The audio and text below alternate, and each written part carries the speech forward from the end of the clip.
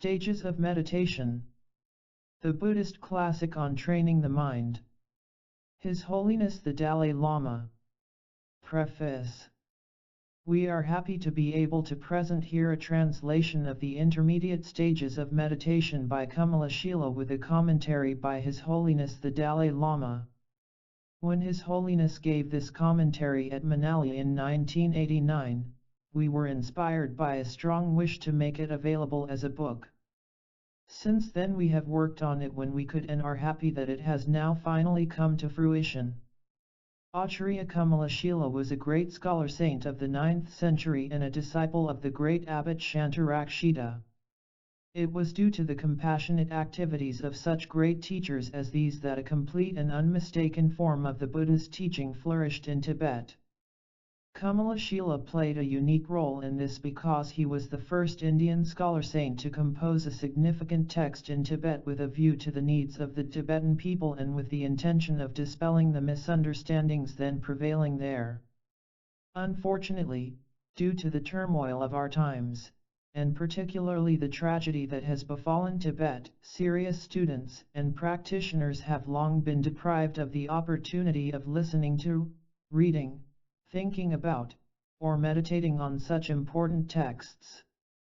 Realizing this, His Holiness the Dalai Lama has, despite the many pressing calls on his attention, made serious efforts to preserve this tradition, which fosters studying and putting into practice the meaning of important and rare texts such as this. Consequently, he has taught stages of meditation on several occasions. We are pleased to make available the commentary he gave in Manali, the small town at the head of the Kuloi Valley in Himachal Pradesh that has long-standing links with Tibetans and the people of the Indo-Tibetan border region. It is our sincere wish that our humble efforts will contribute to the preservation of the unblemished teaching of Acharya Kamalashila. We hope that whatever positive imprints readers may derive from it may contribute to all sentient beings achieving the ultimate happiness of Buddhahood. We dedicate whatever merit may be created through this work to the flourishing of the Buddha Dharma, to peace among sentient beings, and to the long life of His Holiness the Dalai Lama and other great spiritual teachers and practitioners. We are grateful to Susan Kaiser, our editor at Snow Lion, for her invaluable suggestions that have improved the final copy, and to everyone who has directly or indirectly contributed to bringing this project to fulfillment. This book has been translated and edited by the following team: Geshe Lobsang Jordhan, a graduate of the Institute of Buddhist Dialectics, Dharamsala, who since 1989 has been religious assistant and personal translator to His Holiness the Dalai Lama; Lozangcho Fl Ganjinpsa, who also trained at the Institute of Buddhist Dialectics and has worked as a Buddhist translator for over a decade, first at the Library of Tibetan Works and Archives, Dharamsala, and later in Australia; and Jeremy Russell, who is editor of Cho Yang, the Voice of Tibetan Religion and Culture, published by the Norbulinka Institute, Dharamsala. Prologue. In the Indian language Bhavanakrama, and in the Tibetan language Gompai Rimpa. Homage to the youthful Manjushri. I shall briefly explain the stages of meditation for those who follow the system of Mahayana Sutras. The intelligent who wish to actualize omniscience extremely quickly should make deliberate effort to fulfill its causes and conditions. The great spiritual master Kamalashila composed this text called the Stages of Meditation in 3 parts: the initial stages of meditation, the intermediate stages of meditation, and the last stages of meditation. Here I am explaining the intermediate stages of meditation. The essential subjects of this treatise are the awakening mind of Bodhicitta and the perfect view. The spiritual paths that lead to the ultimate goal of Buddhahood are 2, method and wisdom. These 2 qualities produce the physical body, or Rupakaya, and the wisdom body, or Dharmakaya, respectively. The first represents perfection of working for the welfare of other sentient beings, and the second represents the perfection of one's own purposes. The methods for generating Bodhicitta and the wisdom realizing emptiness together form the foundation of the Buddhist teachings, and this text provides a clear exposition of these two aspects of the Buddhist path to enlightenment. When we take a closer look at these teachings, we come to understand that compassionate thought is the root of Bodhicitta, or awakening mind. This thought of enlightenment must be put into practice in conjunction with the wisdom that realizes the ultimate nature of all phenomena, emptiness. This wisdom should be a union of special insight and a calmly abiding mind single-pointedly focused on its object, emptiness. Most of you who are listening to this come from the Lahaul, Kinnaur, and Spiti regions of India, and most of you have a certain amount of education. However, the teaching technique I shall employ here is primarily oriented to those who don't believe in religion. In the process, I want to show how one can generate interest in religion in general and Buddhism in particular. There are many lines of reasoning that can help us develop interest in religion. In this way we may realize that religion is not based on mere faith, but that faith arises in conjunction with reason and logic. Basically, there are two types of faith, that which is not based on any special reason and that which is backed by reason. In the case of the second type of faith, an individual examines the object of his or her belief and investigates its relevance to his or her needs and requirements. Faith is generated after seeing the reasons why it is advantageous. In Buddhism in general, and in the Mahayana path in particular, we examine the contents of the teachings and accept those that are logical and reasonable and reject those that are illogical. As such, there are occasions when teachings that are in the Buddha's own words should not be taken literally, but need interpretation. Scriptural teachings that cannot stand logical analysis should not be taken literally, but require interpretation. On the other hand, scriptural teachings that can stand logical analysis should be taken literally. However, if we search for another scriptural authority to distinguish those scriptures that are to be understood literally and those that are to be interpreted, we will fall into the fallacy of infinite regress.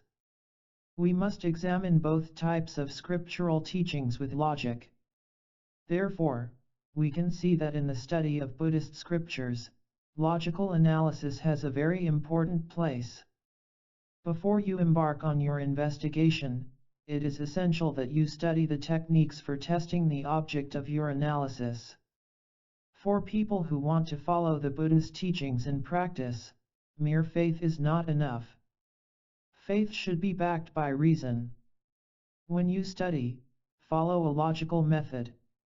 While I am teaching, I want you to pay good attention, make notes or use other means to be able to retain what I teach. Let me begin by explaining what we mean by blessing when we talk about a Lama's blessing or the blessing of the Dharma in the Buddhist context. Blessing must arise from within your own mind. It is not something that comes from outside, even though we talk about a Lama's blessing or the blessing of the three objects of refuge. When the positive qualities of your mind increase and negativities decrease, that is what blessing means. The Tibetan word for blessing, Bayan Rolab, pronounced Chin Lab, can be broken into two parts. Bayan means magnificent potential, and Rolab means to transform. So Bayan Rolab means transforming into magnificent potential. Therefore, blessing refers to the development of virtuous qualities that you did not previously have and the improvement of those good qualities that you have already developed. It also means decreasing the defilements of the mind that obstruct the generation of wholesome qualities. So actual blessing is received when the mind's virtuous attributes gain strength and its defective characteristics weaken or deteriorate. The text says, the intelligent who wish to actualize omniscience extremely quickly should make deliberate effort to fulfill its causes and conditions. What this means is that this book primarily deals with the procedures and practice of meditation, rather than an elaborate analysis of the objects that are refuted or presented in a more philosophical work. It is not that there are two separate and unrelated sets of Buddhist treatises, that some treatises are only the subject of discourse and others are only manuals of practice. All scriptures contain teachings to help tame and control the mind. Nevertheless, there can definitely be different levels of emphasis. Certain practices and texts are primarily suited to study and contemplation, and there are other texts that are taught with special emphasis on meditational procedures. This text is one of the latter. Therefore, in accordance with its content, it is called Stages of Meditation. And, as the title suggests, the text describes how a spiritual path can be developed in the mind stream of a meditator in a proper sequence, and not in a scattered piecemeal fashion. Among the three parts of the stages of meditation, this is the middle part. Acharya Kamalashila initially taught it in his own Indian language. The text begins with its Sanskrit title, mention of which is intended to benefit the reader by creating an aptitude for this sacred language in her or his mind. Citing the title in the literary language of India has a historical dimension as well. Since the dawn of civilization in the snowy land of Tibet, and with the gradual development of the Tibetan nation, there has been a natural association with neighboring countries. In retrospect, it appears that Tibetans have adopted many good socio-cultural elements from their neighbors. For instance, India, our neighbor to the south, was the source of religion and cultural systems and subjects that enrich the mind. Similarly, other ancient cultures and sciences like medicine, Buddhist philosophy, Sanskrit, etc., were introduced from India, home of many great scholars. Thus we Tibetans have a tradition of revering India as the Holy Land. China was known for its good food and its great variety of vegetables. In the Tibetan language we use the same word for vegetable as in Chinese, and even today we continue to use Chinese words for many vegetables. This is what we imported from China. Similarly, because Mongolian garments are well suited to a cold climate, Tibetans have copied some of their styles. So, over the centuries that Tibetans have been in contact with their neighbors, we have imported many good things and developed our own distinctive socio-cultural characteristics. When the text begins with the phrase, in the Indian language, it indicates the authenticity of the text, that it originated in the treatises of Indian masters. Then the text says, in the Tibetan language, and the Tibetan title is provided. This indicates that the text was translated into the language of another country, Tibet. The Tibetan language is rich enough to accurately express great treatises, including the sutras and their commentaries. Over the centuries the Tibetan language has been a major medium both for the discourse and the practice aspects of Buddhism. Even today, it appears that Tibetan is almost the only language in the world that can fully communicate the entire Buddhist teachings contained in the Hinayana, Mahayana, and Tantric canons. Tibetan is therefore a very important language and it is especially valuable in relation to Buddhism. Homage to the youthful Manjushri. This is the verse of obeisance and supplication by the translator. The translators start their work by paying homage so that they will be able to complete their work without facing any obstacles. It also represents their aspiration to fulfill their temporary and ultimate purposes. Supplication is made to Manjushri following a decree promulgated by the religious kings in the past. The intention was to clearly indicate to which of the three divisions, the pitakas, or baskets, of the Buddha's teachings any sutra or commentary belongs. Supplication is made to all Buddhas and Bodhisattvas if a text belongs to the collection of discourses. And if a text belongs to the collection of knowledge, supplication is made to Manjushri. In order to indicate that a certain text belongs to the collection of discipline, supplication is made to the omniscient ones. so the supplication by the translator conforms to traditional practice. The main thesis of this treatise concerns establishing selflessness by relying on that single-pointed concentration that is a union of special insight and a calmly abiding mind. And as it belongs to the collection of knowledge, supplication is made to Manjushri. With the phrase, "for those who follow the system of Mahayana Sutras," the author briefly reveals the process of meditation for those who study this treatise. Now the question arises, what is the ultimate goal of those who practice the Mahayana teachings? And the answer is Buddhahood. What does Buddhahood mean? One who possesses a transcendental all-knowing wisdom is a Buddha, and this state is referred to as Buddhahood. Since the final goal of the Mahayana teachings is to attain this omniscient state, the practitioner needs to investigate closely the means and methods that lead to this realization. Through such investigation, he or she must strive to pursue the correct and complete course for realizing the omniscient state. This is a brief summary of the theme of this book. Introduction. In the words of the superior Nagarjuna, if you wish to attain the unsurpassed enlightenment for yourself and the world, the root is generation of an altruistic thought that is stable and firm like a mountain, an all-embracing compassion, and a transcendent wisdom free of duality. Those of us who desire happiness for others and ourselves temporarily and in the long term should be motivated to attain the omniscient state. Compassion, altruistic thought, and the perfect view are the fundamentals and lifeblood of the path to highest enlightenment. At this juncture, we have faith in the doctrine of Lord Buddha and have access to his teachings. We are free from the major obstacles and have met the contributory factors such that we can study the vast and profound aspects of Buddha's teaching, contemplate their contents, and meditate on their meaning. We must therefore use all these opportunities so that we won't have cause for regret in the future and so that we don't prove unkind to ourselves. What Kadam Geshe Sangpawa has said strikes at the central theme. This verse greatly moves me from the very heart. Teaching and listening are proper when they are beneficial to the mind. Controlled and disciplined behavior is the sign of having heard teachings. Afflictions are reduced as a sign of meditation. A yogi is the one who understands reality. One thing that should be very clear is that Dharma teachings have only one purpose: to discipline the mind.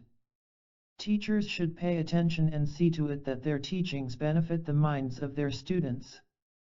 Their instructions must be based upon their personal experience of understanding the Dharma. Students, too, should attend teachings with a desire to benefit their minds. They must make an all-out effort to control their undisciplined minds. I might therefore urge that we should be diligent in following the instructions of the great Kadampa. They have advised that there should be integration of the mind and Dharma. On the other hand, if knowledge and practice are treated as unrelated and distinct entities, then the training can prove ineffective. In the process of our spiritual practice, we must examine ourselves thoroughly and use Dharma as a mirror in which to see reflected the defects of our body, speech, and mind. Both the teacher and student must be motivated to benefit themselves and others through the practice of the teachings.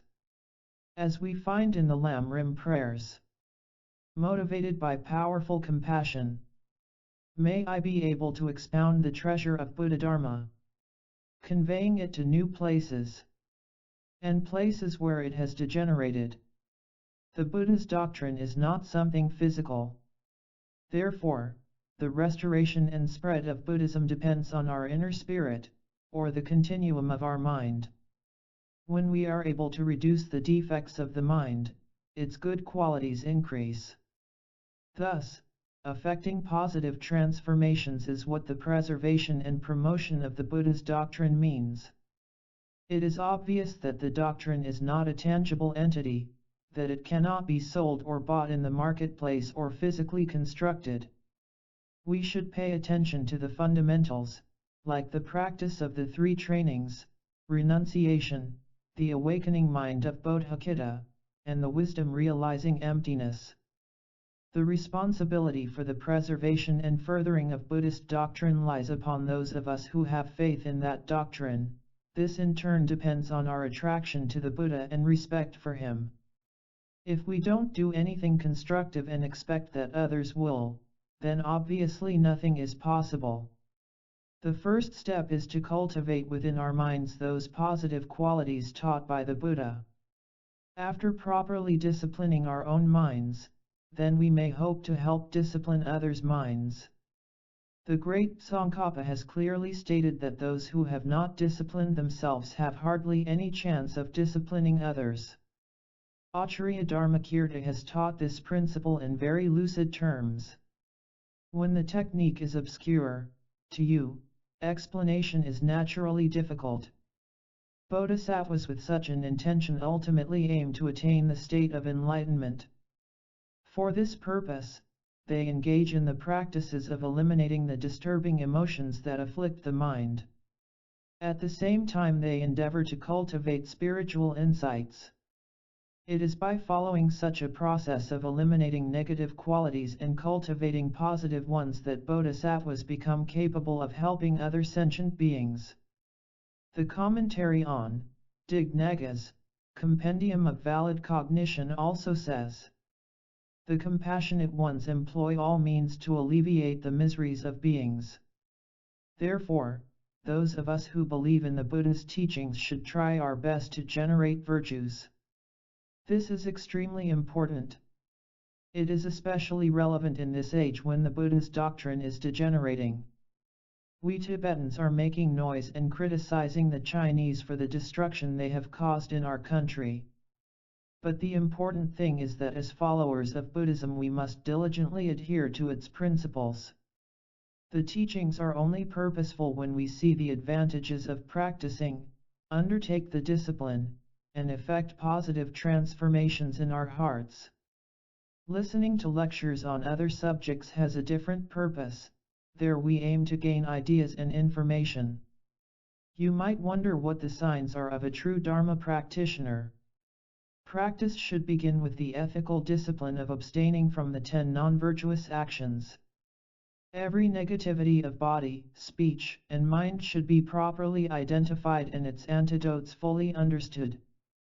With this basic knowledge, an individual should eliminate negative actions like stealing, lying, and so forth, and practice honesty, kindness, and other virtuous deeds. Ordained monks and nuns have to follow the rules of monastic discipline. These are meant to discipline the way one wears the monastic robes, communicates with others, and so forth. Even the manner of looking at other people and the correct ways of addressing other people are taught in the rules of monastic discipline.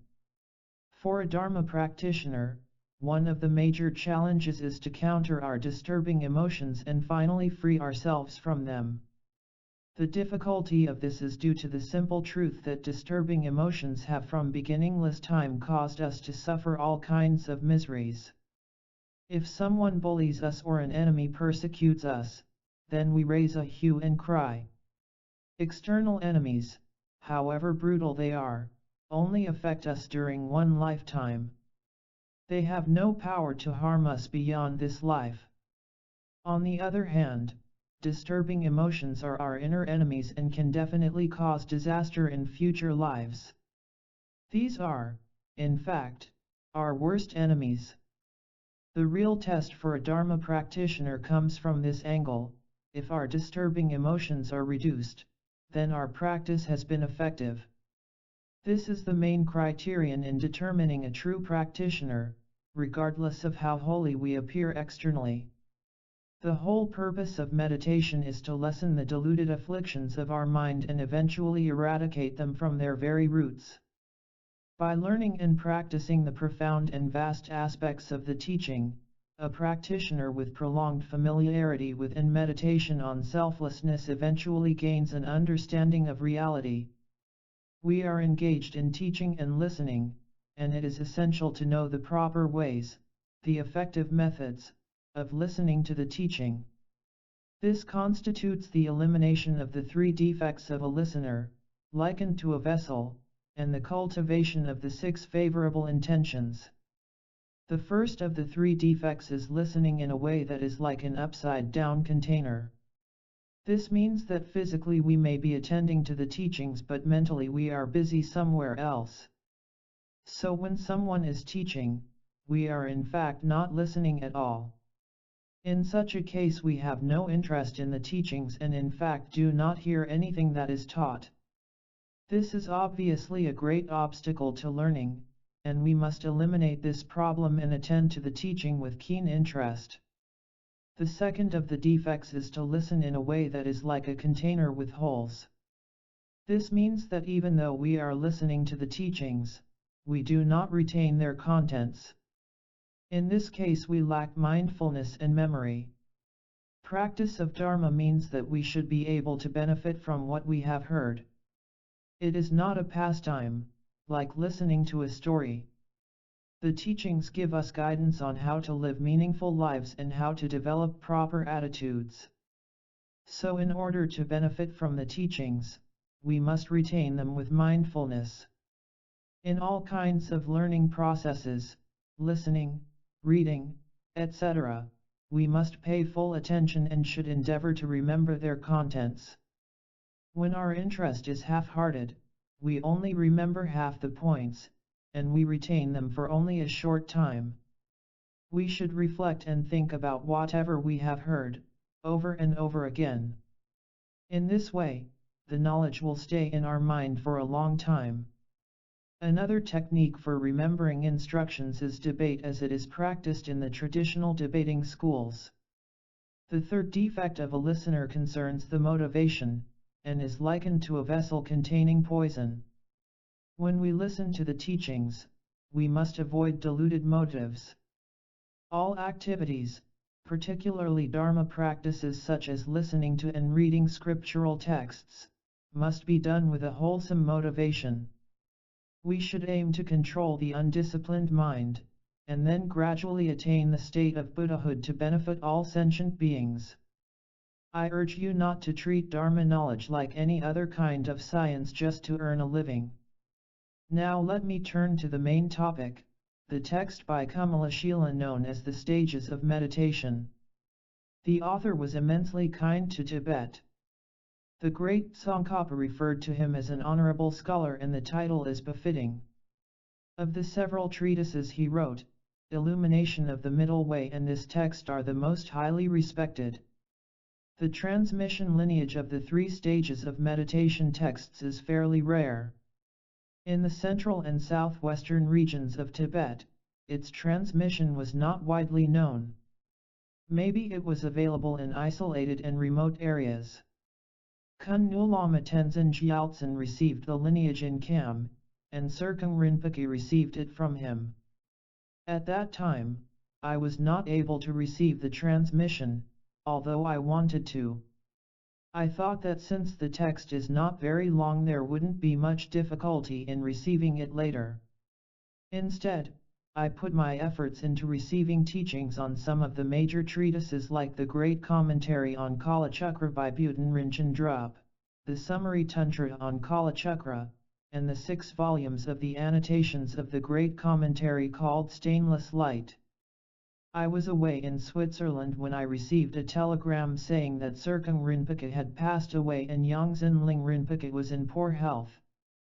Then it struck me that I was paying the price for my laziness in not having taken teachings on the stages of meditation texts.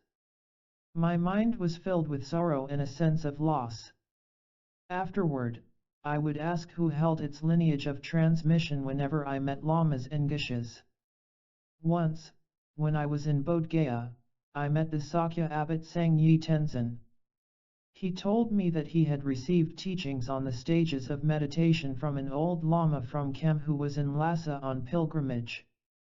Later, I thought that since Khenpo Lama Rinpoche had also received the teaching from Kham, the lineage would be the same. I also thought that it would be fine to receive the teaching. Previously when I embarked on new texts, I would consult Yongzhen Ling Rinpoche. By then he had passed away. At that time, Venerable Gen Numa was also at Bodh Gaya. So I told him the situation and asked for his opinion. He said that it was a good idea. In this way I received the teaching transmission from the Sakya abbot Sangye Tenzin. I felt very happy and fortunate, and that automatically freed me from feelings of remorse. This Sakya abbot is quite well known and used to be a respected master in Sakya itself. Now he is in his 80s. It seems there are no written commentaries on this text, at least I haven't seen any. The great Tsongkhapa quotes from it at length in his Great Stages of the Path, so I think it would be appropriate if I supplement my commentary from there. Kamalashila did a wonderful service for the Buddha's doctrine. With a steadfast and kind motivation, he established a perfect foundation for the Buddha's teaching during his time in Tibet. The Tibetan religious king Trisong Ditsen invited Acharya Shantarakshita and Guru Rinpoche Padme Samhava. These three great beings were extremely kind to the snowy land of Tibet. It was through their collaboration that a complete form of Buddhism, including the Tantras, was properly established in Tibet. Acharya Shantarakshita saw the possibility of misunderstanding and misinterpreting the philosophy, and so he left instructions to invite Kamalashila when such occasions arose. History reveals that these were the reasons Kamalashila was invited to Tibet and composed the stages of meditation. At the end of the first part, the author states that he composed the text at the request of King Trisong Ditsen. For the benefit of the Tibetan people and to establish the Buddha's doctrine among them, the great Kamalashila very kindly came to Tibet. The three parts of the stages of meditation were written in Tibet and the Chinese Hwashang became the catalyst for the composition. The content of his general philosophy is a different matter, but the Chinese Hwashang's interpretation of the Buddhist view was definitely mistaken. Acharya Kamalashila wrote this text to preempt the advancement of those wrong views. What we may note here is that the great beings in those days exhibited much scholastic and moral strength. They used very refined language while refuting wrong views and didn't target their opponents as individuals. What they actually did was to formulate a lucid and clear presentation of the fundamental philosophical view, meditation, and conduct as taught by the Buddha. In that fashion, the Buddha's doctrine outshone the inferior and wrong views, which declined on their own. So this precious text has a special karmic link with Tibet, the land of snows. It is obvious that the author Kamalashila was immeasurably kind to the Tibetans. But history reveals that the Tibetans made some mistakes instead of showing proper gratitude. Certain inappropriate incidents occurred. Looking at it from another angle, it was something like the saying in Tibetan, where the Dharma flourishes, the devil is also active. In order for well-founded temporal and spiritual institutions to last in Tibet, Guru Rinpoche created favorable conditions and blessed the environment. Even during such a time, there were people saying unhelpful things. It seems, at times, even the king did not fulfill all the wishes of Guru Rinpoche. It is sad to note these things. Of course, there are other ways of looking at it. Buddhas and bodhisattvas have nothing to do save work in the interest of all sentient beings. Lord Avalokiteshvara has a special link with Tibet and has done great kind deeds through numerous manifestations. We Tibetans, however, face unending problems even up to the present time. Still we must not lose heart. The international situation is fluid and constantly changing. There is support for the truth, and truth is precious. We have so far been able to establish proper foundations for our future. We should all work diligently to fulfill our individual interests of this life and the lives beyond, paying equal attention to the common cause. We are all fortunate to be able to study this wonderful text. It would be wise on our part to learn its guiding principles and try to transform our lives. Within the context of Buddhist teachings, the generation of a positive attitude is very important. I urge you to listen with a wholesome motivation, thinking I shall listen to the intermediate stages of meditation by the great Kamalashila in order to attain supreme Buddhahood for the sake of sentient beings vast as the expanse of space. The quality of any action of body, speech, and mind is primarily determined by the motivation. Thus any action done with positive motivation brings virtue and happiness and becomes a cause to attain Buddhahood in the long run.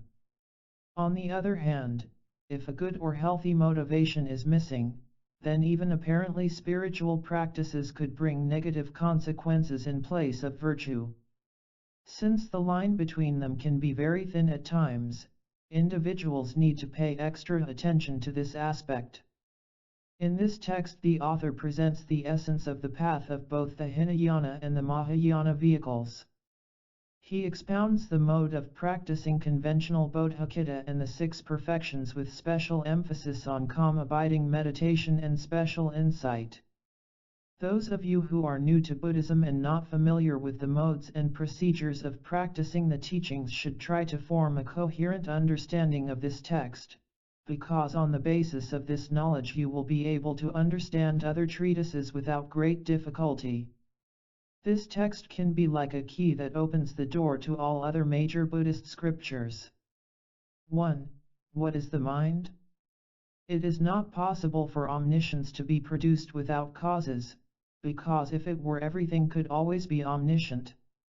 If things were produced without reliance on something else, they could exist without constraint. There would be no reason why everything could not be omniscient. Therefore, since all functional things arise only occasionally, they depend strictly on their causes. Omniscience too is rare because it does not occur at all times and in all places, and everything cannot become omniscient.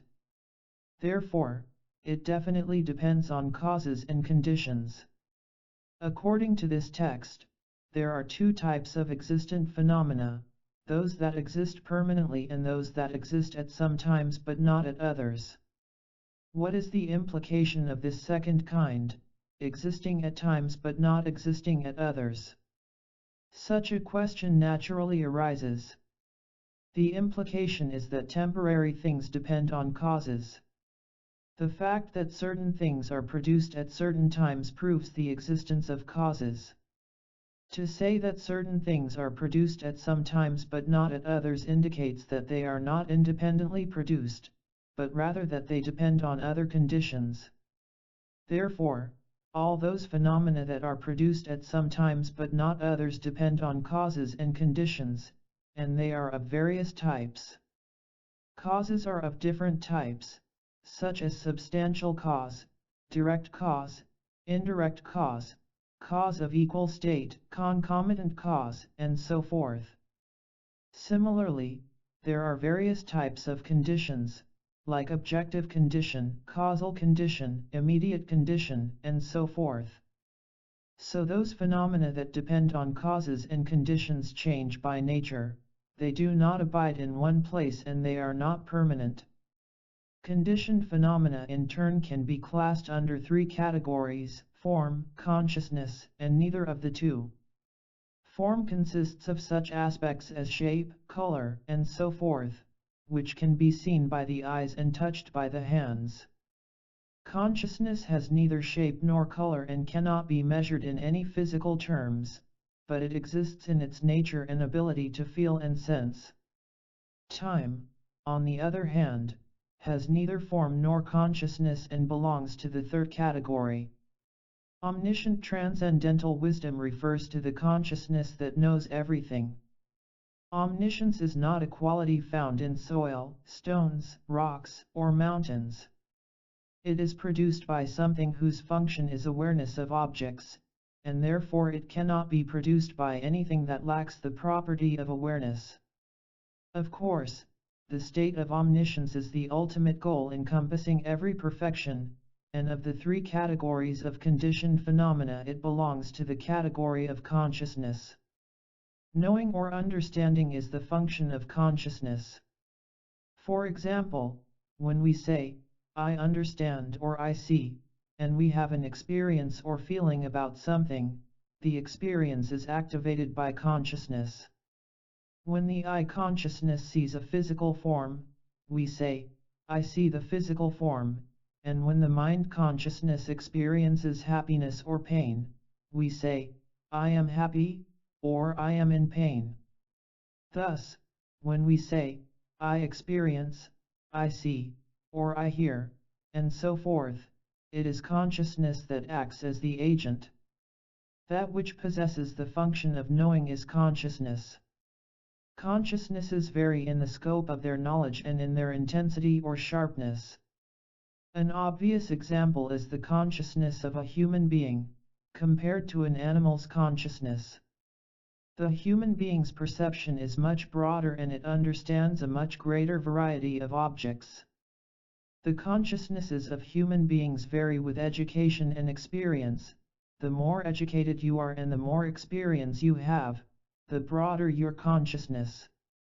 Knowledge and understanding develop on the basis of a consciousness that has the ability to perceive its objects. When the necessary conditions are met, its ability to perceive increases, the scope of its objects of knowledge expands, and understanding deepens. In this way the mind can develop its full potential. Omniscience is the full consummation, or perfection, of the mind's ability to perceive objects. It is omniscient in the sense that it can know each and everything without being obstructed by differences of time and space. All-knowing wisdom arises from consciousness and by definition it is produced by causes and conditions.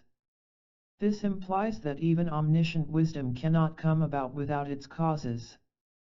If this were not the case, and an omniscient mind could arise without causes, it would imply that every consciousness was omniscient. This is because if things are produced without causes and conditions, either they must exist at all times or they must be completely non-existent. If things were produced without reliance on something else, they could exist without constraint. This is to say that if things were produced without depending on other causes and conditions, there is no logical reason why they should be obstructed at any point. Since this is not the case, it is logical that everything cannot be transformed into omniscience. For these reasons, functional phenomena can be produced at certain times and are not produced at other times. At a certain point in time, when favorable conditions come about and adverse conditions are absent, a consciousness can be transformed into omniscience that has the knowledge of all phenomena. Since things are not produced at all times and in all places, the implication is that they depend on causes and conditions. Within the framework of dependence on causes and conditions, those who aspire to the final fruit of omniscience should generate the causes and conditions, the complete and correct causes and conditions. Besides this, aspirants must be highly motivated in their pursuit. Therefore, it is taught that omniscience depends on causes and conditions. As explained in Asanga's Compendium of Knowledge with reference to effects being generated by their causes and conditions, the conditions are the unwavering condition, the impermanent condition, and the potential condition. What has been said earlier concerns the impermanent condition. When we ask how omniscience can be generated out of consciousness, we are talking about its potential condition. The ability to be aware of objects is an innate quality of consciousness. The very nature of consciousness is that it is clear and aware. It arises in the aspect of the object it apprehends. This attribute of awareness is not something newly created by other factors. Now the question is how that awareness can grow and expand to a limitless scope. The ability to be aware of its objects is innate to consciousness, but there are things that impede the mind from opening up to the state of complete knowledge. The next question is how those obstacles come about. We need to consider how such obstacles can be removed. What obstructs consciousness from being aware of its object is the ignorance that is a misconception of true existence, also referred to as the ignorance holding to one extreme, the extreme of reification. When we speak of ignorance, what we mean is that the consciousness either lacks some favorable condition, or some adverse condition is obstructing it from being aware of its object. Of the many types of ignorance, ignorance that is a misconception of true existence is the root, the power holder, so to speak. And this ignorance is the chief obstacle. We need to come to the conclusion through analysis that this ignorance is something that can be removed and eliminated. The defects of the mind arise primarily due to ignorance and its latent potential. We need to investigate and determine whether ignorance can be separated from the mind, and whether ignorance can come to an end. Ignorance in this context is not mere stupidity, but the ignorance that is a misconception of true existence. It is a mind that perversely or wrongly misconceives its object. Therefore, by cultivating an unmistaken understanding as its antidote, we can eliminate it. Both the ignorance that is a misconception of true existence and its antidote depend on causes and conditions. They are alike in that they grow when in contact with favorable conditions and cease to exist when confronted by adverse factors. We may ask, what are the differences between the two? Since the ignorance that is a misconception of true existence is a mind that is wrong with respect to its object, it cannot develop limitlessly. This is because it does not have a valid support. This mind is wrong, or perverse, in the sense that the way it conceives the object is contrary to the actual way the object exists. The mind perceiving selflessness is an antidote, or opponent, to this and is not mistaken with respect to its object. That is to say, it is correct with respect to its object, which means that the way it perceives its object conforms to the way the object actually exists. Because it is not a wrong perception, it has a valid basis of support. It was earlier stated that the ignorance that is a misconception of true existence could be brought to an end. This is because the ignorant mind does not have the support of being a valid cognition. On the other hand, the mind that perceives the selfless nature of an object does have the support of being a valid cognition. The ways these two minds perceive objects are in direct contradiction. The mind that perceives the selfless nature of an object is a powerful antidote against that ignorant mind, and therefore the ignorant mind can be overcome. This is analogous to the way in which any aspect of human misery can be reduced when the appropriate measures are applied to counter it. It is in the nature of things that their potential is reduced when confronted by opposing factors. The mind that perceives reality is referred to as transcendental awareness and is a positive quality of the mind. It has the support of being a valid cognition. It is in the nature of the mind that when you habituate it with a positive quality, it can be developed limitlessly. Unlike the mind, the positive qualities of the body do not have this quality of being able to expand to a limitless extent. This is due simply to the fact that the body is composed of gross elements, and attributes of such gross form do not have the potential to expand limitlessly. When we say that the ignorant mind is perverse or wrong, we are talking about the way it misconceives reality. Now the pertinent questions are, what is reality? How is this mind mistaken about reality? And in what way does the mind wrongly apprehend reality? Reality or emptiness of true existence is something that can be established logically.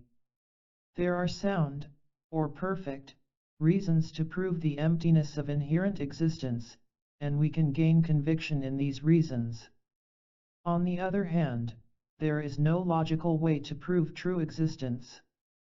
True existence is what appears to an ordinary, untrained consciousness.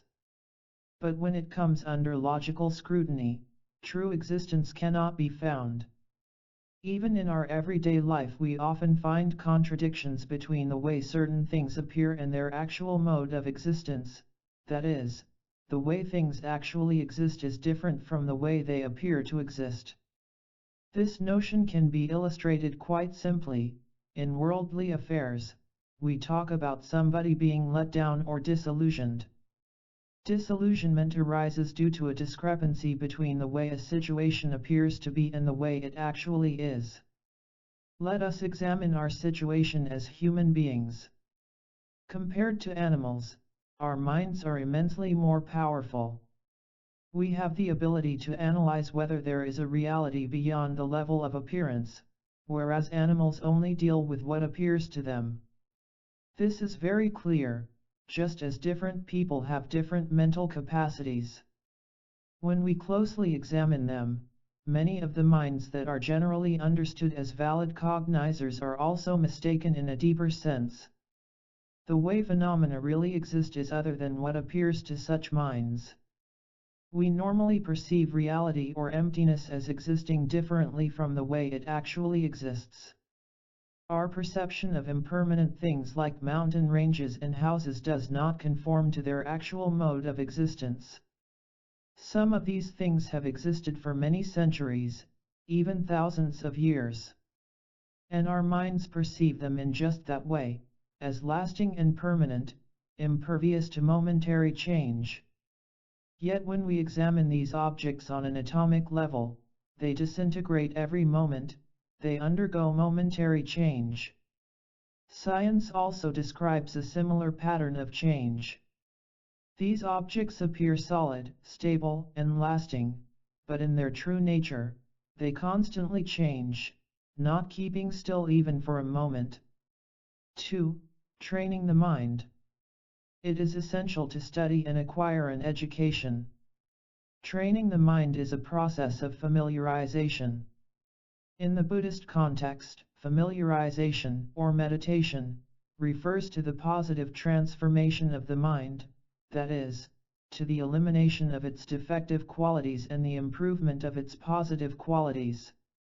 Through meditation we can train our minds in such a way that negative qualities are abandoned and positive qualities are generated and enhanced.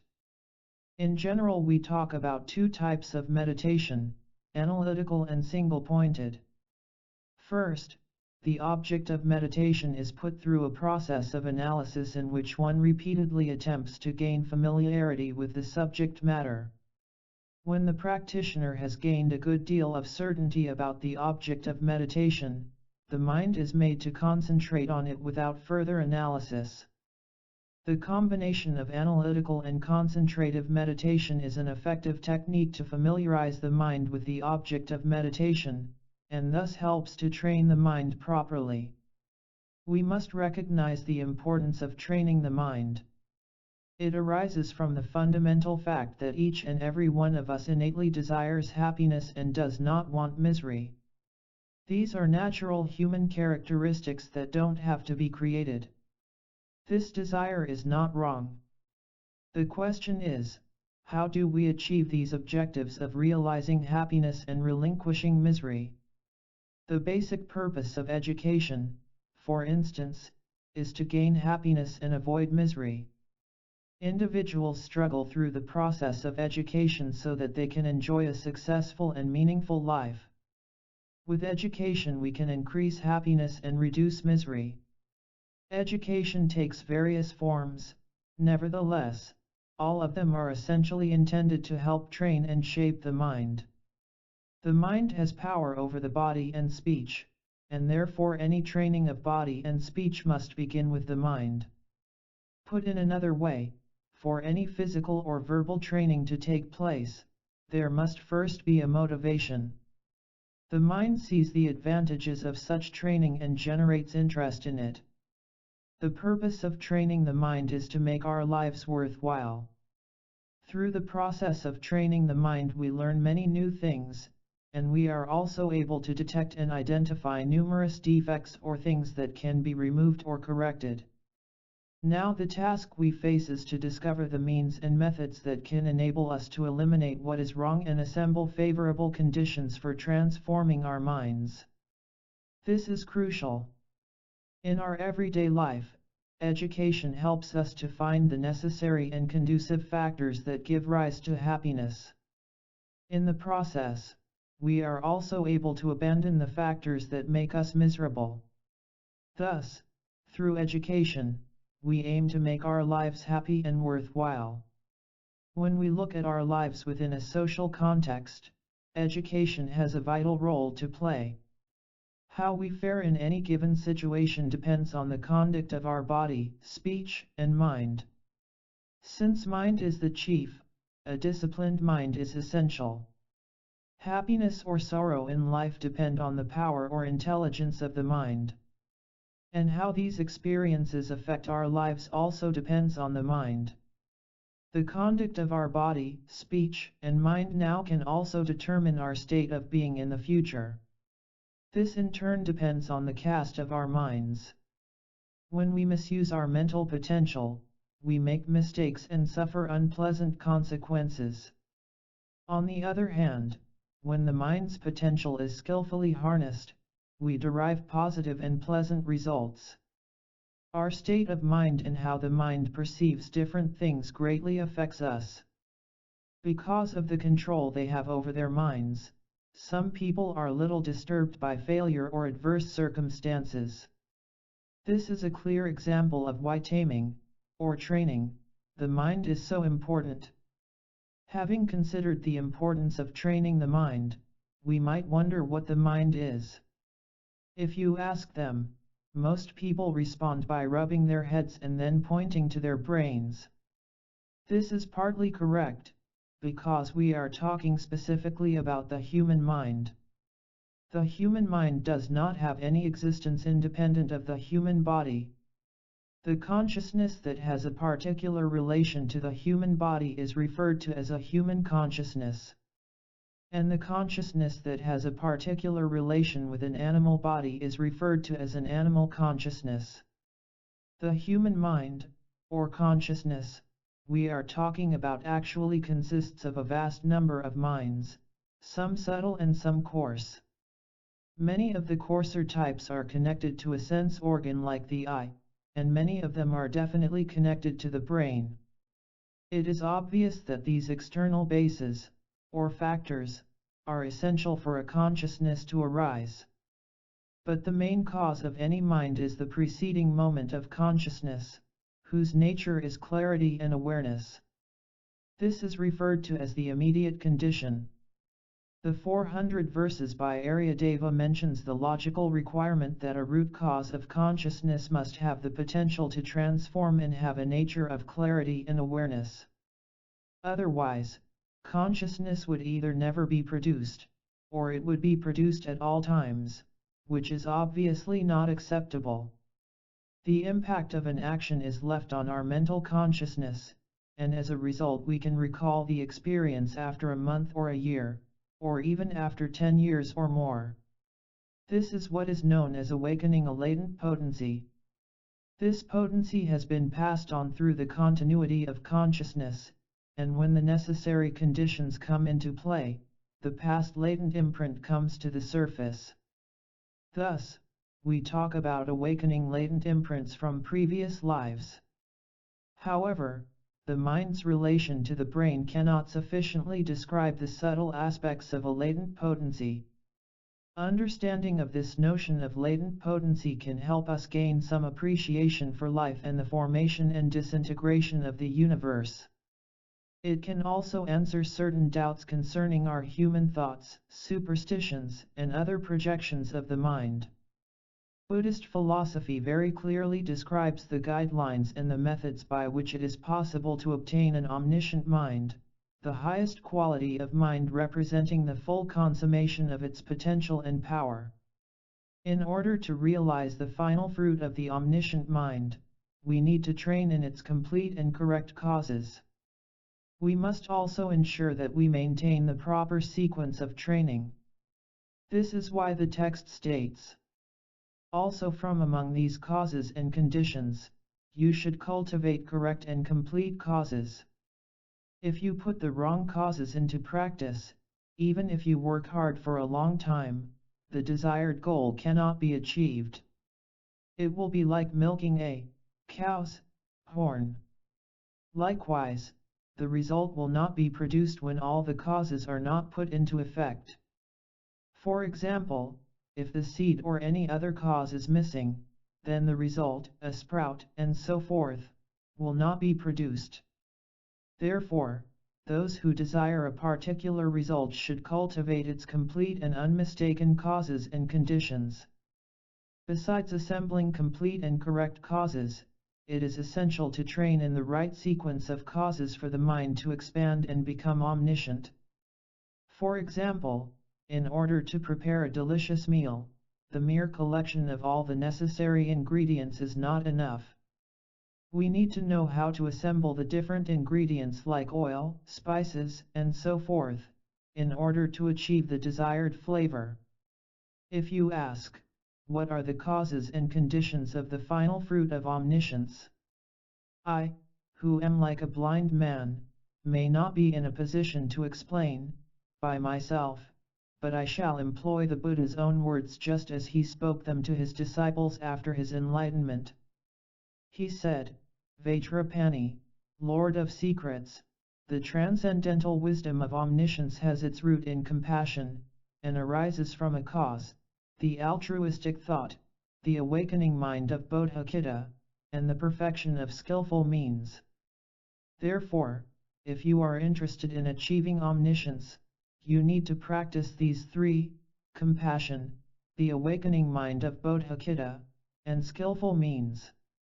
Here, Kamalashila refers to the words of the Buddha and establishes the correct causes and means to achieve omniscience. He says that anyone interested in omniscience should practice the awakening mind of Bodhicitta, which is based on compassion. The practice should be supported by the 6 perfections, with special emphasis on the union of calm abiding meditation and special insight. Therefore, the aspects of practice known as method and wisdom should be seen as so complementary that they are regarded as inseparable. This also implies that compassion is the root of the Buddha's doctrine, and that the entire body of teachings contained in both the greater and lesser vehicles is based on compassion. 3. Compassion. Moved by compassion, bodhisattvas take the vow to liberate all sentient beings. Compassion is essential in the initial stage, in the intermediate stage, and in the final stage of spiritual development. In accordance with this popular teaching, bodhisattvas, great beings who are strongly motivated and moved by compassion, pledge to attain the state of omniscience for the welfare of all sentient beings.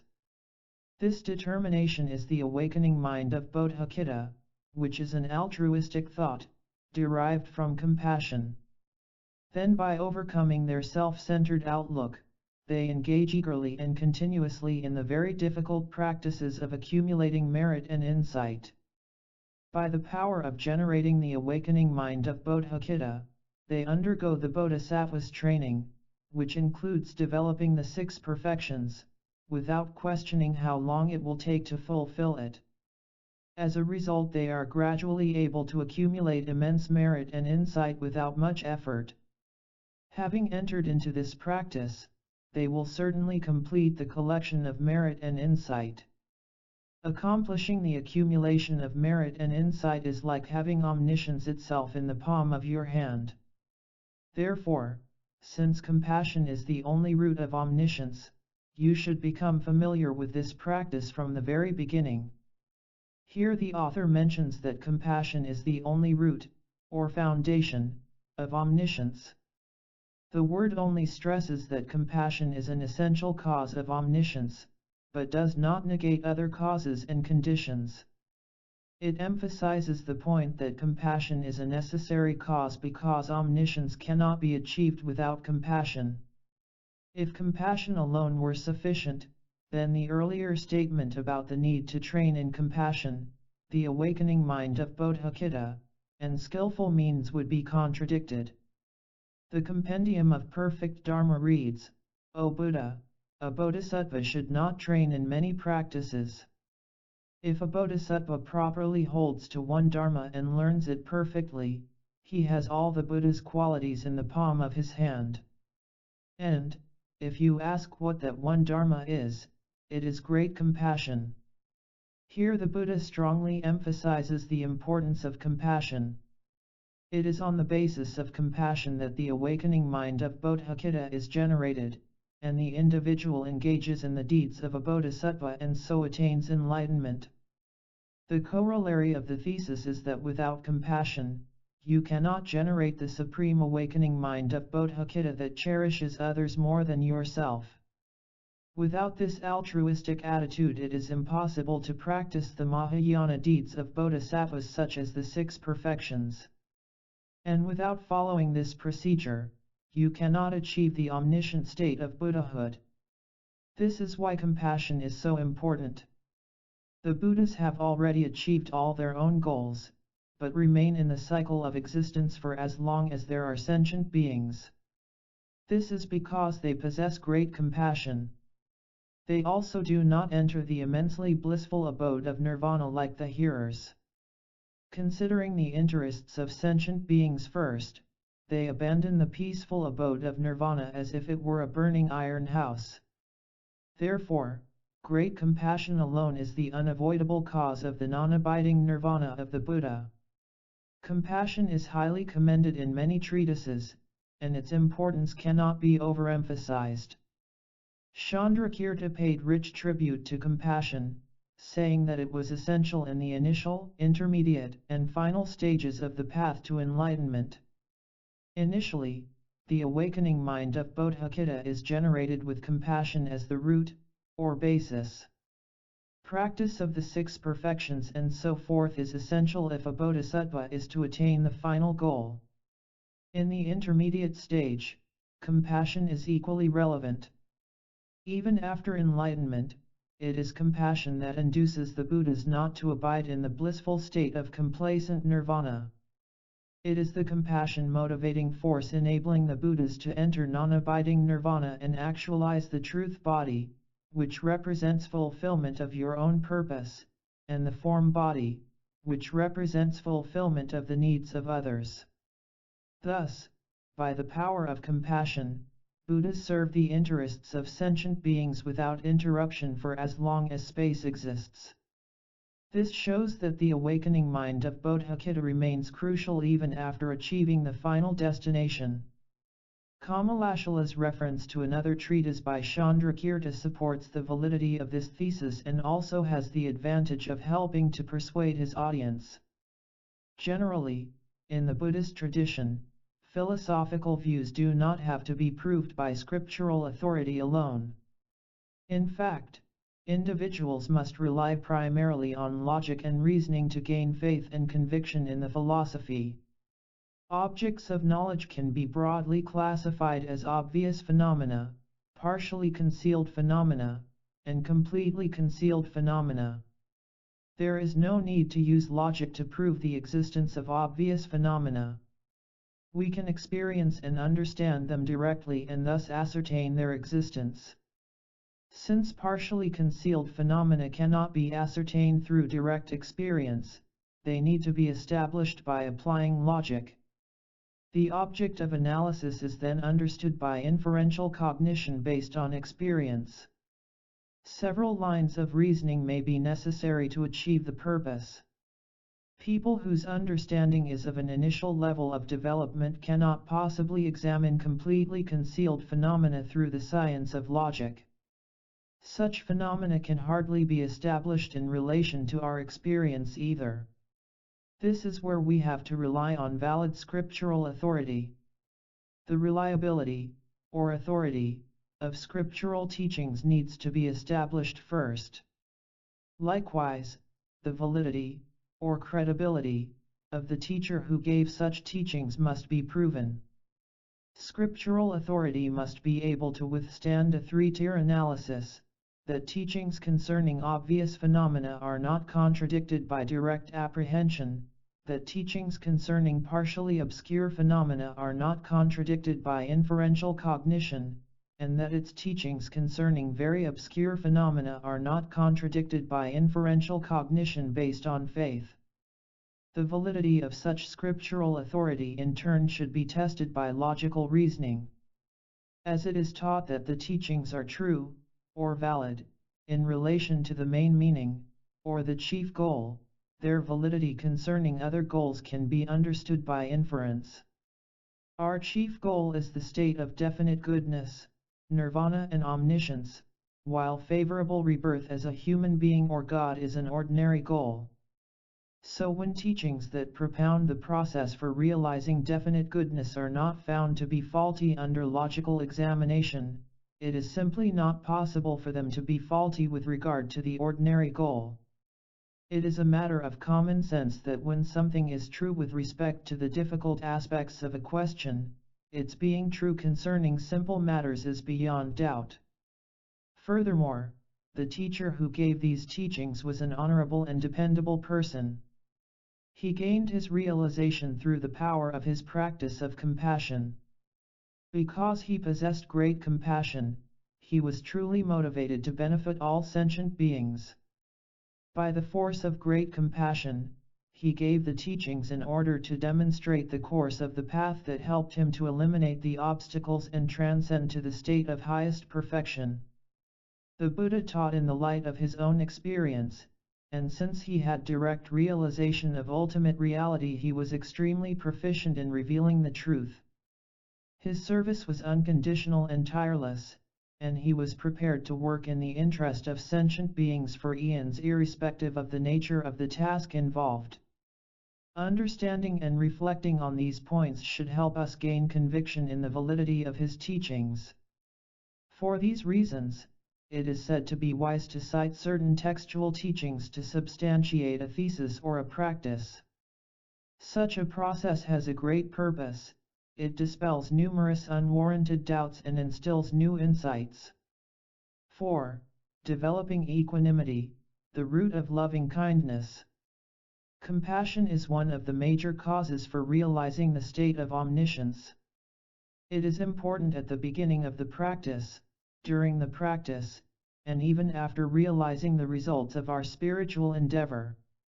Now the question is, how should we meditate on it? The way to meditate on compassion will be taught from the outset. Begin the practice by meditating on equanimity. Try to actualize impartiality toward all sentient beings by eliminating attachment and hatred. Compassion is a mind that focuses on the sentient beings that are miserable and wishes them to be free from suffering. Compassion can be of three types, depending on the aspect of wisdom that accompanies it. These three are: compassion focused on sentient beings, compassion focused on phenomena, and compassion focused on the unapprehendable. All three are the same in being minds that earnestly desire sentient beings to be free from their misery. They are distinguished not in terms of their aspect, but in terms of their object of focus, because all three have the same aspect of wishing sentient beings to be separated from suffering. Compassion focused on sentient beings is so called because it focuses merely on sentient beings without specifying their characteristics of being impermanent or empty of inherent existence.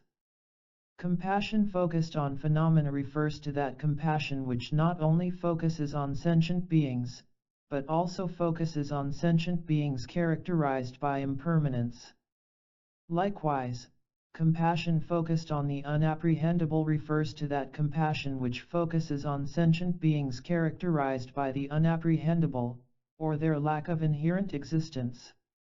When we look at it from another angle, the merit of generating a kind thought is obvious. This is true whether you believe in a particular religion or not. A person's general goodness is in direct correlation to the force, or quality, of the kind thoughts he or she generates. A kind person finds a lot of admirers, and they feel close to such a person. We can observe this phenomenon even among animals. Animals exhibit great joy and delight when they see people who are kind to them. And they enjoy being around such persons. Conversely, people who are aggressive and hold evil designs are regarded with suspicion even by animals and birds. Animals and birds run away when they hear their voices or even their footsteps. Therefore, a kind motivation or a kind heart is an extremely valuable quality. People who possess compassion are amiable to all and their pleasing nature attracts friends everywhere. It is easy to observe the attraction of their compassionate motivation when we notice even strangers taking delight in their company. Let us take some simple examples that clearly illustrate the meaning of kindness. For instance, when someone smiles, it creates joy in other people's hearts without costing anything. Unless we are peaceful and joyful at heart, we will have no guarantee of winning friends, even if we possess great wealth. When we are competitive and aggressive, it is hard to gain much substantial benefit even if we lavish wealth on others. On the other hand, those who are sincerely interested in helping others have peace and joy at heart. They create an atmosphere of harmony around them. Thus it should be clear that a kind heart and a helpful attitude are the very foundation of happiness, both for others and ourselves for now and forever. The positive qualities produced by helpful intentions are widely recognized as worthwhile and desirable. All the major religions of the world teach their followers to become good people, to practice patience, and to develop an interest in helping others. There is unanimity concerning the positive value attached to these fundamental principles. In Buddhism particularly, since its doctrine is based on compassion, a great deal of emphasis is placed on this practice. So, what is the Buddhist technique for meditating on compassion? On the one hand, we need to develop loving kindness toward suffering beings, and secondly, we must identify the nature of suffering. Maintaining awareness of these 2 points, and focusing your mind on the infinite number of beings, you will be able to generate a strong wish that all of them gain freedom from suffering and its causes. You should begin the process by attempting to develop loving kindness toward beings who are in misery. For this purpose, meditation on equanimity is taught. If we examine the state of our ordinary minds, we may see how they segregate sentient beings into 3 groups: those to whom we feel close, those for whom we feel aversion, and those toward whom we are indifferent. We regard certain beings as close friends and relatives. We hold others at a distance, with the thought that they have harmed us, our friends, relatives, and possessions in the past, that they do it now, and will do the same thing in the future. With thoughts like these, we generate aversion toward those beings. Under such circumstances, even if we talk about cultivating compassion for all beings, in reality, as far as our own purposes are concerned, our compassion toward others is one-sided and superficial. Therefore, in order to generate true compassion for all beings, we must first develop an attitude of equanimity, an impartial thought that views all sentient beings equally.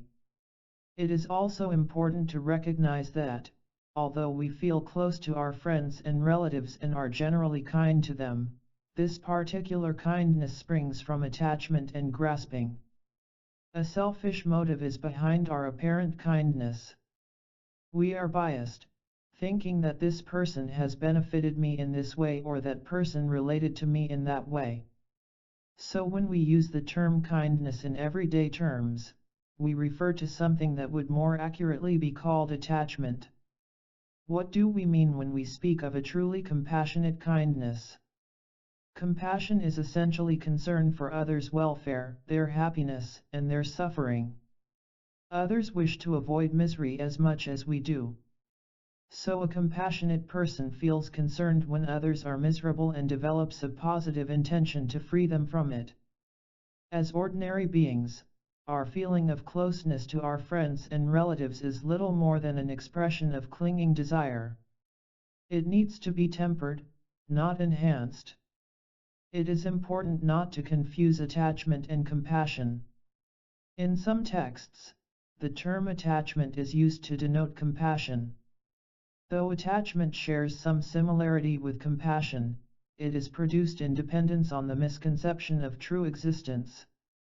Compassion, on the other hand, does not necessarily depend on the misconception of true existence.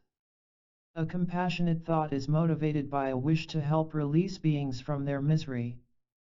Broadly, there are two major techniques for developing equanimity. According to the first, we think about the uncertainty of relationships, and about impermanence, and suffering, and come to see the futility of clinging to some people and hating others. According to the second technique, seeing that all beings are the same in terms of wishing to gain happiness and to be free of suffering, we try to develop an impartial attitude toward all beings. The root text briefly summarizes this second method for developing equanimity. All sentient beings desire happiness and do not desire misery. Think deeply about how, in this beginningless cycle of existence, there is not one sentient being who has not been my friend and relative hundreds of times. Therefore, since there is no ground for being attached to some and hating others, I shall develop a mind of equanimity toward all sentient beings. Begin the meditation on equanimity by thinking of a neutral person, and then consider people who are friends and foes. All sentient beings are exactly the same in that every one desires happiness and seeks to avoid misery. We are not isolated entities disconnected from each other. The happiness and suffering of other beings affect us. This mutual relation is obvious. Sentient beings have been kind and have benefited us directly and indirectly throughout beginningless time. These beings are intrinsically the same as us in their pursuit of happiness and effort to avoid suffering. Thus, it is essentially logical for us to train in cultivating an impartial attitude wishing for the happiness of all beings. In order to actualize a state of mind that regards everyone equally, at times it can be more effective to meditate on particular individuals. Visualize 3 individuals, one who has done us harm in this life, our enemy, one who has benefited us directly, our friend, and one who has neither harmed nor benefited us, a stranger. When we examine the mind's usual automatic response, we note that regarding the enemy, the mind thinks, "This is my foe." It becomes irritated and resentful or hateful. Thinking about the friend, the mind feels relaxed and comfortable. Toward the stranger, there is neither irritation nor feelings of delight. The next step is to look for the reasons for these types of responses. The reasons are in fact superficial and based on narrow, self-serving attitudes. We are attached to friends and relatives because of the temporary benefit they have brought us in this life. We hate our enemies because of some harm they have inflicted on us. People are not our friends from birth, but become so due to circumstances. Neither were our enemies born hostile. Such relationships are not at all reliable. In the course of our lives, our best friend today can turn out to be our worst enemy tomorrow. And a much hated enemy can change into our most trusted friend. Moreover, if we talk about our many lives in the past, the unreliability of this relationship is all the more apparent. For these reasons, our animosity toward enemies and attachment toward friends merely exhibits a narrow-minded attitude that can only see some temporary and fleeting advantage. On the contrary, when we view things from a broader perspective with more far-sightedness, equanimity will dawn in our minds, enabling us to see the futility of hostility and clinging desire. When, through prolonged meditation, we are able to equalize our feelings toward those 3 individuals, the friend, foe, and stranger, gradually extend the scope of the meditation to our neighbors, our fellow citizens, and our compatriots. Eventually, we extend the meditation to include all the beings in the world. Starting with specific individuals is an effective way to develop perfect equanimity. If we initially meditate on a vast number of beings, our practice of equanimity may appear to be fairly sound, but when we are confronted by specific individuals we will realize how little ground we have gained. For this reason, the technique of gradually expanding the scope of our meditation is praised and recommended by many masters of the past. Let us consider the concept of the beginningless cycle of existence. It may be described on one level as a continual cyclic process from one instant to the next under the influence of disturbing emotions and karma. This situation has its causes, but the causes are not permanent.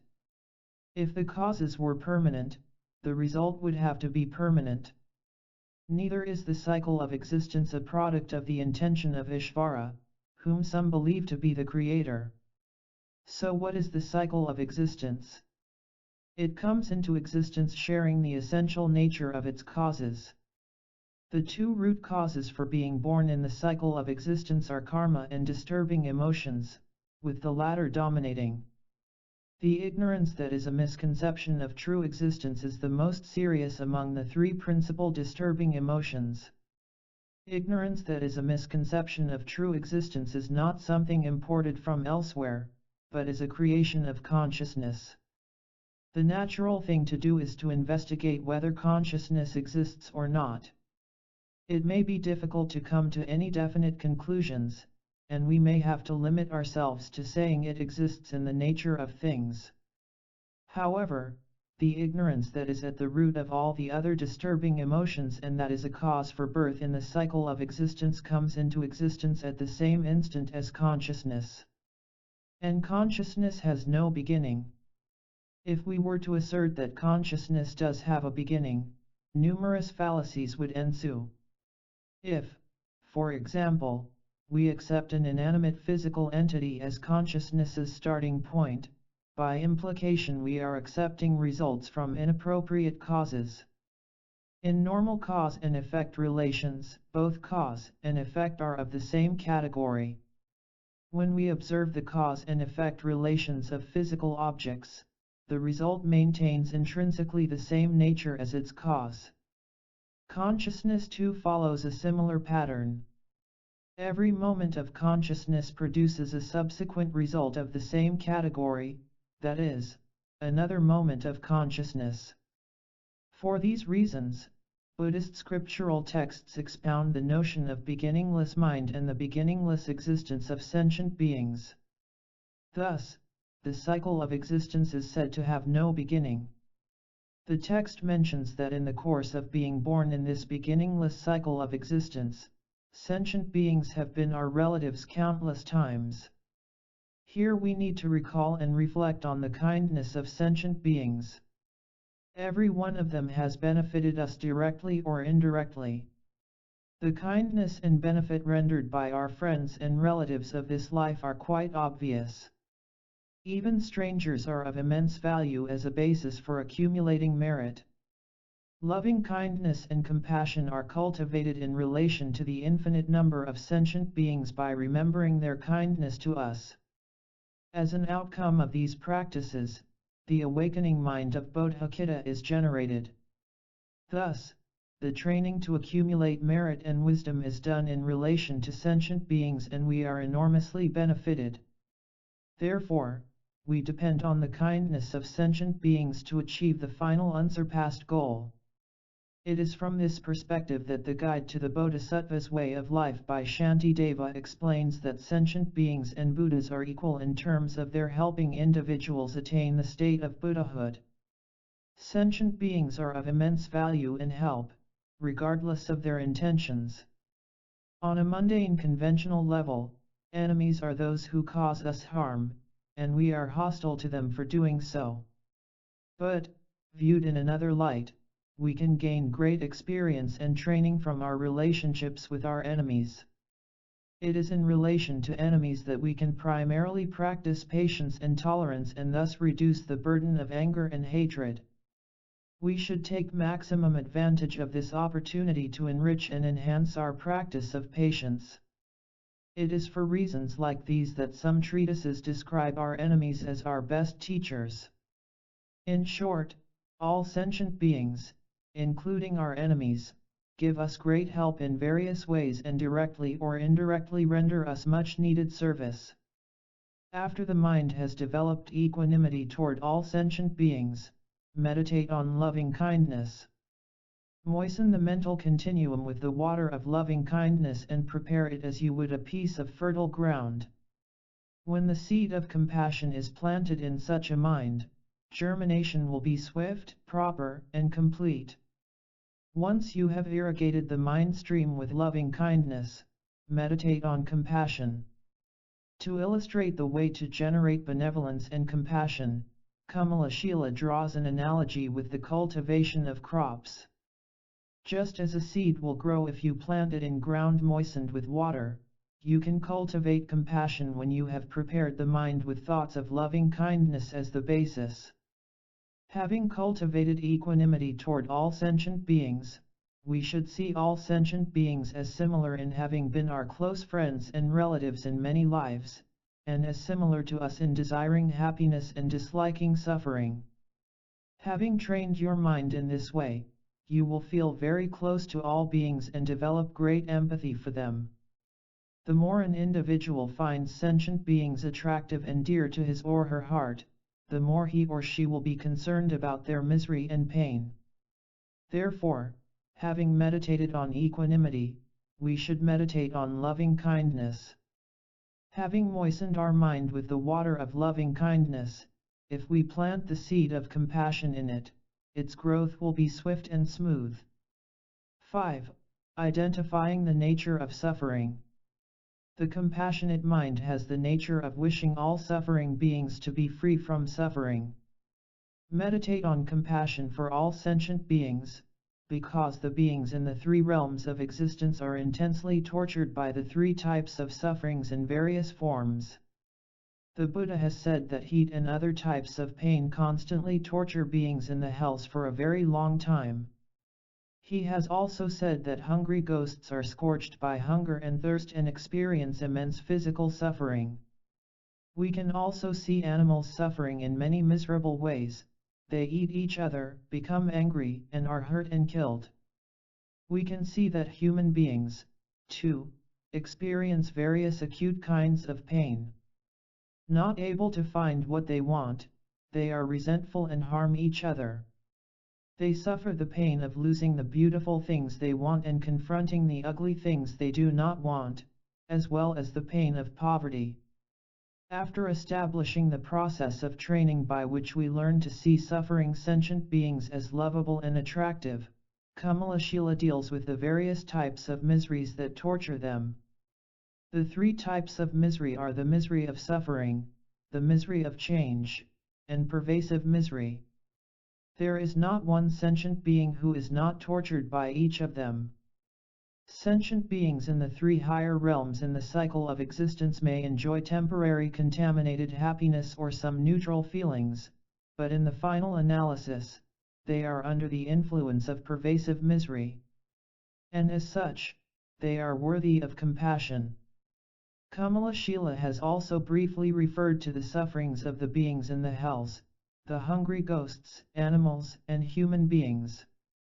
He further points out some of the unique causes that make human beings miserable. There are those whose minds are bound by various fetters of disturbing emotions like craving, desire. Others are in turmoil with different types of wrong views. These are all causes of misery, therefore they are always painful, like being on a precipice. Gods too have different miseries. Gods suffer the misery of change.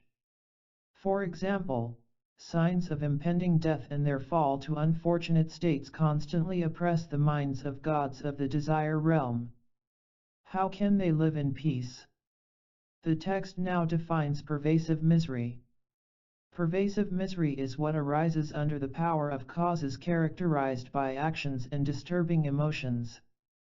It has the nature and characteristics of momentary disintegration and pervades all wandering beings. The misery of suffering refers to what we usually recognize as suffering, physical pain, sickness, and mental anxiety. What we usually recognize as happiness, that is, contaminated or impure happiness, is characterized as the misery of change. Contaminated happiness is not perfect happiness, but rather the mere absence of the grosser kinds of suffering. Since contaminated happiness does not last, but is brought to an end by unpleasantness, it is characterized as the misery of change. Pervasive misery refers to sentient beings' collection of mental and physical constituents, known as the contaminated aggregates, which result from past karma and disturbing emotions, and act as an agent to generate further karma and disturbing emotions. There may be occasions when we are disturbed by neither the misery of suffering nor the misery of change. But as long as we are not separated from our contaminated mental and physical aggregates, they will continue to provide the basis for various kinds of misery. And when they come into contact with the appropriate factors and conditions, suffering is bound to arise. Therefore, it is essential to think about these three types of misery. The next step in this process of mental training concerns the will to be free from such misery. It is crucial that we identify the true nature of these sufferings in order to generate a desire to be free of them. Even animals understand the misery of suffering as unbearable and wish to be free from it. Both Buddhists and non-Buddhists who seek the qualities of higher realms, like those of the higher levels of concentration and the formless world, understand the misery of change as unpleasant. They are able to free themselves temporarily from the misery of suffering. When they reach such higher realms, like those below the fourth level of concentration, where there is only the feeling of neutrality, they are temporarily free from the misery of change. Those in the fourth meditative stage and in the formless realms are temporarily free from the first two types of miseries. Recognizing pervasive misery is the catalyst that stimulates individuals to seek the state of liberation. When they apprehend its true identity, they generate a sense of disgust. They become aware of the disadvantages of disturbing emotions and their instability.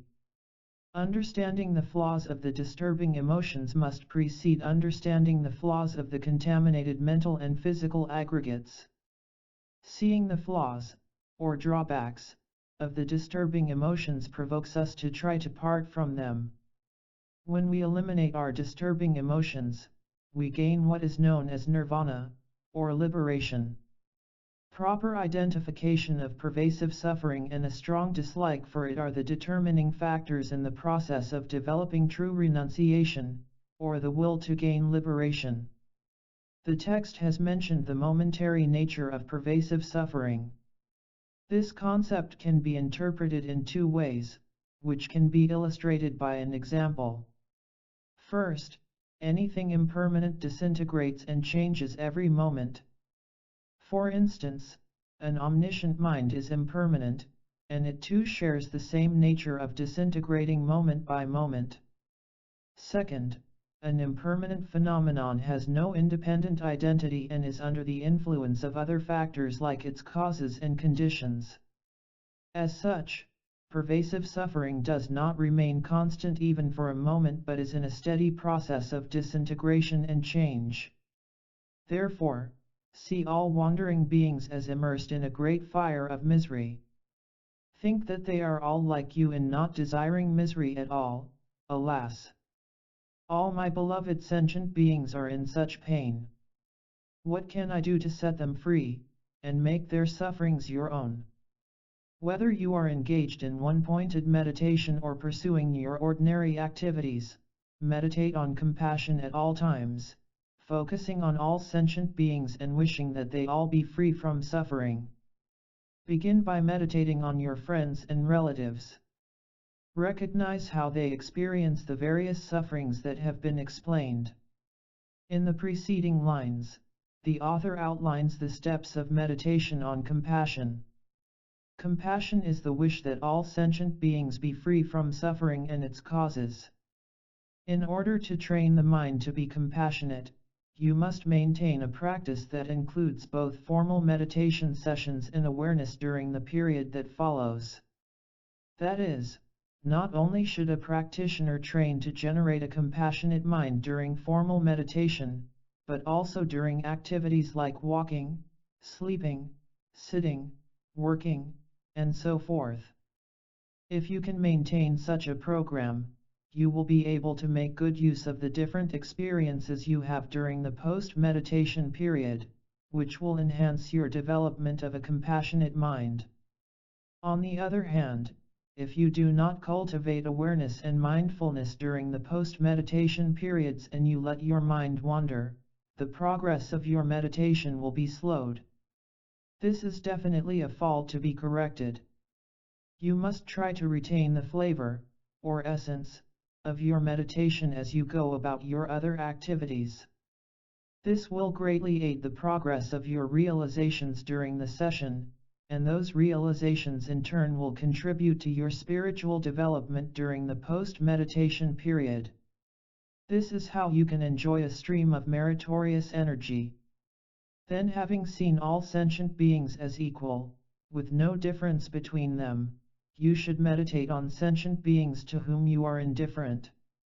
When the compassion you feel toward them is the same as the compassion you feel toward your friends and relatives, meditate on compassion for all sentient beings throughout the 10 directions of the universe. When you are meditating on compassion, if you specifically focus on a sentient being who is experiencing suffering, as we did during our meditation on equanimity, your meditation on compassion will be more effective. Initially, you can visualize the intense suffering of beings in the unfortunate realms. You can also meditate on compassion for those who are indulging in forceful negative actions, which possess the 3 factors of intention, action, and completion. Although they may not presently be experiencing great misery, they are accumulating powerful causes to experience it later.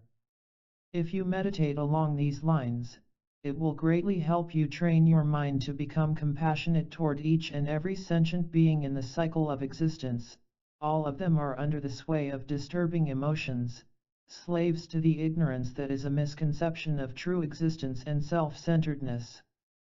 Kamalashila speaks of all sentient beings as being equal. This can be interpreted in 2 ways, ultimately and conventionally.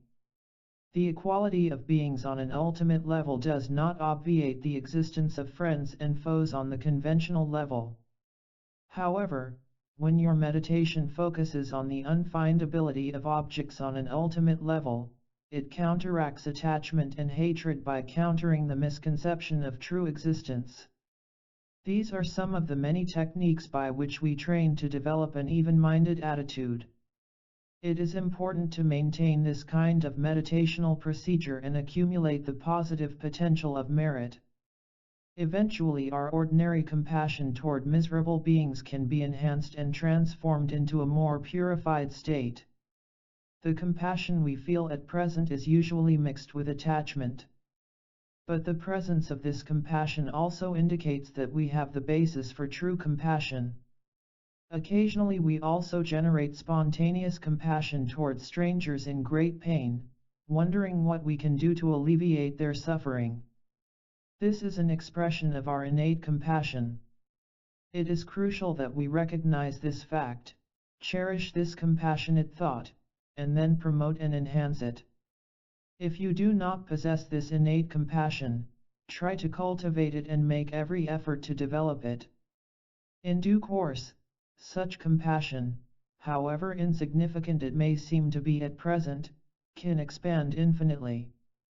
The text now explains the measure of having cultivated such compassion.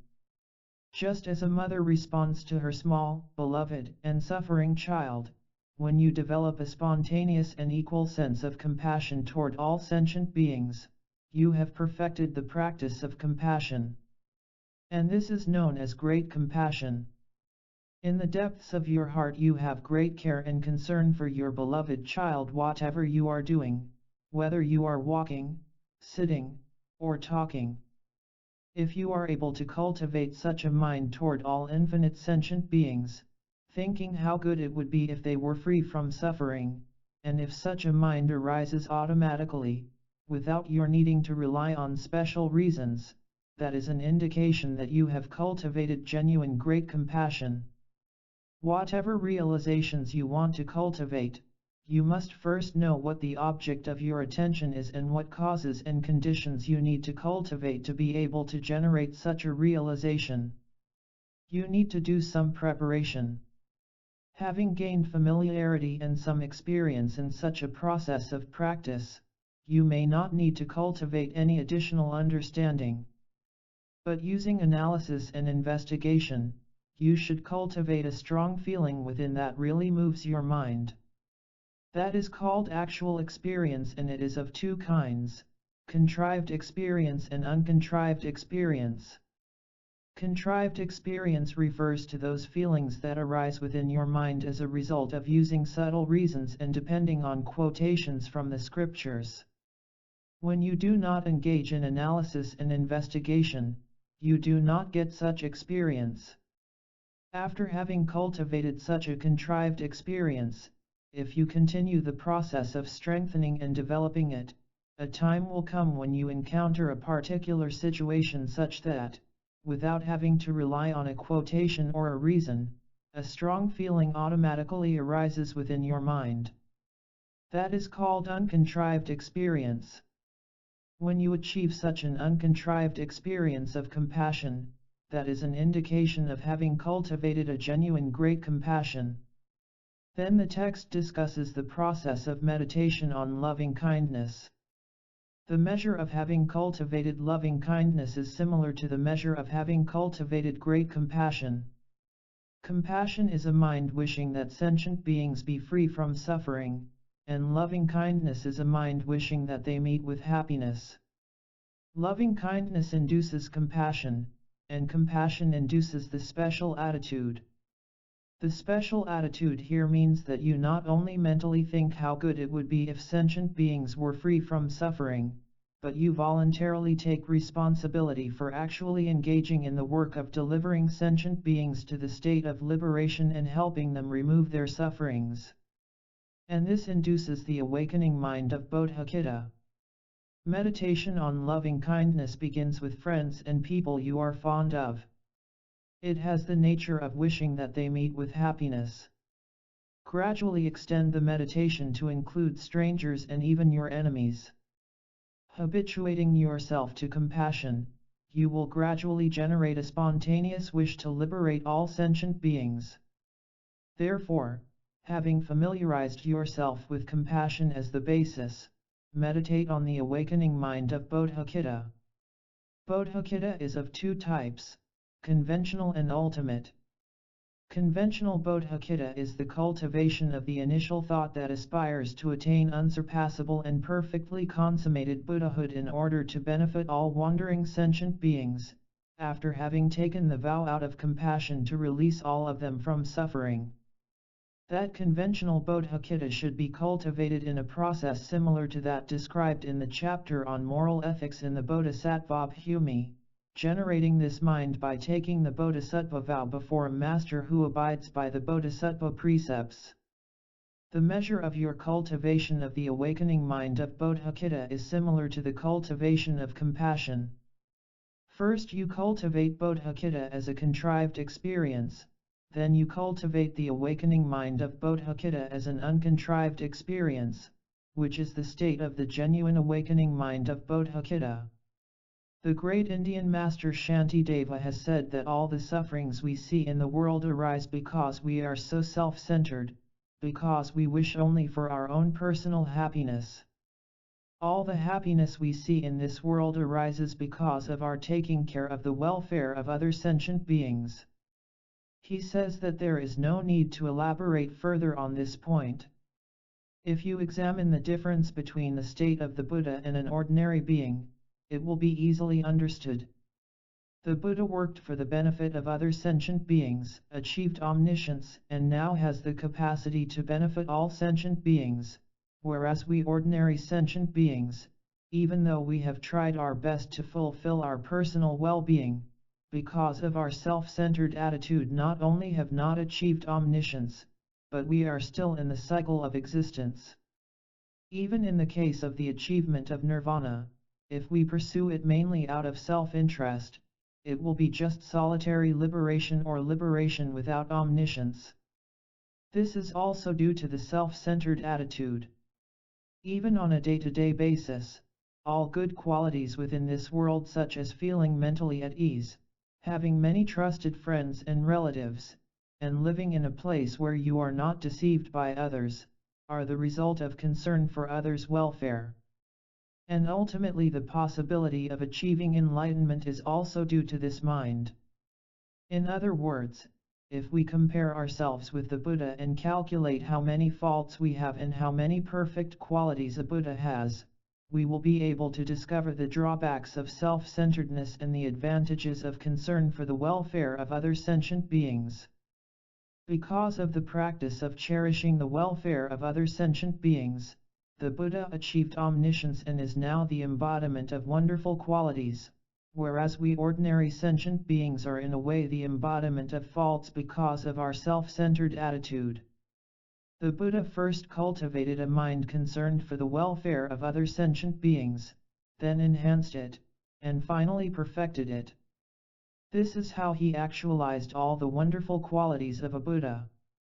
Therefore, we should realize that here and now we have found this precious human life endowed with excellent qualities, and we are free to engage in spiritual practice. In our spiritual endeavor, the most profound practice is the practice of compassion and the altruistic wish to achieve Buddhahood for the sake of all sentient beings. There is no better practice than this. Therefore, all of us, including the Lama, should endeavor to cultivate a compassionate mind in our daily life. If each of us from the depth of our hearts were to cultivate a mind wishing to benefit other people and other sentient beings, then we would gain a strong sense of confidence, and that would put our minds at ease.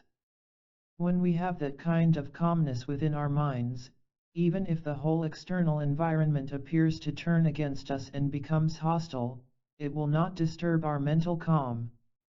On the other hand, if our minds are agitated and disturbed and we harbor ill will toward other sentient beings, even though they have no harmful intentions toward us, our own attitude will make us see everyone as harsh and negative toward us. This reflects our own mental attitude, inner feelings, and experiences. For this reason we will live in constant fear, worry, anxiety, and instability. We may be wealthy and have abundant material facilities at our disposal, but as long as we are disturbed within our minds, we will have no peace. We may be surrounded by our relatives and best friends, but because of our own internal mental attitude, we will have no happiness. Therefore, our inner mental attitude plays a very dominant role. If we have calm and control within our minds, then even if everything around us turns hostile, nothing will disturb us. In fact, for such a person the whole environment is a friend and contributes to his or her mental calm. Of course, there are many reasons for taking care of ourselves, but we must know how to look after ourselves and pursue our interests in an intelligent way. What we want is happiness, but if in pursuit of our own personal happiness we ignore the welfare of other sentient beings and only bully and deceive them, the results will be negative. If we really want happiness, we must acknowledge that it comes about by taking care of other people. Therefore, we should not forsake the welfare of other sentient beings. Even if we do not engage in spiritual or religious practice, provided we understand that we have to live interdependently, we will have a peaceful and harmonious life. We are social animals, and we cannot think about living an isolated life with no dependence on other people or other sentient beings. Whatever you do, in all walks of life, whether you are a farmer or a businessman, you have to depend on others. Even within the family you have to depend on the members of your family. This is why people normally live together among families and friends. There are a very few exceptional cases to this, such as the meditating yogis who live in solitude high up in the mountains doing spiritual practices. Because it is a reality that we are by nature social animals, bound to depend on each other, we need to cultivate affection and concern for other people if we really desire peace and happiness. Look at wild animals and birds. Even they travel together, flock together, and help each other. Bees do not have a particular legal system, they do not follow any spiritual practice, but for their livelihood and survival they depend on each other, that is their natural way of existence.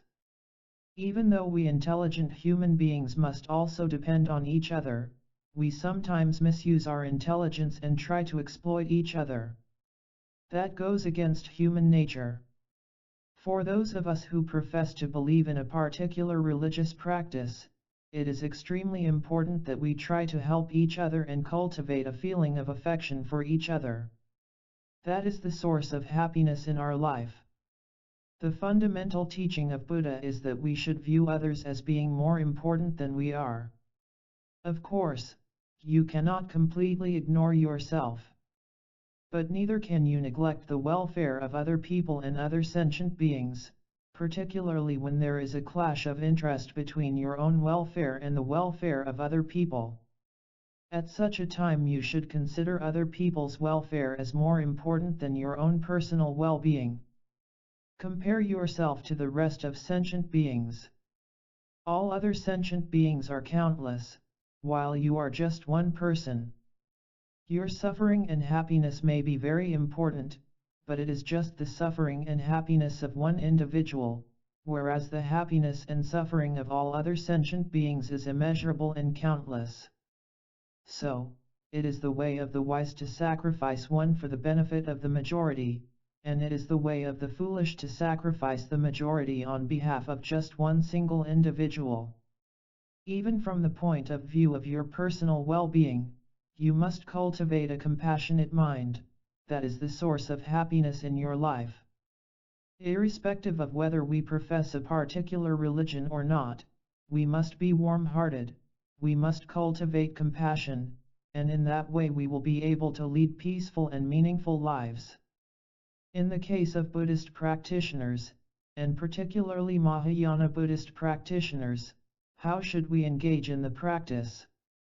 Even when we talk about helping others, we are not talking only about giving them temporary benefit and help, like food, clothing, and shelter and so forth, because these things will not bring long-lasting happiness.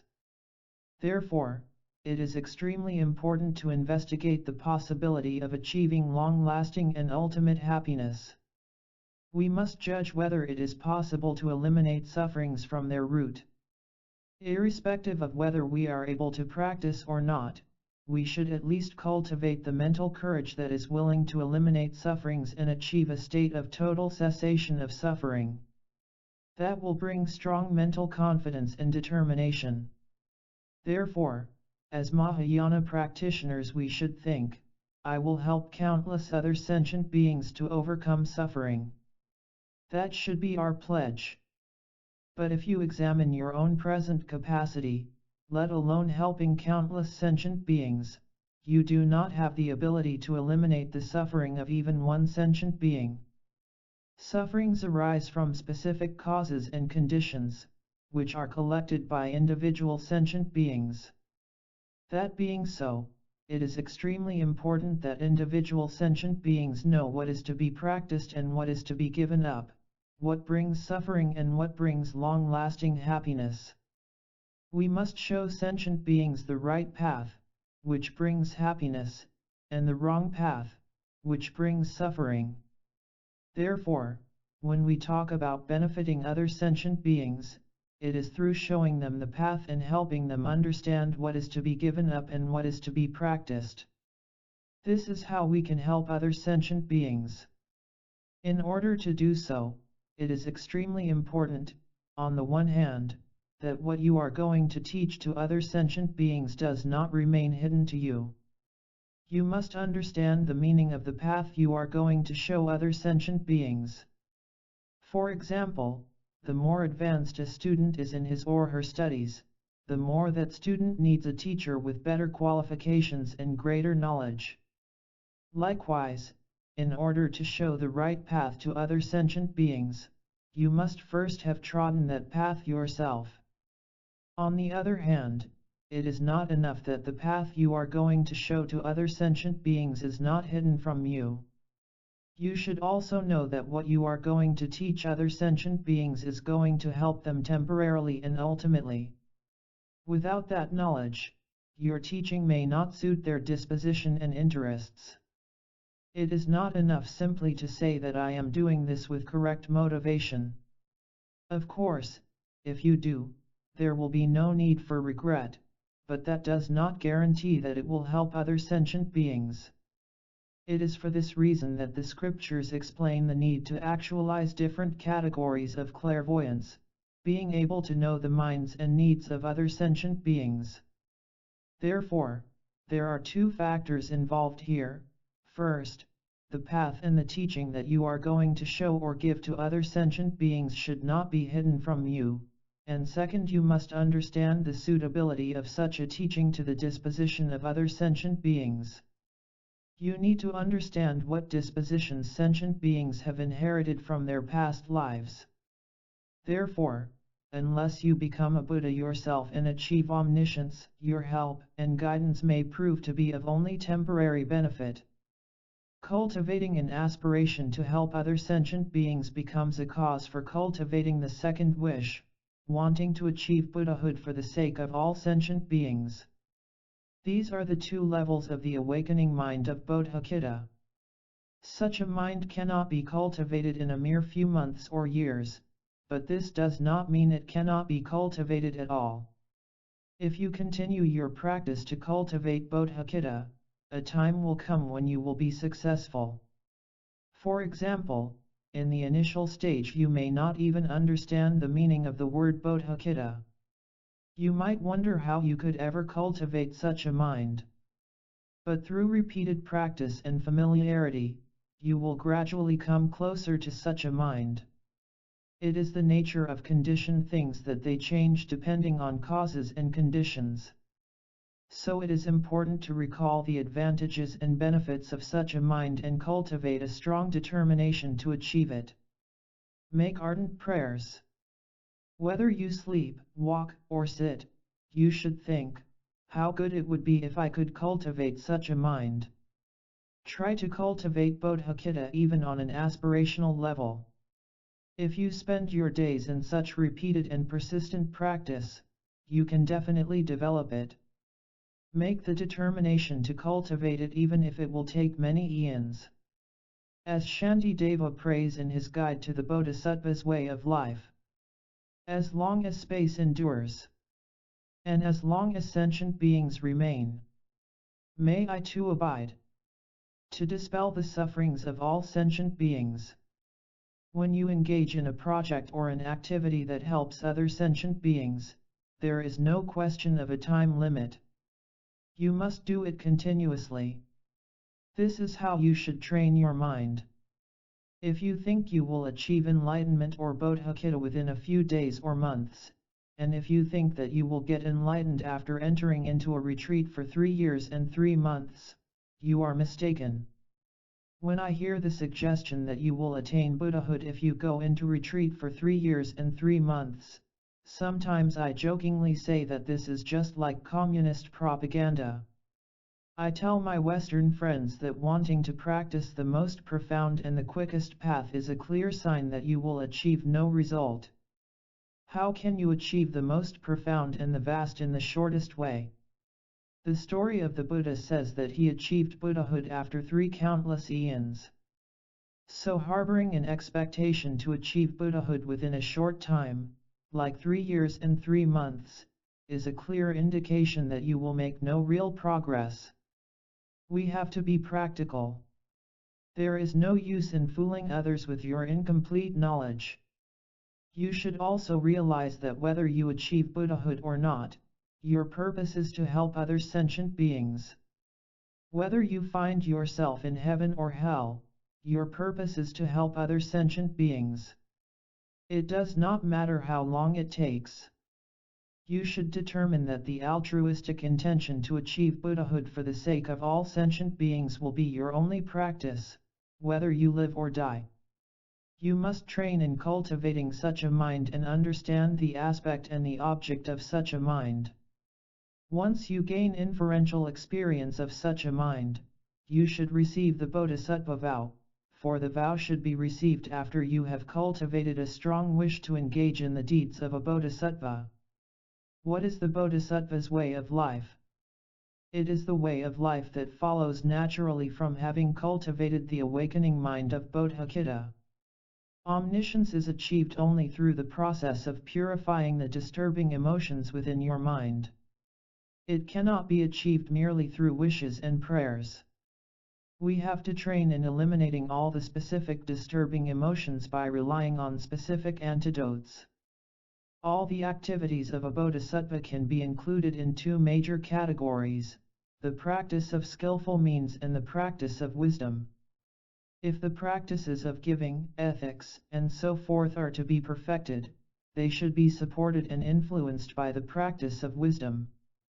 Without the practice of wisdom, the first 5 of the 6 perfections cannot actually become practices of perfection. In order to cultivate such wisdom, you must first cultivate the genuine unmistaken philosophical view that is known as the view of the middle way, or Madhyamika. What is the view of the Madhyamika? There are 4 schools of philosophical tenets within the Buddhist tradition. Based on an explanation of the first 3 systems of Buddhist tenets, you can understand the meaning of selflessness on a grosser level, and this will lead finally to the subtle middle way view of the selflessness of person and of phenomena, which is contingent on an interpretation of interdependent origination. Having established such an unmistaken correct view and gained conviction in it, you will be able to realize emptiness. However, even when you have understood the wisdom realizing emptiness, that alone will not become a powerful antidote to ignorance if it is not supported by other practices such as giving, ethics, patience, and so forth. Mere understanding of selflessness is not sufficient to defeat the disturbing emotions. Therefore, it is important to cultivate a practice that unites a calmly abiding mind with special insight. In order to develop special insight, you must first develop a calmly abiding mind. Calm abiding is single-pointed meditation, whereas special insight refers to discriminative awareness. Through the union of these two, you will be able to engage in a fruitful practice of both method and wisdom.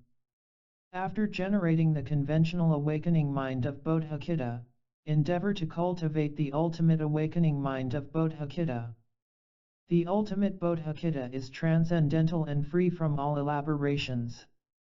It is extremely clear, the object of the ultimate, stainless, unwavering, like a butter lamp undisturbed by the wind. As I explained earlier, conventional Bodhicitta refers to the aspirational Bodhicitta.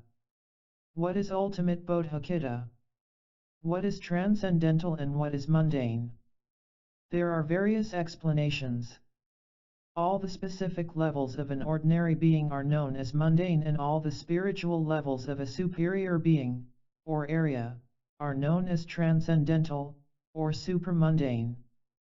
You achieve the transcendental level when you achieve the path of seeing for the first time. This means that you have realized emptiness directly, although it is possible merely to understand emptiness before achieving the path of seeing. This text, Stages of Meditation, belongs to the Yogacara Svatantrika Madhyamika, Yogic Autonomy Middle Way, school, so when I explain the points made explicitly in the text, I will do so according to the Svatantrika Madhyamika system, but I will elaborate according to the Prasangika Madhyamika, Middle Way Consequentialist, tradition. There are areas, or superior beings, among those practitioners known as hearers and solitary realizers who realize emptiness.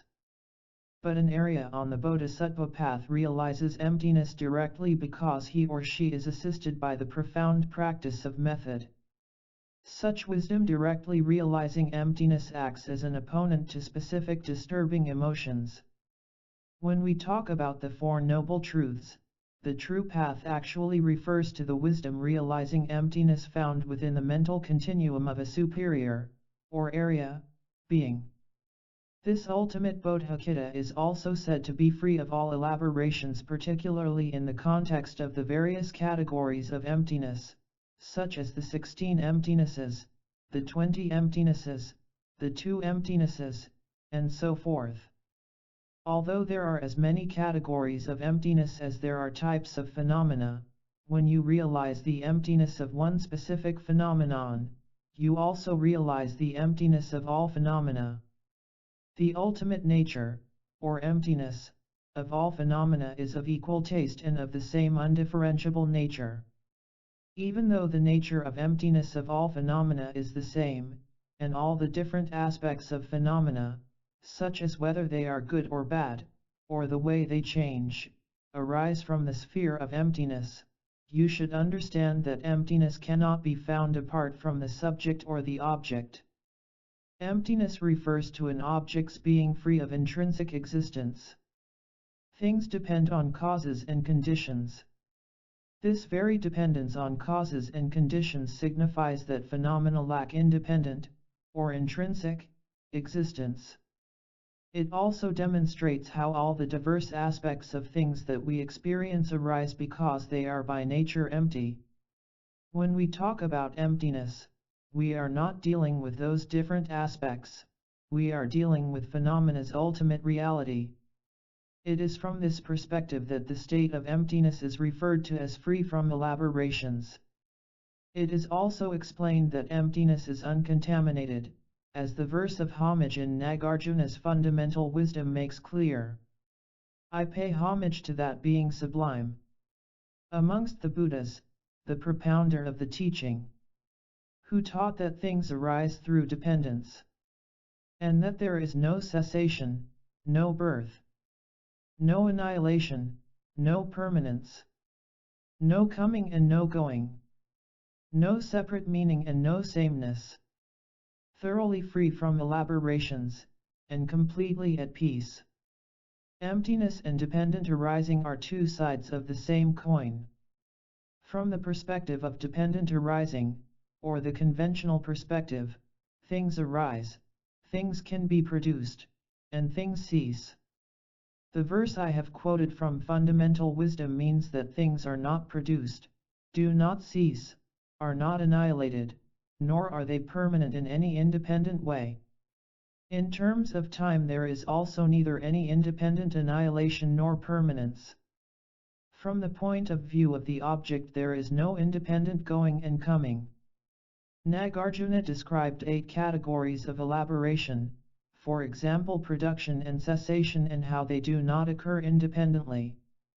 It is said that the Aryas, or superior beings, whose direct perception of wisdom is uncontaminated, have not seen the independent existence of the production or cessation of dependently arising phenomenon. Their minds see only the ultimate truth, emptiness, which is free of all elaborations. Ultimate reality, or ultimate Bodhicitta, is described as extremely clear. It is referred to as ultimate, because it is the object of engagement of an ultimate wisdom. It is also called stainless and unwavering. In other words, the wisdom of a superior being in meditative absorption is a wisdom that is a combination of a calmly abiding mind and special insight. Such a combination is achieved by first cultivating calm abiding. Once you gain stability with regard to the object of investigation, you can focus your understanding upon it without being disturbed by the mental laxity and excitement of conceptual thoughts. Such wisdom is referred to as unwavering and is compared to a butter lamp undisturbed by the breeze. This ultimate Bodhicitta is transcendental and free from all elaborations. The way to achieve this is explained in the following lines. This is achieved through constant and respectful familiarity with the yoga of calm abiding meditation and special insight over a long period of time. The Unraveling of the Thought Sutra says, O Maitreya, you must know that all the virtuous dharmas of hearers, bodhisattvas or tathagatas, whether worldly or transcendental, are the fruits of calm abiding meditation and special insight.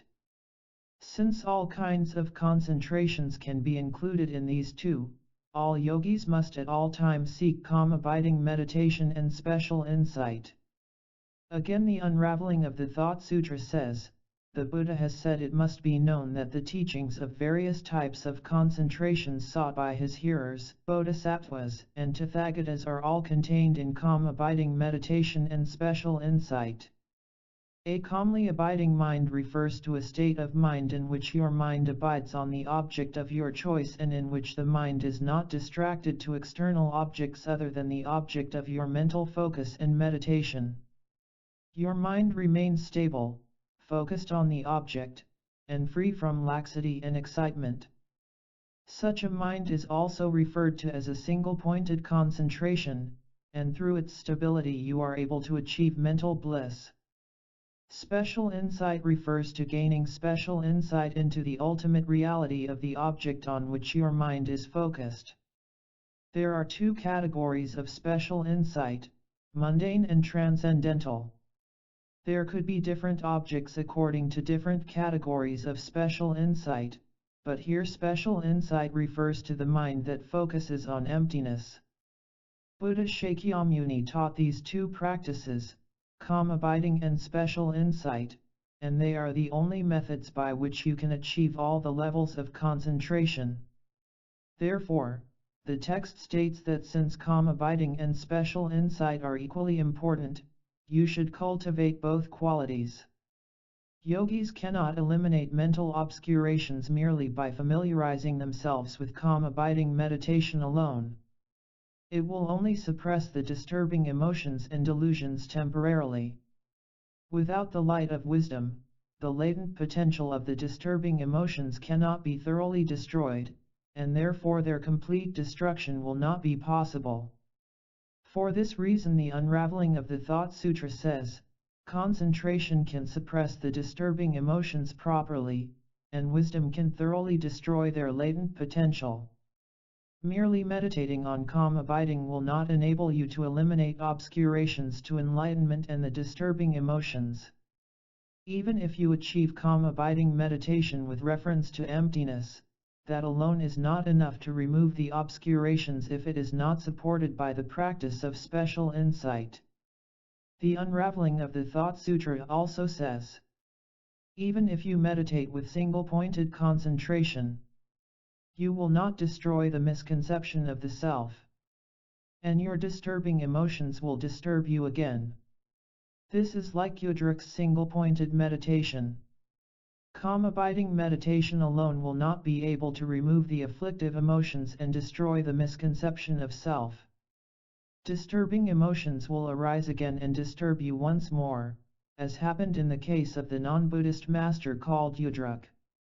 He meditated on calm abiding for a long time, in the course of which his hair grew very long. While he was completely absorbed in single-pointed concentration, some of his hair was eaten by rats. As soon as he rose from his meditation and saw that rats had eaten his hair, he became angry, and thus his disturbing emotions came back again. Although the disturbing emotions did not arise while he was absorbed in single-pointed meditation, that they returned after he rose from his meditation clearly shows that calm abiding meditation alone does not put an end to the disturbing emotions. When the selflessness of phenomena is examined specifically, and meditations are performed on the basis of that analysis, that is the cause of the resultant liberation. No other cause can bring peace. So, specifically examining the selflessness of phenomena means that by employing special insight, or discriminative awareness, we can be liberated. We cannot employ any other technique to achieve liberation, or nirvana. Also, the Bodhisattva section says, those who haven't heard these various teachings of the Bodhisattva collection and have also not heard the implemented teaching on monastic discipline, who think that single-pointed concentration alone is enough, will fall into the pit of arrogance due to pride. As such, they cannot gain complete release from rebirth, old age, sickness, death, misery, lamentation, suffering, mental unhappiness, and disturbances. Neither do they gain complete liberation from the cycle of the 6 states of existence, nor from the heaps of suffering mental and physical aggregates. Keeping this in mind, the Tathagata has said that hearing the teachings will help you gain liberation from old age and death.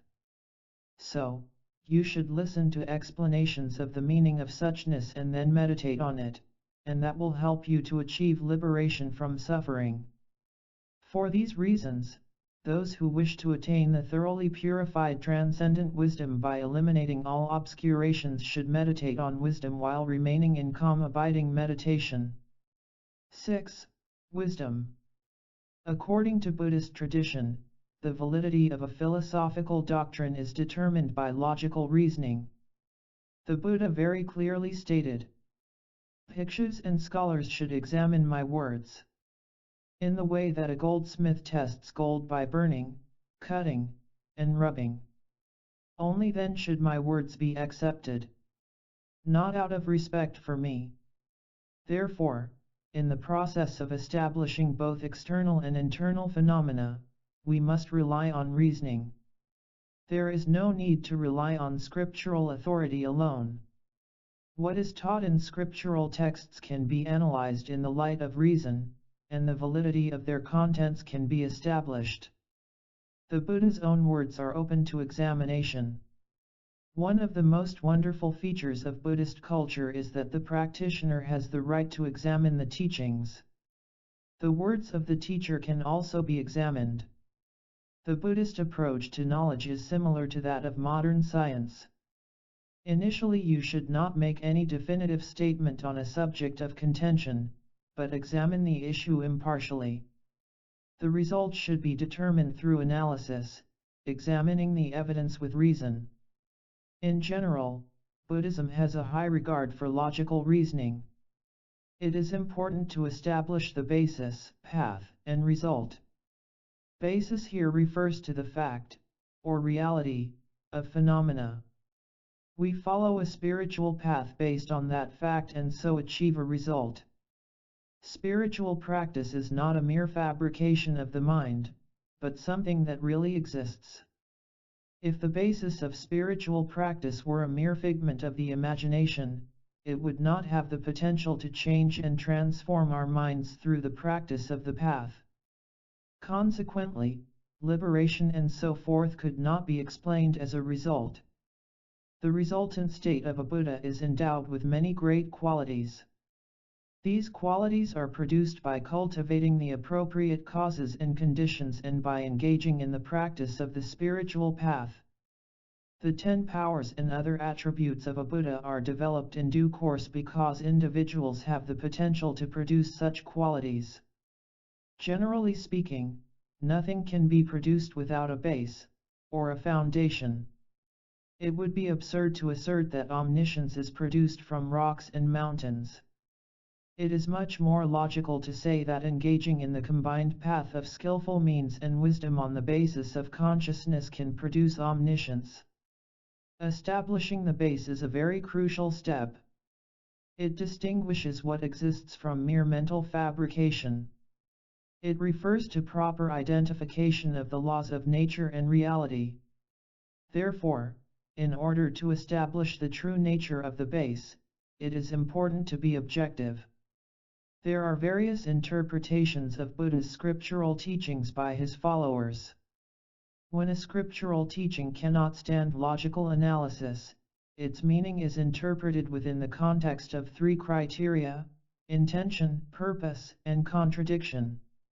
For instance, if a sutra deals with ultimate reality but under analysis the apparent meaning is found to be faulty, it is interpreted according to the intention and purpose for which it was taught. Similarly, when those aspects of selflessness that are obscure are found to be faulty through examination by inferential logic, there is no need to accept them.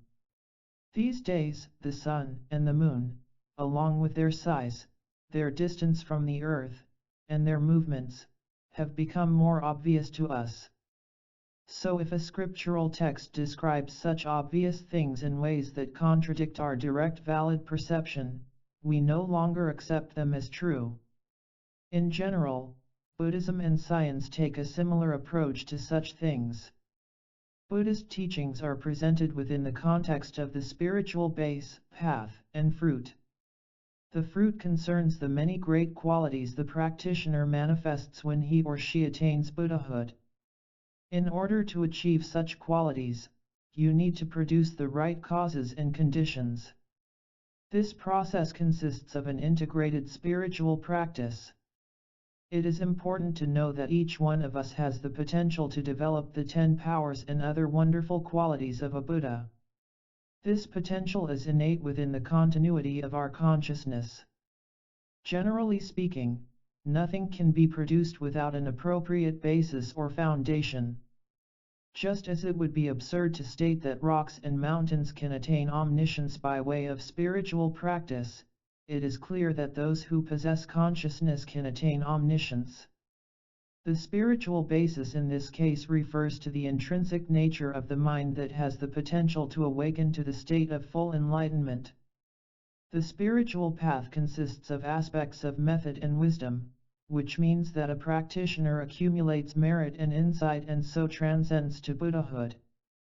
It is essential to understand these fundamentals of Buddhist philosophy. They are not figments of someone's imagination, but conform to reality. If they were mere imaginary things, no matter how much effort you put in, you would make no progress on the path. You would gain no result and you would not be able to explain how to attain liberation. You should be open-minded and impartial in examining these fundamental principles. If you have preconceived ideas influenced by other philosophical views, you will find it hard to appreciate these principles objectively. We should examine and analyze questions and accept those findings that are logical. There may be matters for which Buddhist tradition has an explanation that science has not yet discovered, and so has nothing to say about them. But when we are dealing with scientifically proven facts, we should not be dogmatic about what is stated in our texts. As I said earlier, this text primarily deals with the two truths as the basis, the practice of method and wisdom as the spiritual path, and the attainments of the wisdom and the physical body of an enlightened being as the result. Those who wish to attain that transcendent wisdom that is totally free of all obscurations should meditate on wisdom while abiding in single-pointed concentration. The Heap of Jewels Sutra says, single-pointed concentration is achieved by adhering to moral ethics. With the achievement of single-pointed concentration, you meditate on wisdom. Wisdom helps you to attain a pure pristine awareness. Through pure pristine awareness your moral conduct is perfected. In order to accomplish the purposes of both others and ourselves, all obscurations should be eliminated. Those who intend to realize transcendent wisdom in such a way should initially practice calm abiding meditation. A practitioner who has the ability to analyze phenomena with the wisdom realizing suchness while engaging in calm abiding meditation can generate special insight. In terms of practice, the three trainings are presented in a definite sequence. Let me elaborate. The text reads, wisdom helps you to attain a pure pristine awareness. A perfectly transcendent wisdom has the ability to eradicate the obscurations along with their seeds. Wisdom realizing conventional truth, however powerful, does not have that ability. Therefore we can conclude that to do so, it must be a wisdom realizing the ultimate truth. In this context, perfectly transcendental wisdom refers to omniscience. And in order to attain omniscience, obscurations to liberation, or disturbing emotions, and obscurations to knowledge, must be eliminated. Wisdom alone is the direct opponent that enables us to eradicate the two obscurations and their seeds or latent potencies. Neither ethical discipline nor single-pointed concentration can confront them directly. Wisdom here refers to the wisdom derived from meditation, not that derived from listening and contemplation. Therefore, to actualize that special insight realizing ultimate reality, you must first become proficient in calm abiding meditation. Since this single-pointed concentration is a positive thought, subtle mental dullness and excitement must be abandoned. In order to abandon these faults, you must first train in practices of ethical discipline. The meditation on faith in the Mahayana Sutra says, "O child of noble family, if you do not abide by wisdom, I cannot say how you will have faith in the Mahayana of the Bodhisattvas, or how you will set forth in the Mahayana." This concerns generation of faith, or the conviction that comes with knowledge. Unless the child of noble family, or a practitioner, is able to develop the wisdom of special insight, generation of faith based on knowledge is not possible. Of course, a person can have devoted faith, but when he or she develops faith as a result of comprehending ultimate reality, it is supported by reason and knowledge.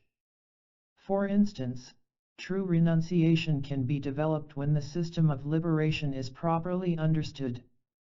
The individual gains certainty that, in general, liberation is possible and is something that can be developed within our stream of consciousness. Such a sense of renunciation definitely has distinctive qualities. Similarly, the strength of our taking refuge improves as we refine our knowledge of emptiness. O child of noble family, you should know that this is because Bodhisattva's faith in the Mahayana and setting forth in the Mahayana occurs as a result of contemplating the perfect Dharma and reality with a mind free of distraction. This clearly indicates the need to develop a wisdom examining conventional and ultimate reality single-pointedly in order to enable the practitioner to gain firm conviction and faith in the spiritual basis, path, and result that are taught in the Mahayana system. A yogi's mind will be distracted to various objects if he cultivates only special insight without developing a calmly abiding mind. It will be unstable, like a butter lamp in wind. Since clarity of pristine awareness will be absent, these two, special insight and a calmly abiding mind, should be cultivated equally. Therefore, the Sutra of the Great and Complete Transcendence of Suffering says, hearers cannot see Buddha nature because their single-pointed absorption is stronger and wisdom is weaker. If this is interpreted in terms of the philosophical systems that assert that followers of the paths of hearers and solitary realizers do not realize the selflessness, or emptiness, of phenomena, it is said that they do not see Buddha nature with a wisdom analyzing reality. They only realize the selflessness of persons, not the selflessness of phenomena. This is because their concentration is more powerful than their wisdom. If this is interpreted in terms of the areas, or exalted beings, among the hearers and solitary realizers, who are like Mahayana areas in realizing emptiness, then the assertion that hearers are not able to see Buddha nature means that their realization of the nature of the contaminated mind is not based on the application of a wide variety of logic and reasoning. This is because their single-pointed concentration is strong and their wisdom is weak. Bodhisattvas can see it, but not clearly, because their wisdom is stronger and their single-pointed concentration is weaker. Whereas Tathagatas can see all, because they possess a calmly abiding mind and special insight to an equal degree. This point is difficult, isn't it? But we can provide a couple of interpretations. First, I think that the author meant to say here that even though bodhisattvas have direct apprehension of suchness, they apprehend suchness directly only during meditative absorption, not during the post-meditation period. However, for Buddhas, realization of suchness is total and complete. Therefore, they have direct apprehension of suchness at all times regardless of whether they are meditating or not. Second, this verse could mean that even though bodhisattvas directly apprehend the suchness of the mind, they do not apprehend it clearly. This is due to the latent potency of mental defilements, which they have yet to eliminate. On the other hand, Buddhas are completely and thoroughly free of the slightest defilement and have eliminated their latent potential entirely. Their knowledge of suchness is excellent. Due to the power of calm abiding meditation, the mind will not be disturbed by the wind of conceptual thoughts, like a butter lamp undisturbed by the breeze.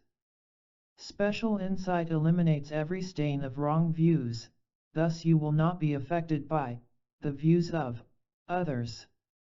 The Moon Lamp Sutra says, by the force of calm abiding meditation, the mind will become unwavering, and with special insight it will become like a mountain. Therefore, maintain a yogic practice of them both.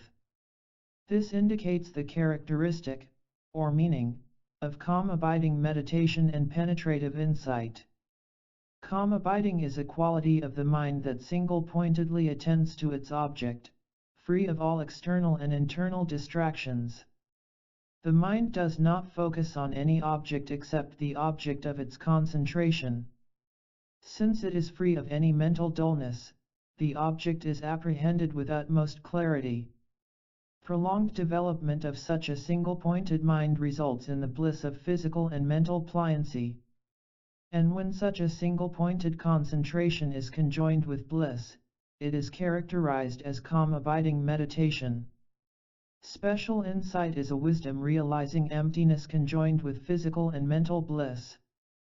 This bliss is derived from the analytical wisdom, which examines the reality of its object over and over again, based on the bliss of calm abiding meditation. This insight does not remain satisfied with the mere placement of the mind on its object. Whatever the object, whether it concerns conventional or ultimate reality, it is thoroughly examined by analytical wisdom. 7. Common prerequisites for meditating, on calm abiding and special insight. How should calm abiding meditation and special insight be practiced together? Initially, the yogi should seek the prerequisites that can assist him in actualizing calm abiding meditation and special insight quickly and easily. It is clear that practitioners need to rely on these prerequisites in order to gain spiritual realizations. The prerequisites necessary for the development of calm abiding meditation are, to live in a conducive environment, to limit your desires and practice contentment, not being involved in too many activities, maintaining pure moral ethics, and fully eliminating attachment and all other kinds of conceptual thoughts. Kamala Sheila next explains what a conducive, or favorable, environment means. A conducive environment should be known by these 5 characteristics: providing easy access to food and clothes, being free of evil beings and enemies, being free from disease, containing good friends who maintain moral ethics and who share similar views, and being visited by few people in the daytime and with little noise at night. Limiting your desires refers to not being excessively attached to many or good clothes, such as religious robes, and so forth. The practice of contentment means always being satisfied with any little thing, like inferior religious robes, and so forth. Not being involved in many activities refers to giving up ordinary activities like business, avoiding too close association with householders and monks, and totally abandoning the practice of medicine and astrology. Association in this context refers to gathering and gossiping on and on without any purpose. For those who are able to meditate with much concentration, the practices of medicine and astrology become impediments.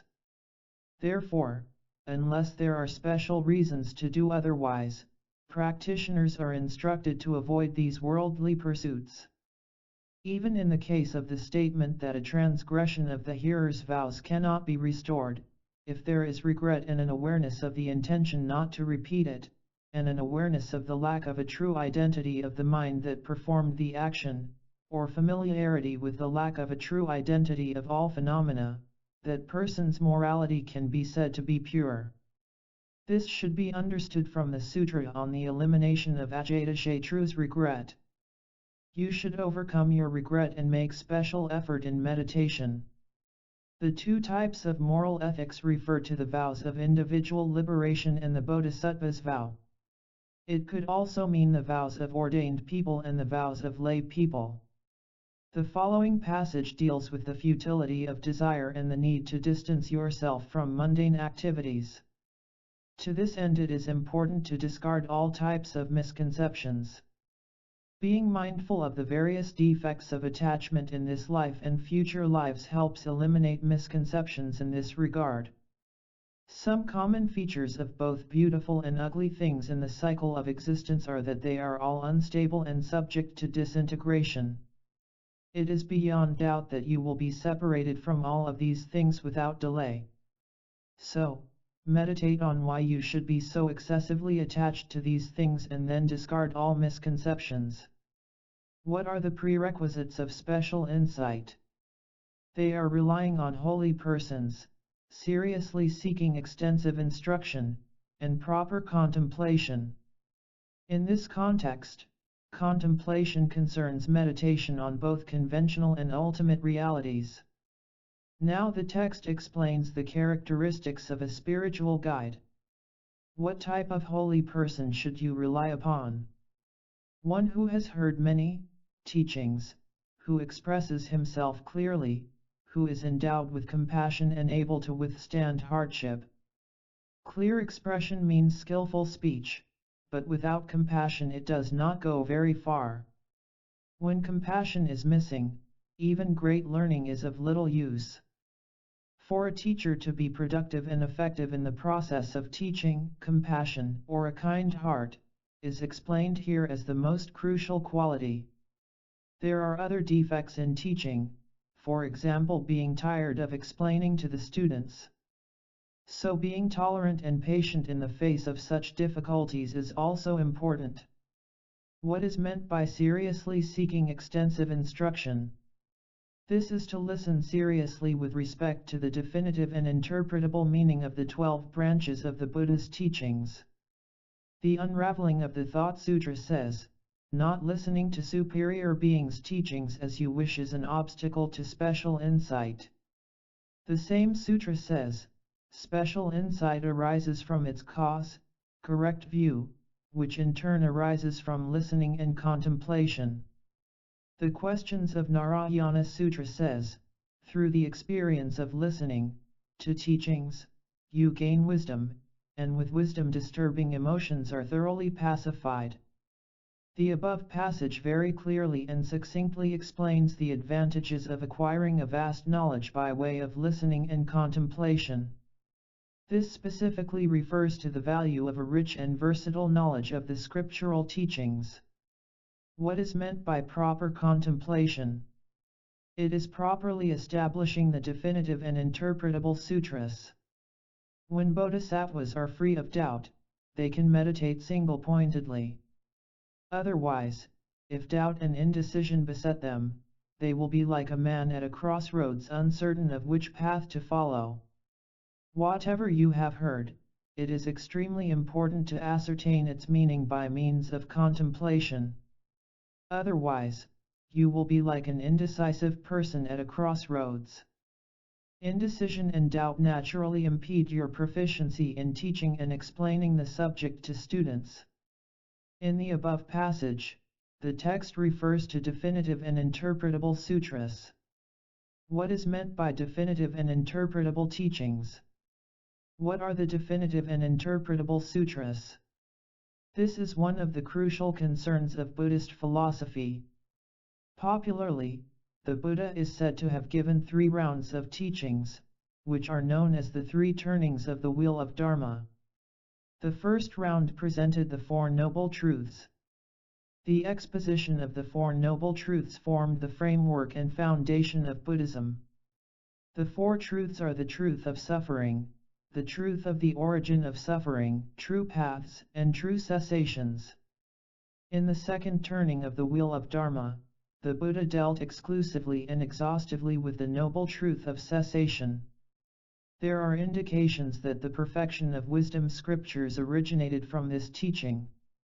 Since there were individuals who could not comprehend the notion of selflessness as taught during the second turning of the wheel, and since it was possible that some people might develop wrong views in relation to this teaching, during the third turning of the wheel, the discourse on selflessness was clarified in the context of three different phenomena: imputed phenomena, dependent phenomena, and thoroughly established phenomena. Imputed phenomena are said to be selfless because they do not have an intrinsic identity. Dependent phenomena are said to be selfless because they lack the identity of being self-produced, and the thoroughly established phenomena are said to be selfless because they lack any ultimate identity. However, certain sutras taught during the third turning of the wheel, such as the Tathagata Essence Sutra, explained the clear light of the subjective mind in addition to the clear light of the object, or the emptiness that had been flawlessly explained during the second turning of the wheel. The nature of mind was dealt with in greater detail. Since the fourth noble truth, the truth of the path, was more explicitly and profoundly expounded, this naturally established a link to understanding the teachings on Tantra. The Buddha gave his teachings with the sole purpose of benefiting those who listened to them. He employed skillful means to achieve this goal, giving teachings on the greater and lesser vehicles in the context of people's greater or lesser mental scope. The various philosophical tenets were taught to suit varying degrees of intelligence. Consequently, there are 4 Buddhist schools of thought. Broadly speaking, some schools contend that during the first sermon the Buddha taught only the 16 attributes of the 4 Noble Truths. They assert that there were no teachings on emptiness, but only on the selflessness of persons. Some of the scriptures containing the Buddha's teachings cannot be accepted literally. This is why we need to categorize them as definitive and interpretable teachings. The definitions of these terms also vary according to different schools of thought. The Chittamatra school defines definitive teachings as those whose meaning can be accepted literally, and interpretable teachings as those whose meaning cannot be accepted literally. The Svatantrika Madhyamika school defines definitive scriptures as those teachings that have ultimate truth as their direct and principal topic of discussion, and that can be accepted literally. Teachings of the Buddha other than these belong among the interpretable scriptures. In order to ascertain the ultimate truth, subtle emptiness, we must follow the sutras and commentaries that flawlessly expound the subject. To this end we must understand the scriptural texts in their proper sequence and according to whether they are definitive or require interpretation. This may not initially be very simple. But, if we follow the great beings who have pointed out which scriptures are definitive and which interpretable, and search for emptiness by studying these sutras and the commentaries to them, we will be able to realize the view of emptiness. Thus, Kamalashila stresses the importance of studying both definitive and interpretable sutras. The text here deals with the common prerequisites of calm abiding meditation and special insight. Yogis should at all times avoid fish, meat, and so forth, should eat with moderation, and avoid foods that are not conducive to health. Meditators need to be physically healthy. Therefore, proper diet is essential. On the other hand, their minds should be clear and strong, and this will also contribute to physical health. For these reasons, it is recommended that they give up eating fish, meat, garlic, onions, etc. Appropriate food should be eaten in moderation, for indigestion can cause havoc with meditation. What's more, those who overeat can hardly stay awake. Thus, bodhisattvas who have assembled all the prerequisites for calm abiding meditation and special insight should enter into meditation. There are other practices such as not sleeping during the first and the last periods of the night. While sleeping during the middle part of the night, cultivate mindfulness and maintain a proper posture. If a vegetarian diet does not result in protein deficiency, it is a wholesome way of living. Even if you cannot be a strict vegetarian, at least moderating the amount of meat you eat is beneficial. Within the southern schools of Buddhism, eating meat is not strictly prohibited, but the meat of certain animals, such as those that are not cloven-hoofed or those that have been slaughtered specifically for your consumption, is forbidden. This means that meat bought casually in the market is acceptable. Such meat that may be eaten is referred to as pure meat and is distinguished by 3 qualifications: that you have not seen the animal being killed for you to eat, that you have not received any information in this connection, and that you have no doubt that the animal has not been killed for your consumption. In general, Mahayana Buddhist schools also do not prohibit the eating of meat. However, certain scriptures, such as the Descent into Lanka Sutra, strictly prohibit eating meat at all times, whereas other scriptures, like the essence of Madhyamaka by Acharya Bhavavivka, seem to permit it. Thus, some Mahayana texts concerning the perfection of wisdom prohibit eating meat, while others do not. The 3 lower classes of Tantra strictly prohibit the eating of meat, whereas the highest class permits it. Certain ritual practices within this class of Tantra require the 5 kinds of meat and 5 kinds of nectar. The general standard, therefore, is that meat openly available in the market may be eaten, but we are prohibited from killing animals for our own consumption. As explained earlier, interested practitioners who enjoy the necessary facilities and freedom from interference should fulfill the preparatory practices before beginning calm-abiding meditation. When meditating, the yogi should first complete all the preparatory practices. He should go to the toilet, and in a pleasant location free of disturbing noise he should think, "I will deliver all sentient beings to the state of enlightenment." Then he should manifest great compassion, the thought wishing to liberate all sentient beings, and pay homage to all the Buddhas and Bodhisattvas in the 10 directions by touching the 5 limbs of his body to the ground. Invoke a merit field by visualizing Buddhas and Bodhisattvas in the space in front of you and make prayers. This is an exclusively sutric practice. When the invocation is done in relation to Tantra, you generate the commitment being and merge the wisdom being with it. When you make prostrations, tradition recommends that you do so by touching your 5 limbs, your sights for forehead, 2 palms, and 2 knees, to the ground. The important thing is that it should be done properly and with delight.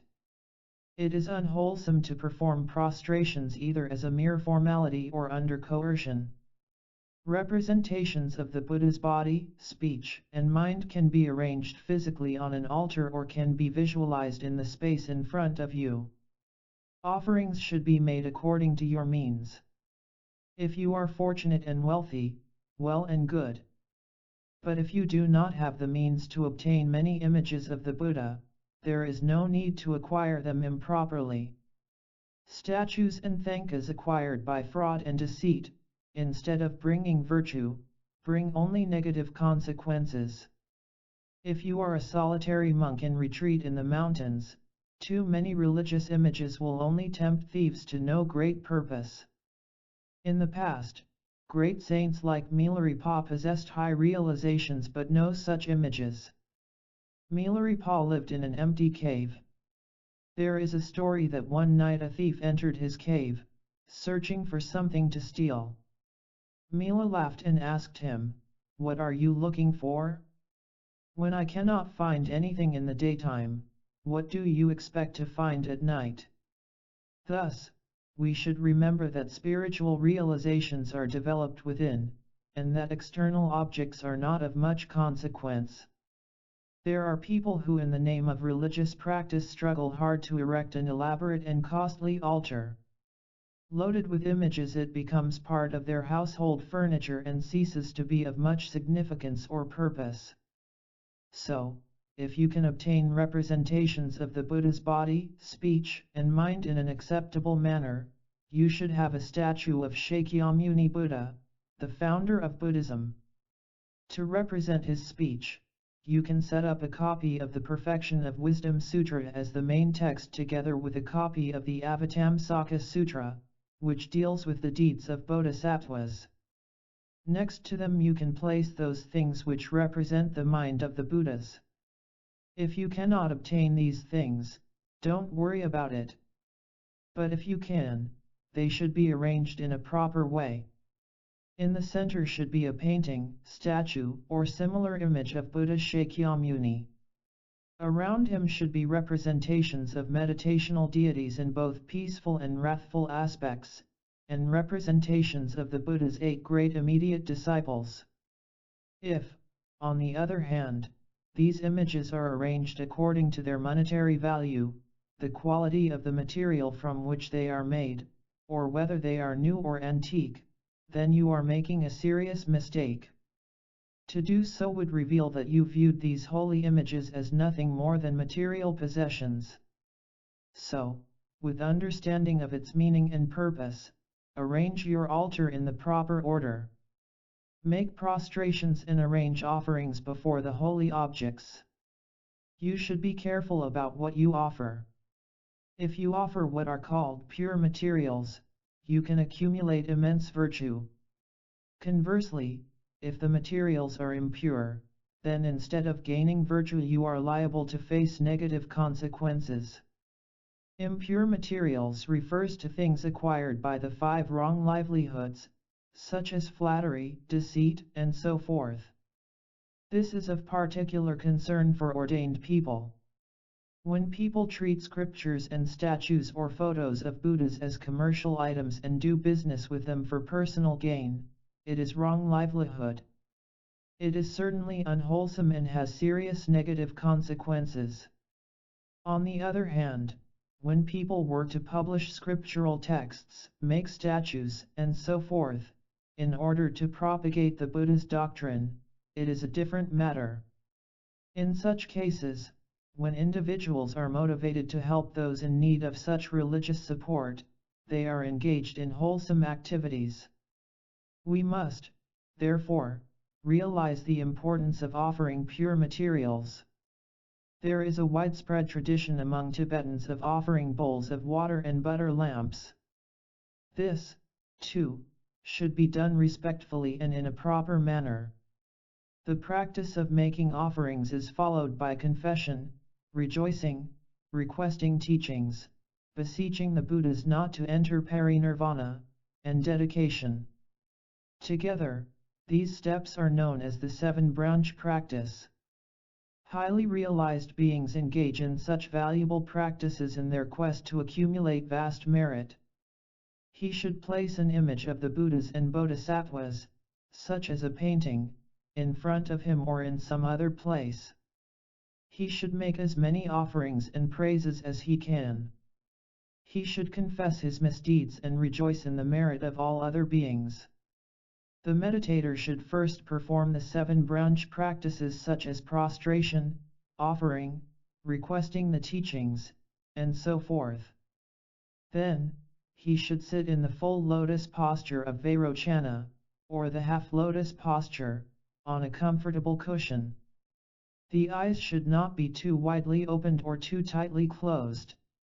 Let them focus on the tip of the nose. The body should not be bent forward or backward. Keep it straight and turn the attention inward.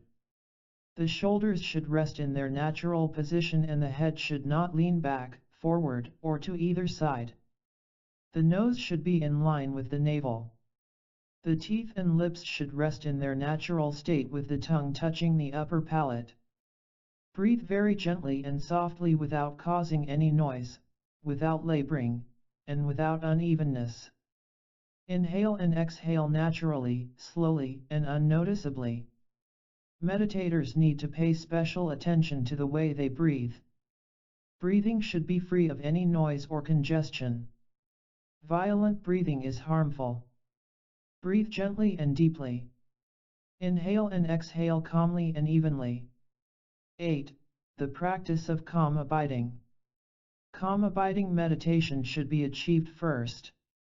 Calm abiding is that mind which has overcome distraction to external objects, and which spontaneously and continuously turns toward the object of meditation with bliss and pliancy.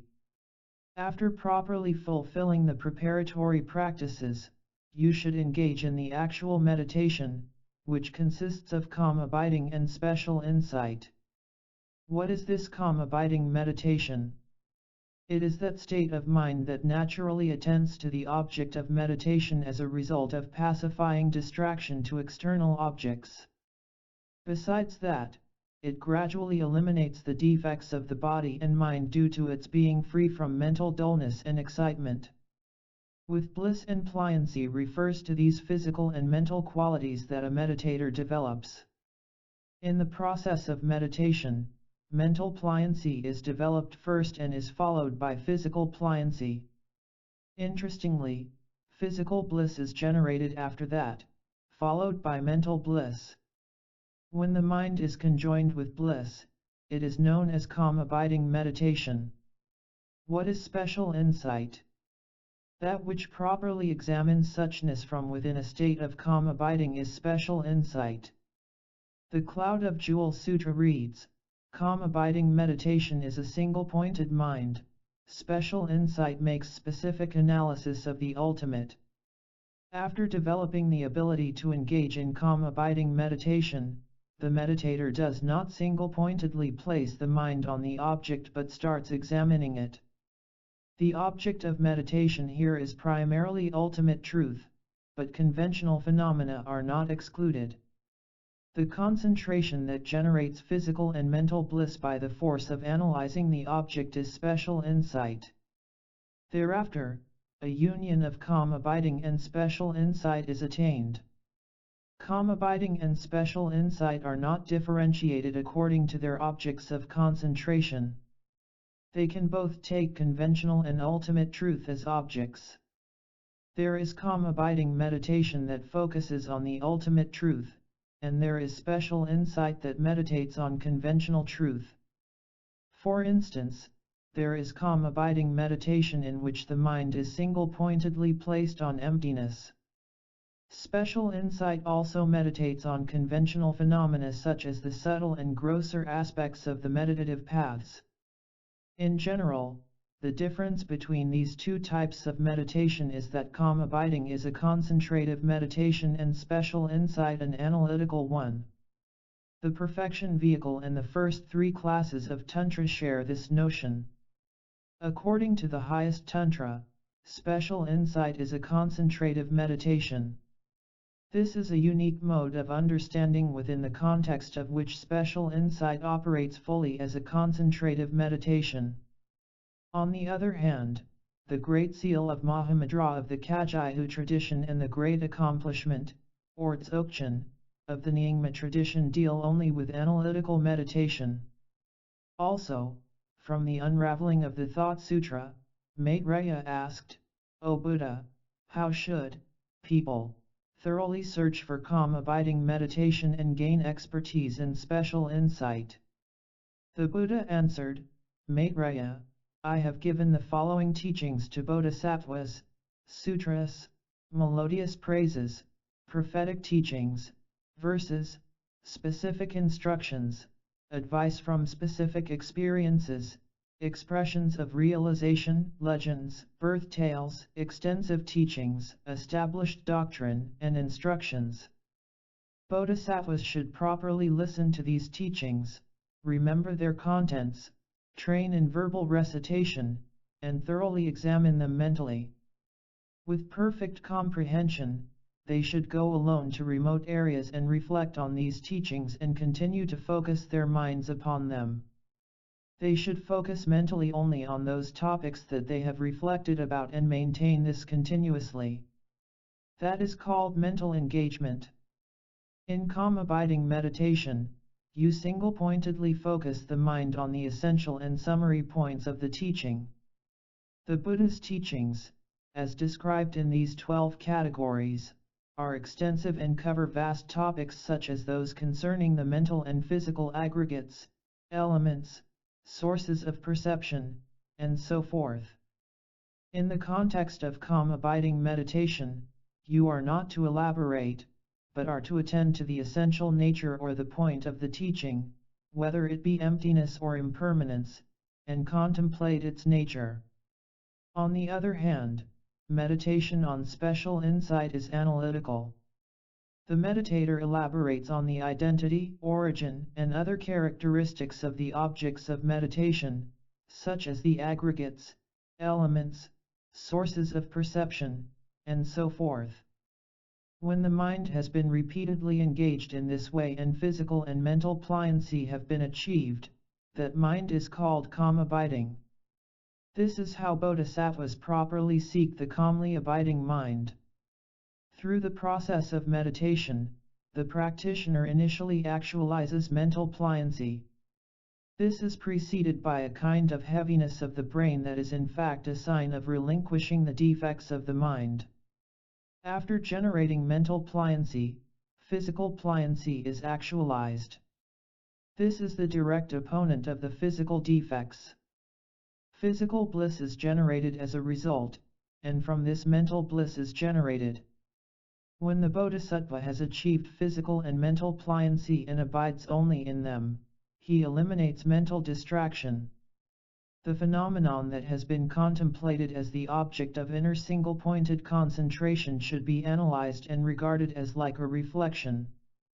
This reflection or image, which is the object of single-pointed concentration, should be thoroughly discerned as an object of knowledge. It should be completely investigated and thoroughly examined. Practice patience and take delight in it. With proper analysis, observe and understand it. This is what is known as special insight. Thus, bodhisattvas are skilled in the ways of special insight. Generation of a positive motivation is crucial. The practitioner should recreate this positive attitude throughout the process of practice. Think, I shall listen to this holy text by the great Kamalashila in order to attain unsurpassed Buddhahood for the sake of all sentient beings as vast as space. It is highly important that we realize the rarity and preciousness of the human life. It is on this basis that we can attain both temporary and ultimate goals. This life as a free and fortunate human being is a great occasion and we should take full advantage of it.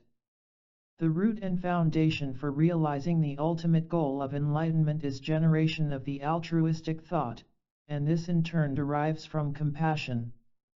Other complementary practices essential in this context are the practice of generosity and other meritorious deeds, and training in concentration, which is the union of calm abiding and special insight. Before generating compassion for other sentient beings, the practitioner must think about the sufferings of cyclic existence in general, and in particular the sufferings of the different realms within the cycle of existence. Through this process of contemplation, the practitioner comes to appreciate the unbearable nature of the miseries of the cycle of existence. This naturally leads you to find out how to abandon them. Is there an occasion when we can be completely free of suffering? What methods need to be applied in order to relinquish suffering? When you earnestly engage in such an inquiry and examine the question well, you will realize what causes sufferings. The source of suffering is the mental defilement that arises from action and disturbing emotions. This is temporary, and the mind can be completely separated from it. The practitioner comes to realize that the noble truth of cessation can be attained with the pacification or elimination of suffering and its causes. The corollary is that the individual develops renunciation, wishing for freedom from suffering and its causes. And when you wish for other sentient beings also to gain freedom from suffering and its causes, you are taking a major step toward generating compassion. First, a practitioner should train in the stages of the common path and then gradually incorporate the stages of the greater path. This is a sound and correct mode of actualizing a spiritual career. After having performed the preparatory practices, you undertake the training in the two types of awakening mind, These two are the conventional and ultimate awakening minds. With generation of the conventional awakening mind, a practitioner engages in the deeds of a bodhisattva, which include the 6 perfections. Meditation on the ultimate awakening mind is done by generating a transcendental wisdom directly realizing emptiness. Such a wisdom is a meditative stabilization that is a union of calm abiding and special insight. This means that while focusing single-pointedly you can simultaneously analyze the nature of emptiness. First, the practitioner must gather the prerequisites and other conditions conducive to meditation on calm abiding. The yogis who are interested in actualizing a calmly abiding mind should initially concentrate closely on the fact that the 12 sets of scriptures, the sutras, melodious praises, and so forth, can be summarized as all leading to suchness, that they will lead to suchness, and that they have led to suchness. In the final analysis, the Buddha's teachings are directly or indirectly related to suchness. The texts that obviously deal with impermanence, suffering, and so forth, also ultimately deal with suchness, for although they expound gross selflessness, such as the non-duality of subject and object, they lead directly to that subtle emptiness that the Buddha taught directly during the second turning of the wheel of Dharma. One way of doing this meditation is to set the mind closely on the mental and physical aggregates, as an object that includes all phenomena. Another way is to place the mind on an image of the Buddha. The King of Meditative Stabilization Sutra says, with his body gold in color, the Lord of the universe is extremely beautiful. The bodhisattva who places his mind on this object is referred to as one in meditative absorption. There are various objects of calm abiding meditation. The tantric systems are unique in employing a meditational deity or seed syllable as the object. Here, as taught in the sutra system, the Buddha's image is used as the object. Meditative stabilization is a practice common to Buddhists and non-Buddhists. Therefore, it is advisable for a Buddhist to take the image of a Buddha as the object of meditation. In this way he or she will reap a number of incidental benefits, such as accumulating merit and remembering the Buddha. Visualize the image of the Buddha seated on a throne of precious jewels.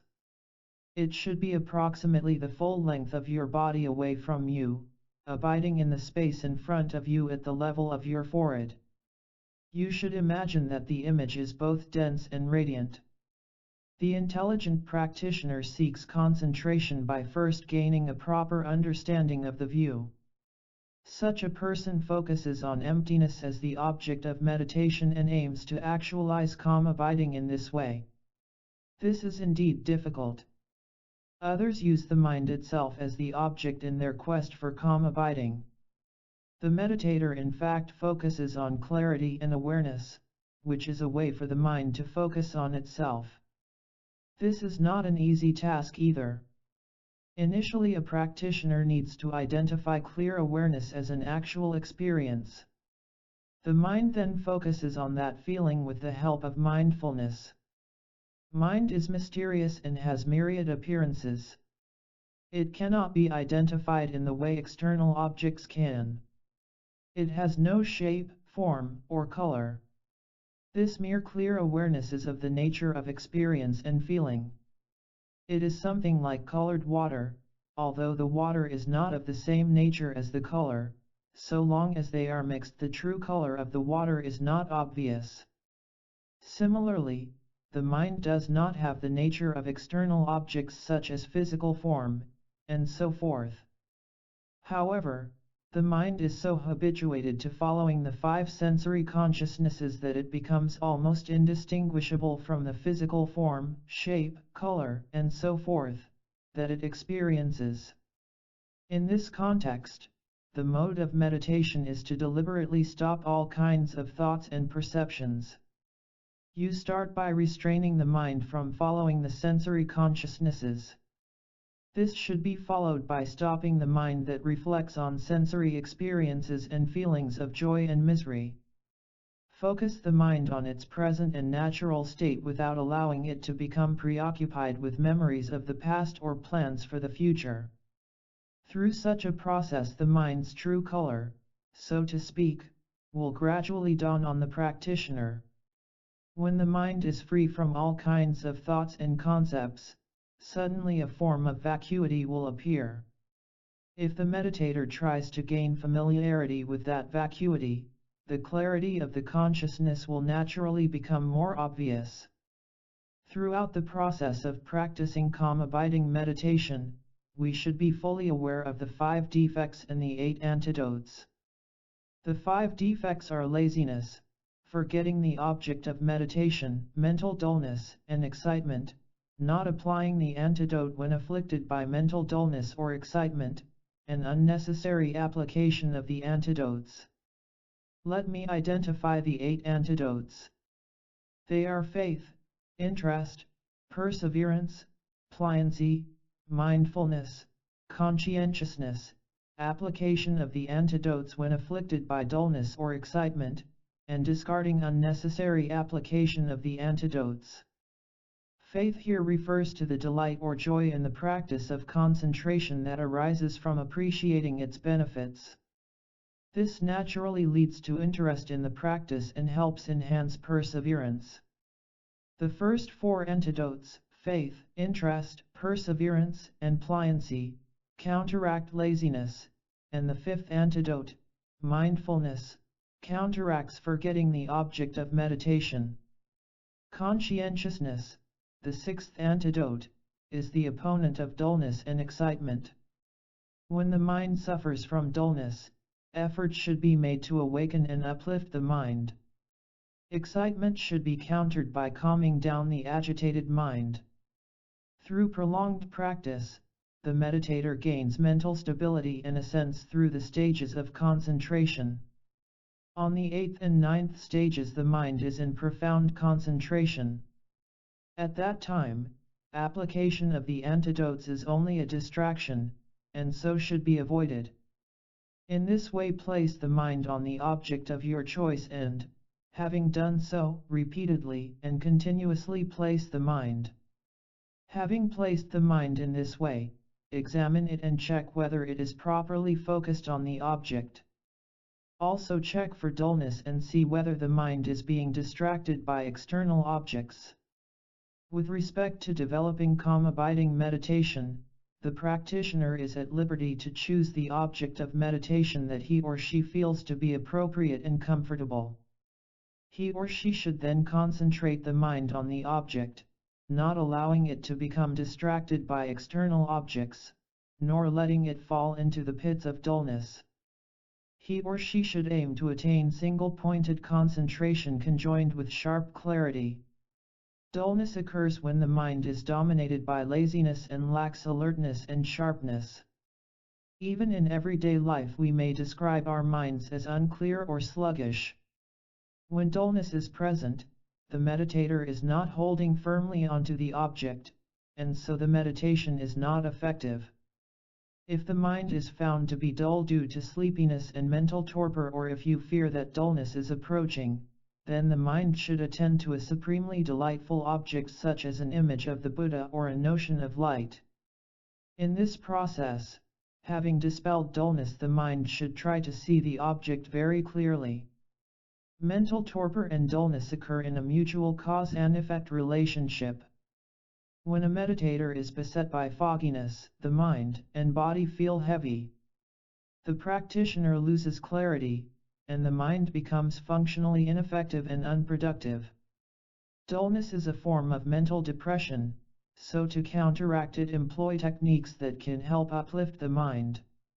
Some of the more effective ways are to think about joyful objects, such as the wonderful qualities of a Buddha, or to think about the rarity of the precious human life and the opportunities it provides. You should draw inspiration from these thoughts to engage in a fruitful meditation. In developing calm abiding, the other main obstacle to be overcome is mental excitement. This occurs when the mind is in a state of excitement, chasing the objects of desire and recalling past experiences of joy and happiness. Grosser forms of mental excitement will cause the mind to lose the object of concentration completely. In subtler forms, only a portion of the mind attends to the object. The solution to this problem is to meditate on impermanence, suffering, and so forth, which can help the mind to settle down. You should recognize the presence of dullness when the mind cannot see the object very clearly, when you feel as if you are blind or in a dark place, or that you have closed your eyes. If, while you are in meditation, your mind chases after qualities of external objects such as form, or turns its attention to other phenomena, or is distracted by desire for an object you have previously experienced, or if you suspect distraction is approaching, reflect that all composite phenomena are impermanent. Think about suffering and so forth, topics that will temper the mind. If you contemplate the faults of constant mental distraction, or any other object that would discourage your mind, you will be able to reduce mental excitement. When the mind loses the object of meditation and becomes distracted by thoughts of your past experiences, particularly in relation to objects of attachment, it is called excitement. When the mind completely loses the object of meditation and becomes distracted by actual external objects, it is gross excitement. If the mind has not lost the object of meditation, but a part of the mind dwells on an object of attachment, it is called subtle excitement. Excitement arises when the mind is too buoyant. When the mind is too buoyant and overly active, it is easily distracted. The antidote to this is to dampen down the mind's high spirits, which can be done by withdrawing the mind. To do that, meditation on objects that reduce obsession and attachment toward external and internal objects is very helpful. And in this context, meditation on impermanence, suffering, and so forth is once again very useful. The antidote to mental dullness and excitement is introspection. The function of introspection is to observe whether or not the mind is abiding stably on the object of meditation. The function of mindfulness is to keep the mind on the object. Once this is achieved, mental introspection has to watch whether the mind remains on the object or not. The stronger your mindfulness, the stronger your mental introspection will be. For example, if you constantly remember, "It is not good to do this, this is not helpful," and so forth, you are maintaining introspection. It is important to be mindful of the negative aspects of your daily life, and you should be alert to their occurrence. Therefore, one of the unique features and functions of mental introspection is to assess the condition of your mind and body, to judge whether the mind remains stably on the object or not. At the same time, it is important to remember that if your spirits sink too low, your mind will become dull. At the onset of mental dullness, you should make efforts to lift your spirits.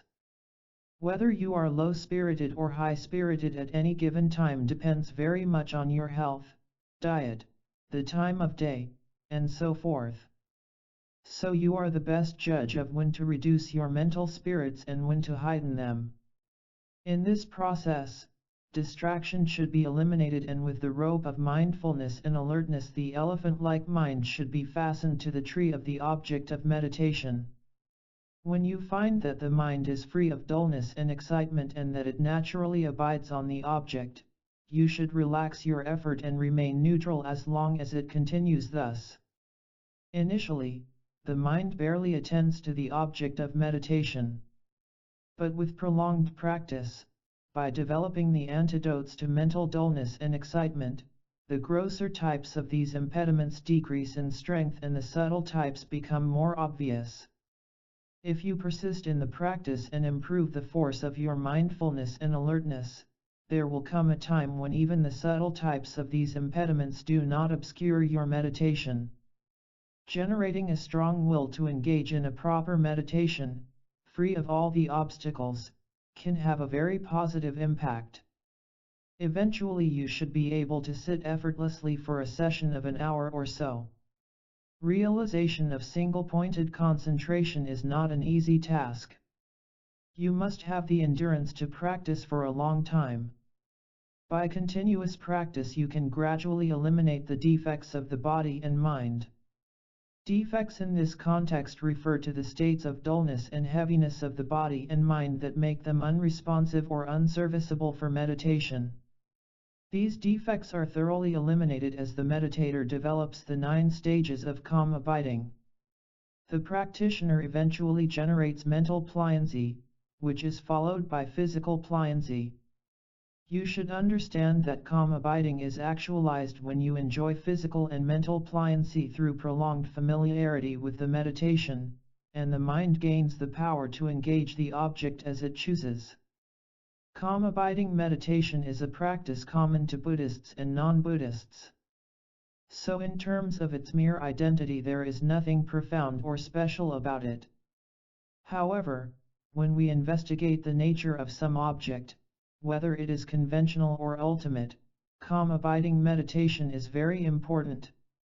Its main objective is to develop single-pointed concentration.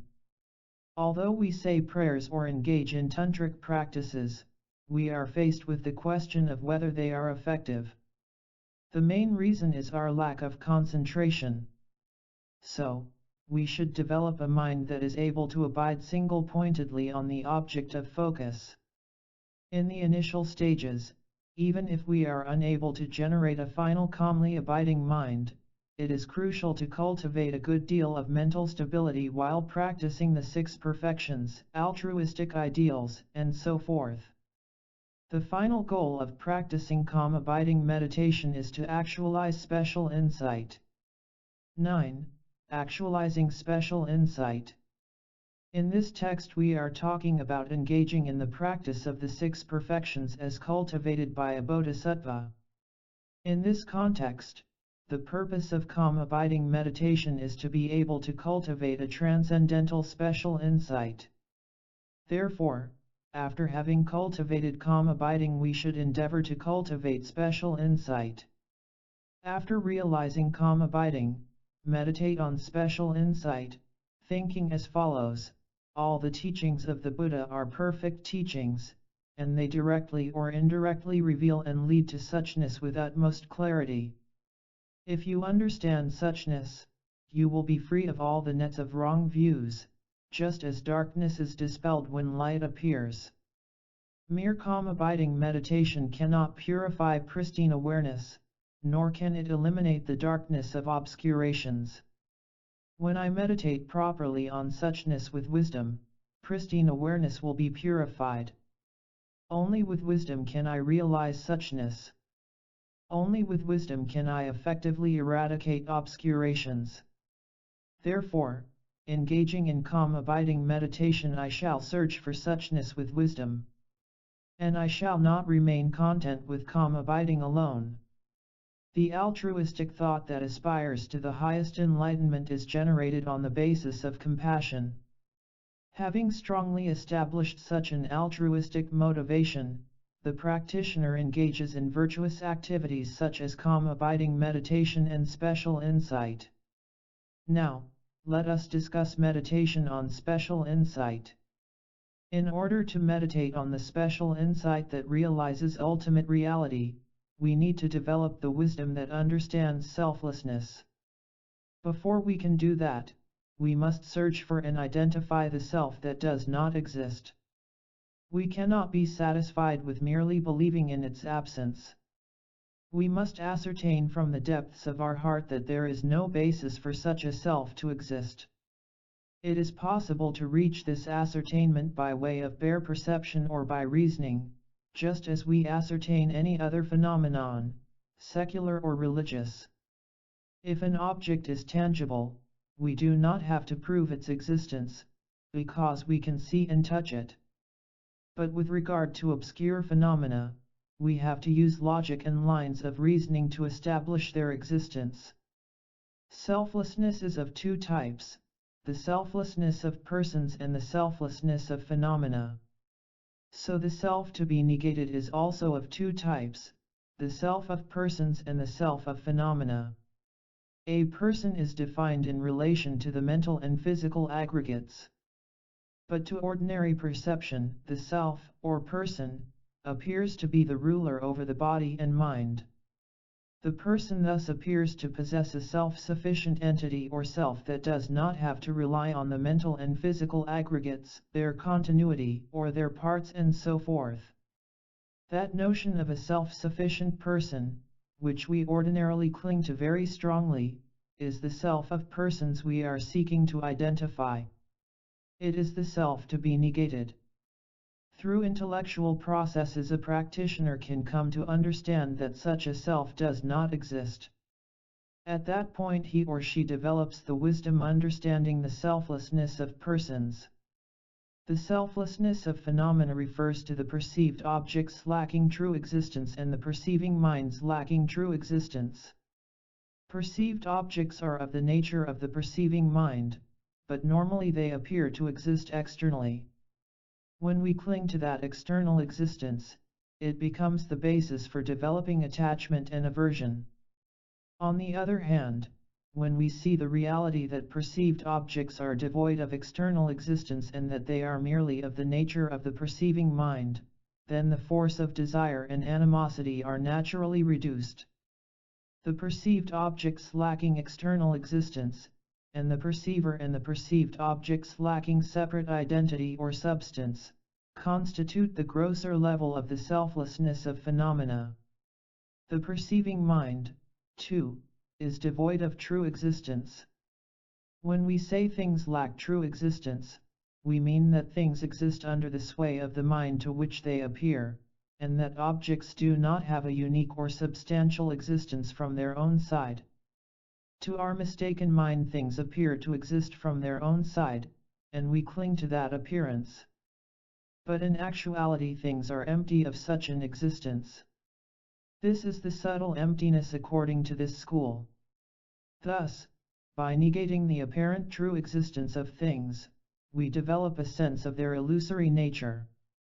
Understanding the reality that things are like illusions counters the generation of negative emotions like attachment and aversion. Here the author very clearly explains that all the teachings of the Buddha are ultimately intended as instructions to guide practitioners toward realizing the state of enlightenment. In pursuit of this goal, an understanding of suchness is crucial. The Buddha himself achieved enlightenment by actualizing the meaning of ultimate truth. There are countless philosophical views, but if we follow correct views, we can make progress on the spiritual path and gain insight into ultimate truth. On the other hand, following incorrect views leads to the wrong paths and unpleasant consequences. Practitioners who gain proper insight into the view of suchness can thoroughly eliminate all their wrong views from the very root. What is suchness like? It is the nature of all phenomena that ultimately they are empty of the self of persons and the self of phenomena. This is realized through the perfection of wisdom and not otherwise. The unraveling of the Thought Sutra reads, O Tathagata, by which perfection do bodhisattvas apprehend the identitylessness of phenomena. Avalokiteshvara, it is apprehended by the perfection of wisdom. Therefore, meditate on wisdom while engaging in calm abiding. Suchness refers to the selflessness of both persons and phenomena, but mainly to the selflessness of phenomena. When expounding it in detail, scholars differ in their interpretations. According to this text, the selflessness of phenomena is described as subtler than the selflessness of persons. A person is posited in reliance upon the mental and physical aggregates. When we talk about the selflessness of a person, the person refers to a self-sufficient person existing in its own right, without relying on the aggregates. Such a person does not exist even on a conventional level, and therefore to be devoid of such an identity is what is known as the selflessness of persons. The great Kamalashila, a renowned student of the esteemed Shantarakshita, belonged to the Yogacharasvatantrika Madhyamika school of thought. This school asserted two levels of the selflessness of phenomena, subtle and gross. The non-duality of subject and object, or perceiver and perceived, is the gross level of suchness, while seeing all phenomena as empty of true existence is the subtle level of suchness. Of all the sutras the Buddha taught, the Perfection of Wisdom sutras deal with this subject in greatest depth. It is extremely important that the notion of I, the selflessness of persons, and the selflessness of phenomena be scrutinized thoroughly. Each of us has an innate and spontaneous feeling of I. This is what experiences happiness and sorrow, and also what gives rise to happiness and sorrow. Different schools of thought have posited various views since ancient times on the way in which the I exists. One of the ancient Indian philosophical schools viewed the self or I as the user, and the mental and physical aggregates as the objects to be used. Thus, the self and the aggregates are viewed as different entities. According to other philosophers, the self is a permanent, single, and independent entity. The self is what has come from previous lives and what travels to the next when the mental and physical aggregates disintegrate at the time of death. I have the impression that other religions like Christianity also believe in a self that is permanent, single, and independent. By implication, such a self does not depend or rely on its aggregates. None of the four schools of thought within Buddhism believe in such a self. They deny the self's having any substantial existence apart from the mental and physical aggregates. Nevertheless, according to Buddhist philosophy, the self does exist. If we were to contend that the self does not exist at all, we would plainly contradict common perception. We should examine and analyze the way in which the self does exist. Through logical analysis we can determine that the self exists in dependence on the mental and physical aggregates. Different schools provide different levels of interpretation of the aggregates, but it is generally agreed that the perception of the self is formed by relying on the perception of the aggregates. In other words, the existence of the self can only be posited in reliance upon the aggregates. Why make the effort to search for the self, or I, and investigate the nature of its existence? By and large we think of people as belonging to two camps, those belonging to our own side and those belonging to the other side. We are attached to those on our side and we generate animosity toward those on the other side. Motivated by attachment and animosity, we commit various negative actions of body, speech, and mind. At the root of all these unwholesome and unhealthy thoughts and actions lies the feeling of I, or self. The intensity and scope of our negative actions depend on how strongly we hold to the misconception of self. It is important to realize that this clinging onto the I is innate, and yet when we search and try to pinpoint the I, we cannot find a self-sufficient I that has control over the mental and physical aggregates. Because of this innate misconception of the I, we have an endless succession of desires. Some of these desires are very peculiar.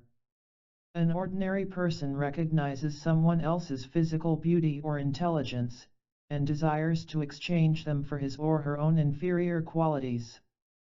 The true mode of existence of the self is that it is imputed in relation to its causes and other factors. We are not trying to negate the sense of a self, or I, as such, but we should definitely be able to reduce the strength and intensity of our sense of a self-sufficient self. Yogis should analyze in the following manner: a person is not observed as separate from the mental and physical aggregates, the elements, and sense powers. Nor is a person of the nature of the aggregates and so forth, because the aggregates and so forth have the entity of being many and impermanent. Others have imputed the person as permanent and single. The person as a phenomenon cannot exist except as one or many, because there is no other way of existing. Therefore, we must conclude that the assertion of the worldly I and mine is wholly mistaken.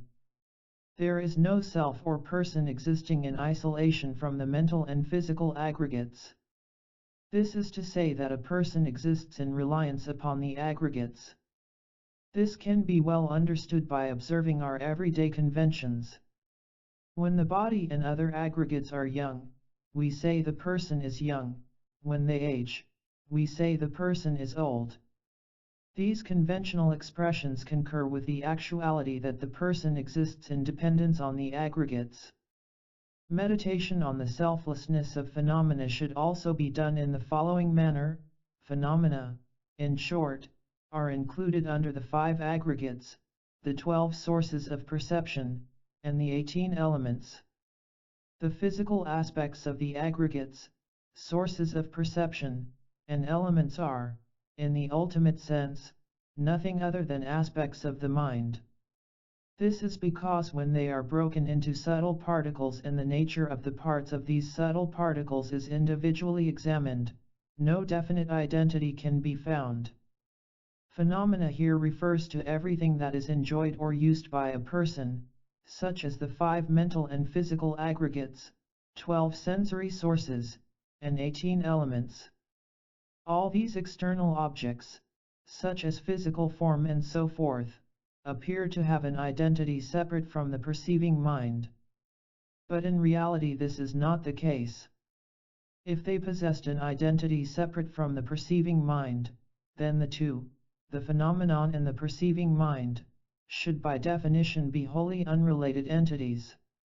This would also contradict the notion that things are posited by the perceiving mind.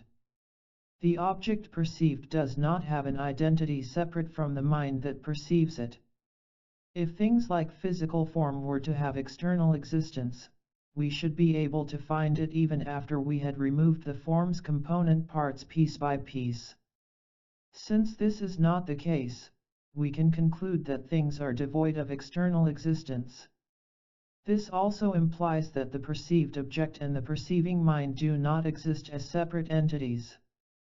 Therefore, proponents of this school of thought say that there is no external existence apart from being of the same nature as the mind.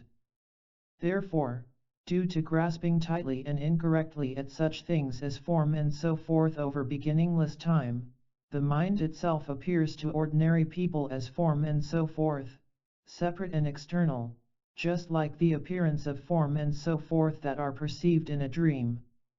That in the ultimate sense form and so forth do not exist separate from being an aspect of mind should be analyzed.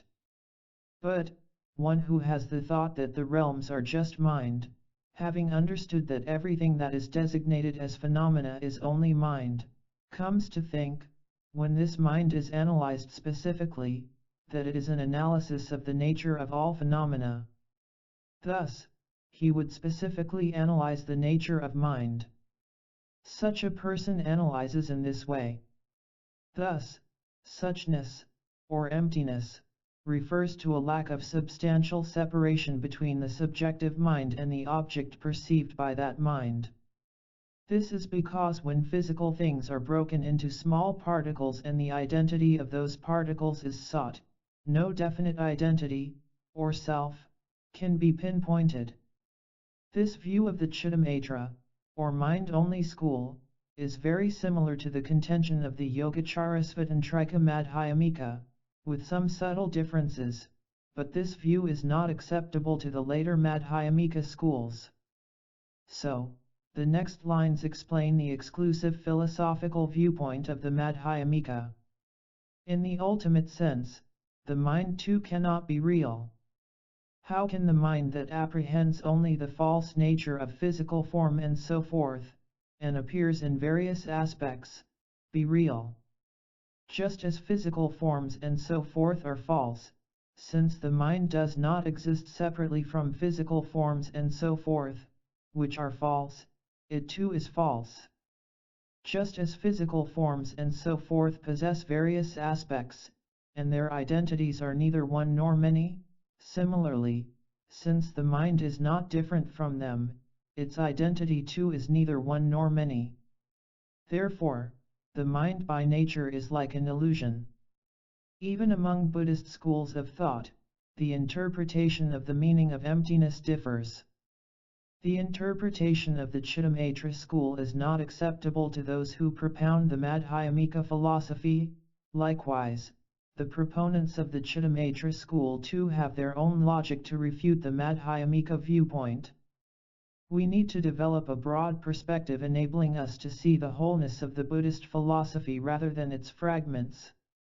The views presented by the lower schools should directly or indirectly aid the practitioner in realizing the views of the higher schools.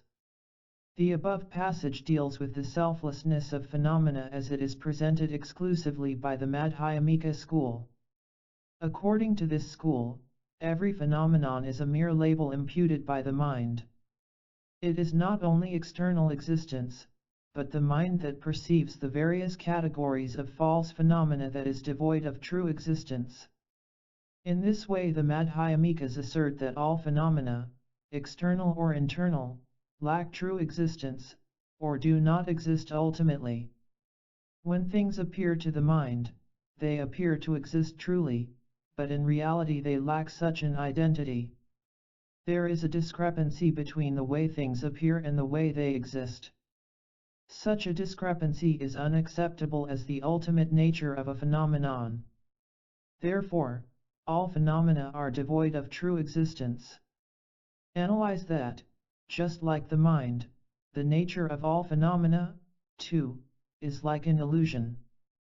In this way, when the identity of the mind is specifically examined by wisdom, in the ultimate sense it is perceived neither within nor without. It is also not perceived in the absence of both. Neither the mind of the past, nor that of the future, nor that of the present, is perceived.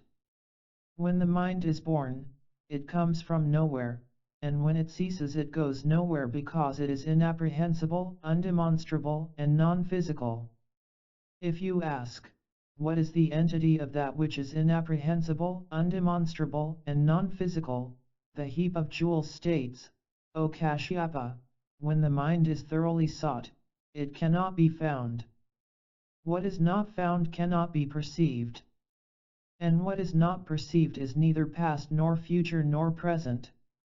Through such analysis, the beginning of the mind is ultimately not seen, the end of the mind is ultimately not seen, and the middle of the mind is ultimately not seen.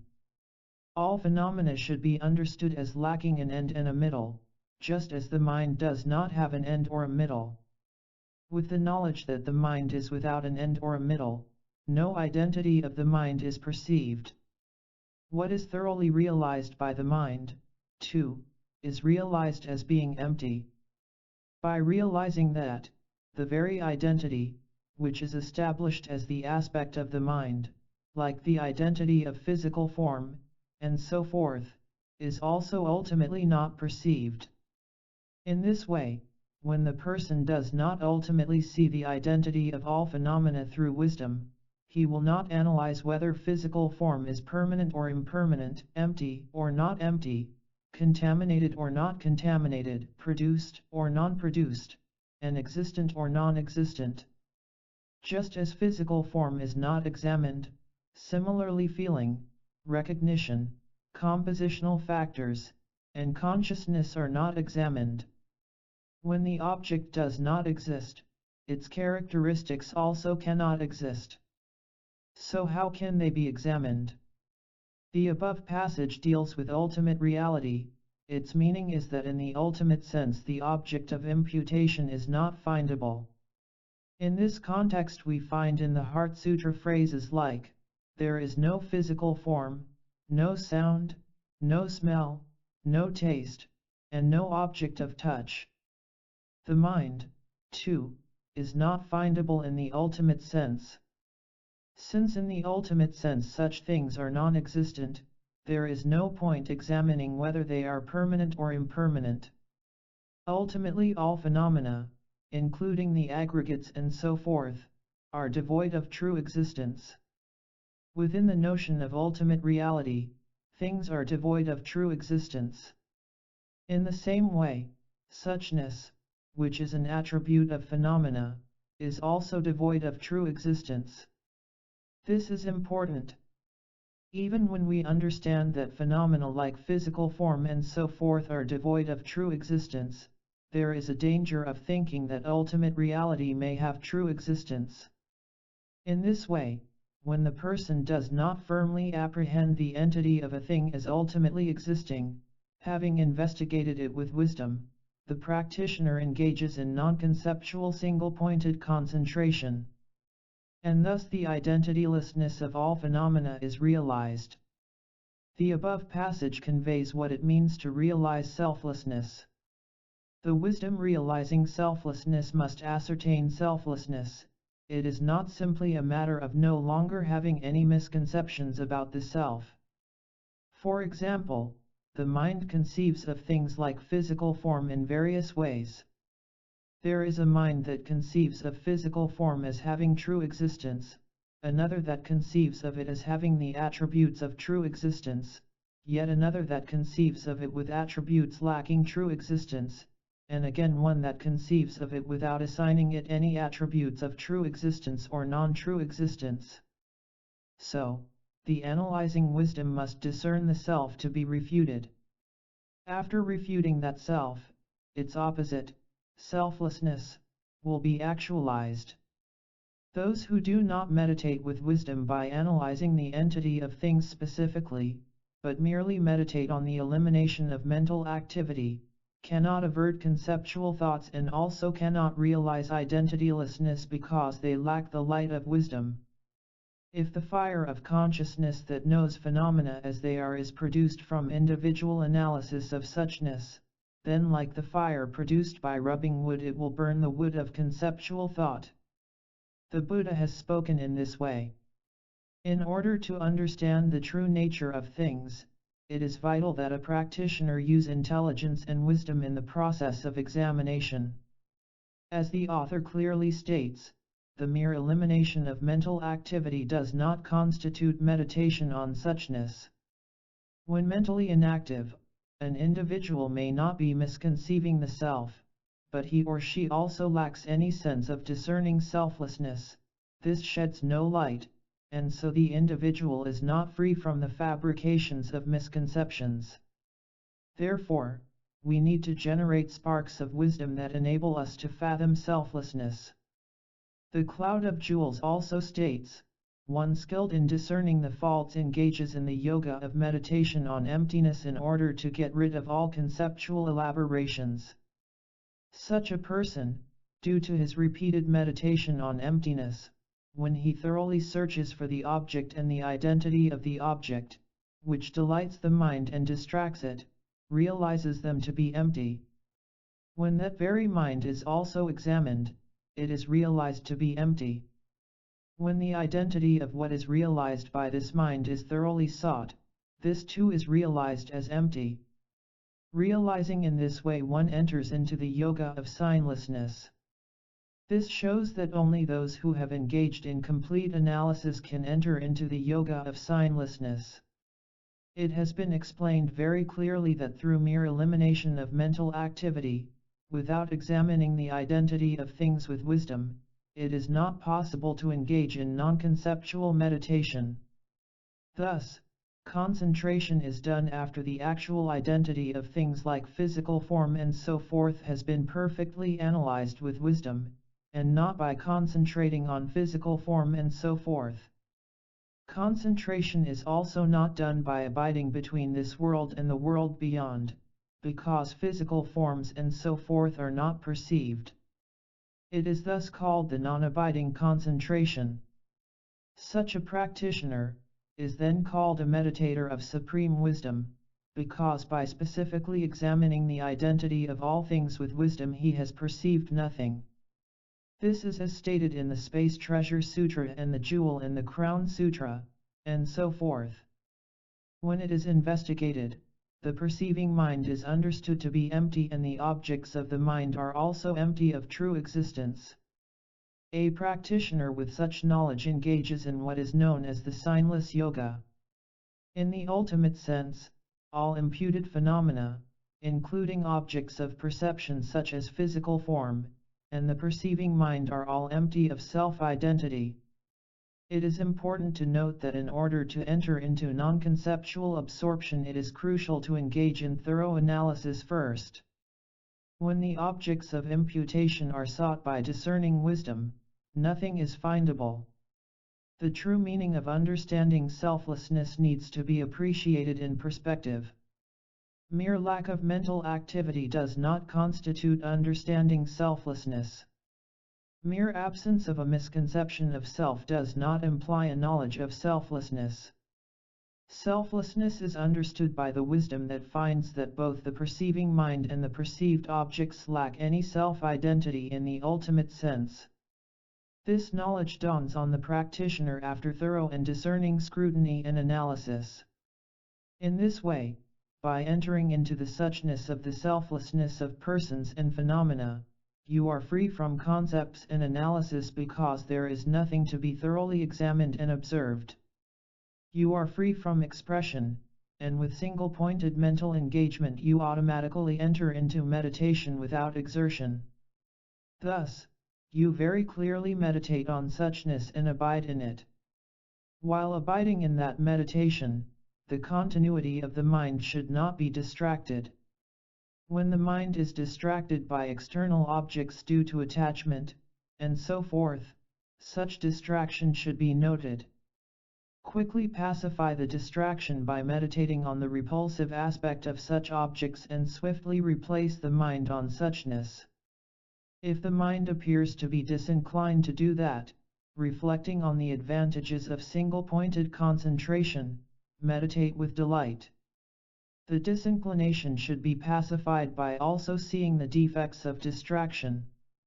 If the function of the mind becomes unclear and starts sinking, or when there is a risk of it sinking due to being overpowered by mental torpor or sleep, then as before, quickly attempt to overcome such dullness by focusing the mind on supremely delightful things.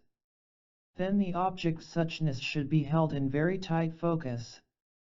At times when the mind is observed to be excited or tempted to become distracted by the memory of past events of laughter and play, then as in the earlier cases, pacify the distraction by reflecting on such things as impermanence, and so forth, which will help subdue the mind. Then, again endeavor to engage the mind on suchness without applying counter forces. These lines explain the method of meditation on special insight with respect to ultimate reality. The mind that single-pointedly concentrates on suchness sees nothing but vacuity after rejecting the object of to be refuted. Nothing appears to that mind except vacuity. The mind that is absorbed in selflessness discards the basis of all misconceptions.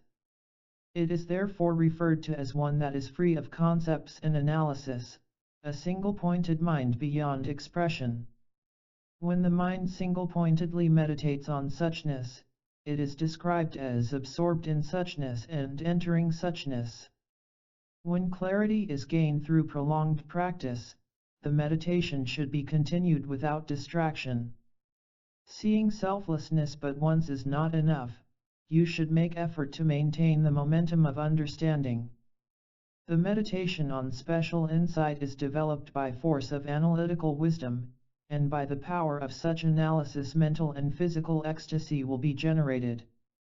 As discussed before in the context of calm abiding meditation, the practitioner should be aware of the interfering forces such as mental excitement and dullness. In the process of analytical meditation, when you lose the clarity of the object, the mind is distracted to other objects. When the sharpness or intensity wanes, dullness has arisen. When these impediments obstruct your meditation, you should apply the necessary antidotes. In this respect, Kamalashila clearly states that when the mind is distracted by external objects as a result of desire, you should meditate on repulsive aspects of the object and on impermanence. When the practitioner's mind, under the sway of mental torpor and sleep, lacks clarity, he or she should meditate on supremely delightful objects such as an image of the Buddha. By applying such antidotes, interfering forces will be pacified and your meditation enhanced. If and when the mind spontaneously engages in meditation on suchness, free of sinking and mental agitation, it should be left naturally and your efforts should be relaxed. If effort is applied when the mind is in meditative equipoise, it will distract the mind. But if effort is not applied when the mind becomes dull, it will become like a blind man due to extreme dullness and you will not achieve special insight. So, when the mind becomes dull, apply effort, and when in absorption, effort should be relaxed. When, by meditating on special insight, excessive wisdom is generated and calm abiding is weak, the mind will waver like a butter lamp in the wind and you will not perceive suchness very clearly. Therefore, at that time meditate on calm abiding. When calm abiding meditation becomes excessive, meditate on wisdom. Here the author has explained in clear and lucid terms that when the practitioner can single-pointedly place the mind on suchness, free of mental dullness and excitement, he or she should continue the meditation.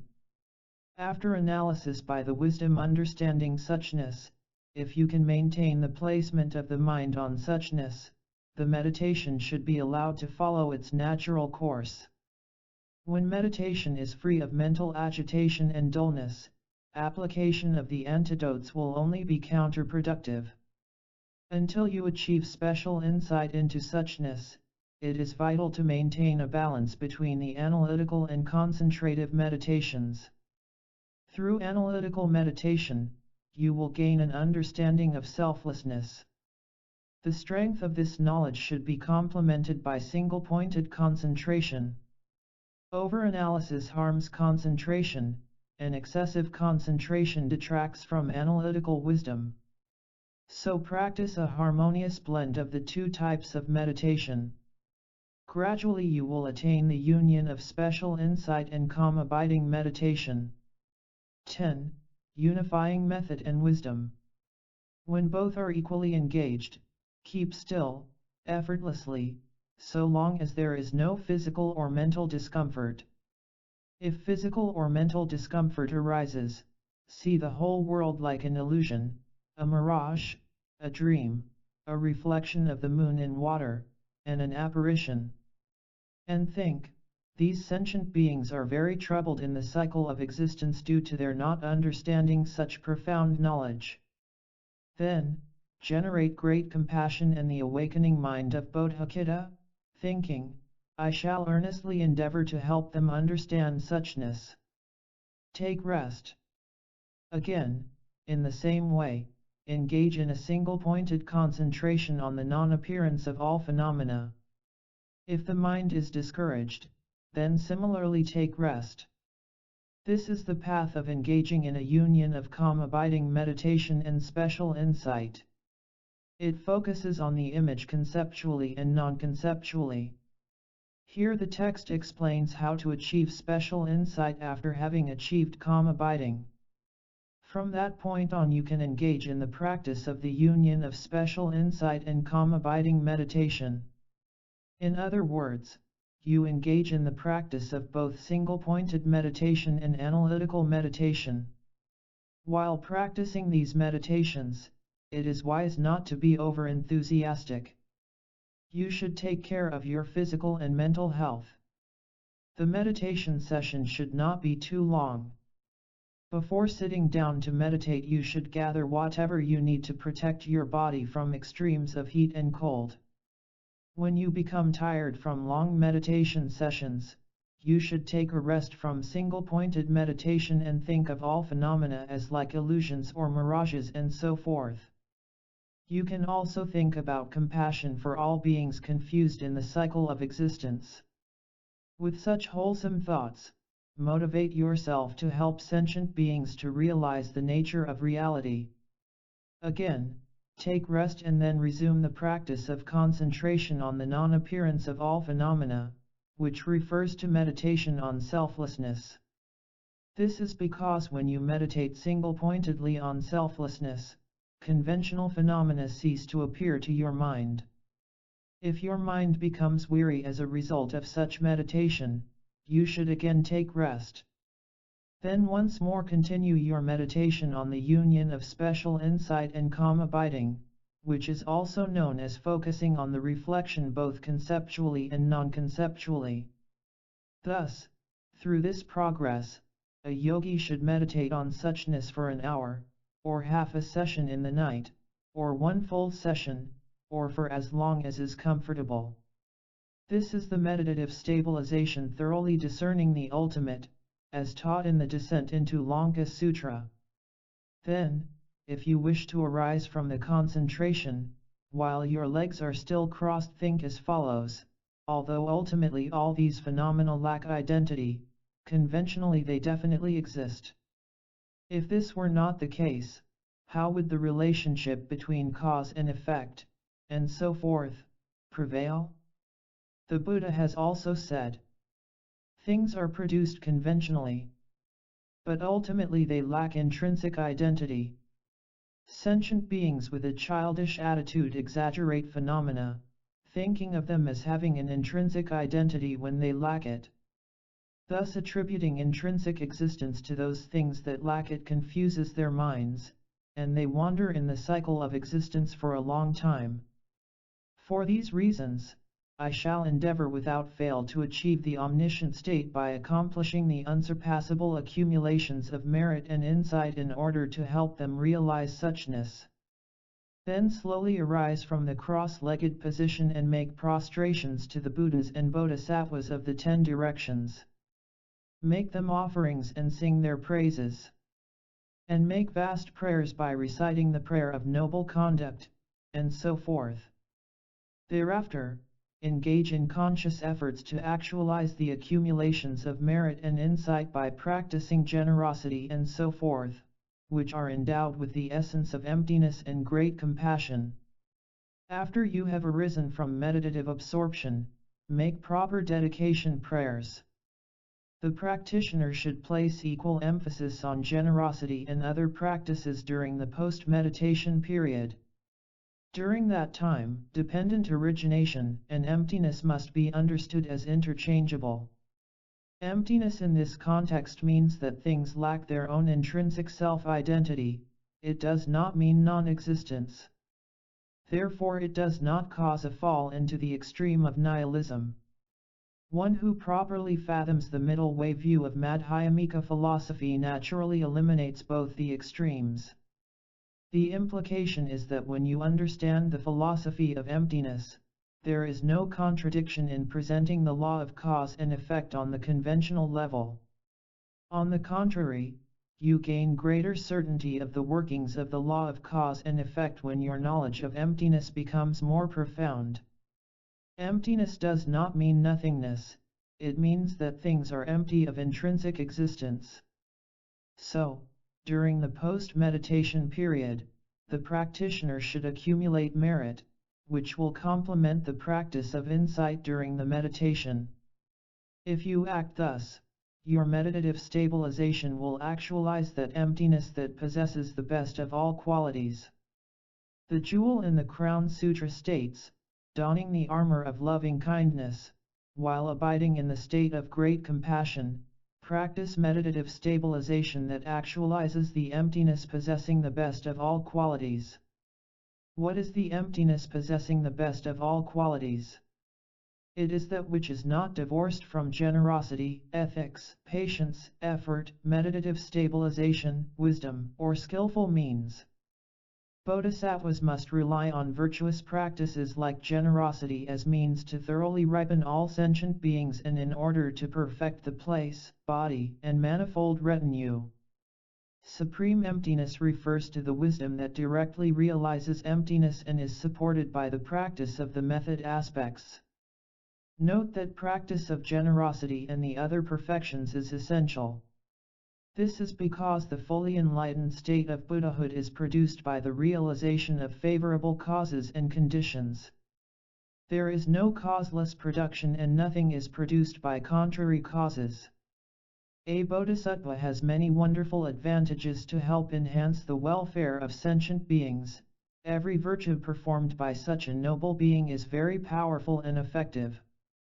Therefore, bodhisattvas earnestly engage in the practice of the method aspects of the path, including the 6 perfections, in order to swiftly actualize the state of Buddhahood.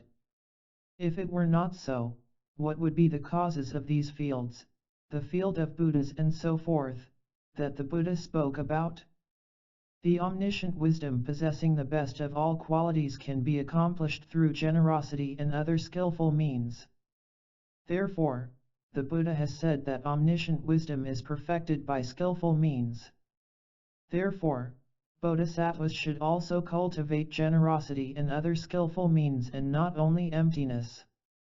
The extensive collection of all qualities sutra also says, O Maitreya, bodhisattvas thoroughly accomplish the 6 perfections in order to attain the final fruit of Buddhahood. But to this the foolish respond, bodhisattvas should train only in the perfection of wisdom. What is the need for the rest of the perfections? They repudiate the other perfections. Maitreya, what do you think of this? When the king of Kashi offered his flesh to the hawk for the sake of a pigeon, was it a corruption of wisdom? Maitreya replied, this is not so. The Buddha said, Maitreya, bodhisattvas accumulated roots of merit through their deeds in conjunction with the 6 perfections. Are these roots of merit harmful? Maitreya replied, O Buddha, this is not so. The Buddha further spoke, Maitreya, you have also correctly practiced the perfection of generosity for 60 eons, the perfection of ethics for 60 eons, the perfection of patience for 60 eons, the perfection of enthusiastic perseverance for 60 eons, the perfection of meditative stabilization for 60 eons, and the perfection of wisdom for 60 eons. To this the foolish respond, there is only one way to attain Buddhahood, and that is the way of emptiness. Their practice is completely mistaken. This clearly expresses the importance of developing a combination of both method and wisdom. After developing a comprehensive understanding of emptiness, you should meditate in order to gain deep insight into it. Equal emphasis should be placed on putting the method aspect, which includes the 6 perfections, into practice. A bodhisattva's final objective is to attain the highest enlightenment, transcending both the travails of the cycle of existence and the complacent peace of nirvana. To this end, their practice must involve a union of method and wisdom. A bodhisattva possessing wisdom but not skillful means would be like the hearers, who are unable to engage in the deeds of Buddhas. But they can do so when supported by skillful means. As the heap of jewels says, Kashyapa, it is like this. For instance, kings who are supported by ministers can accomplish all their purposes. Similarly, when the wisdom of a bodhisattva is thoroughly supported by skillful means, such a bodhisattva also performs all the activities of a Buddha. The philosophical view of the path of bodhisattvas is different from the philosophical paths of the non-Buddhists and hearers. For example, since the philosophical view of the path of non-Buddhists perversely observes a truly existent self, and so forth, such a path is completely and always divorced from wisdom. Therefore, they cannot attain liberation. The hearers are separated from great compassion and devoid of skillful means. Therefore, they single-mindedly endeavor to achieve nirvana. In their path, bodhisattvas enshrine wisdom and skillful means, so they endeavor to achieve the non-abiding nirvana. The bodhisattva path consists of wisdom and skillful means and, therefore, they attain the non-abiding nirvana. Because of the power of wisdom, they do not fall into the cycle of existence. Due to the power of skillful means, they do not fall to nirvana. The Hill of Gaya Head Sutra says, the bodhisattva path, in short, is twofold. The two are skillful means and wisdom. The first among the supreme and glorious also says, the perfection of wisdom is the mother and expertise in skillful means is the father. The teaching of Vimalakirti also says, what is bondage for bodhisattvas and what is liberation? Upholding a life in the cycle of existence devoid of skillful means is bondage for bodhisattvas. But, to lead a life in the cycle of existence with skillful means is liberation. Upholding a life in the cycle of existence devoid of wisdom is bondage for bodhisattvas. But, to lead a life in the cycle of existence with wisdom is liberation. Wisdom not conjoined with skillful means is bondage, but, wisdom conjoined with skillful means is liberation. The skillful means not conjoined with wisdom is bondage, but, skillful means conjoined with wisdom is liberation. If a bodhisattva cultivates mere wisdom, he falls to the nirvana desired by hearers. Thus, it is like bondage. And he cannot achieve non-abiding nirvana. So wisdom separated from skillful means is bondage for bodhisattvas. Therefore, just as a person chilled by the wind seeks the comfort of fire, so a bodhisattva cultivates the wisdom of emptiness along with skillful means to eliminate the wind of wrong view. But he does not endeavor to actualize it as the hearers do. The 10 Qualities Sutra says, "O son of good family, it is like this." For instance, a person who is thoroughly devoted to fire, who respects it and regards it as guru, will not think, because I respect, honor, and venerate fire, I should hold it in both hands. This is because he realizes that to do so would give him physical pain and cause mental discomfort. Similarly, a bodhisattva also is aware of nirvana, but also does not try to actualize it. This is because he realizes that by doing so he would be turning away from enlightenment. If he relies merely on skillful means, the bodhisattva will not transcend the ordinary level and thus there will only be bondage. Therefore, he cultivates skillful means along with wisdom. By the power of wisdom, bodhisattvas can transform even the disturbing emotions into nectar, like poison under a tantric spell. There is no need to express the goodness of generosity, and so forth, which leads to naturally elevated states of existence. Bodhisattvas are skillful and endowed with wisdom. Because of such special qualities there are activities that, when committed by hearers and solitary realizers, could be considered unwholesome, but when performed by bodhisattvas could greatly help them to enhance the welfare of other beings. In order to benefit other sentient beings, they do not have to strictly adhere to the rules governing the actions of body and speech. The heap of jewels states, Kashyapa, it is like this. Due to the power of tantra and medicine, a poison may not cause death. Similarly, since the disturbing emotions of bodhisattvas are under the power of wisdom, they cannot cause them downfalls. Therefore, due to the power of skillful means bodhisattvas do not abandon the cycle of existence, they do not fall to nirvana. Due to the power of wisdom, they eliminate all objects, misconceived as truly existent, and therefore, they do not fall into the cycle of existence. Thus, they attain the non-abiding nirvana of Buddhahood alone. The Space Treasure Sutra also says, because of the knowledge of wisdom, bodhisattvas eliminate all disturbing emotions, and due to their knowledge of skillful means they do not abandon sentient beings. The Unraveling of the Thought Sutra also says, I have not taught that someone who is not concerned for the welfare of sentient beings and who is not inclined to realize the nature of all composite phenomena will achieve unsurpassable and perfectly accomplished Buddhahood.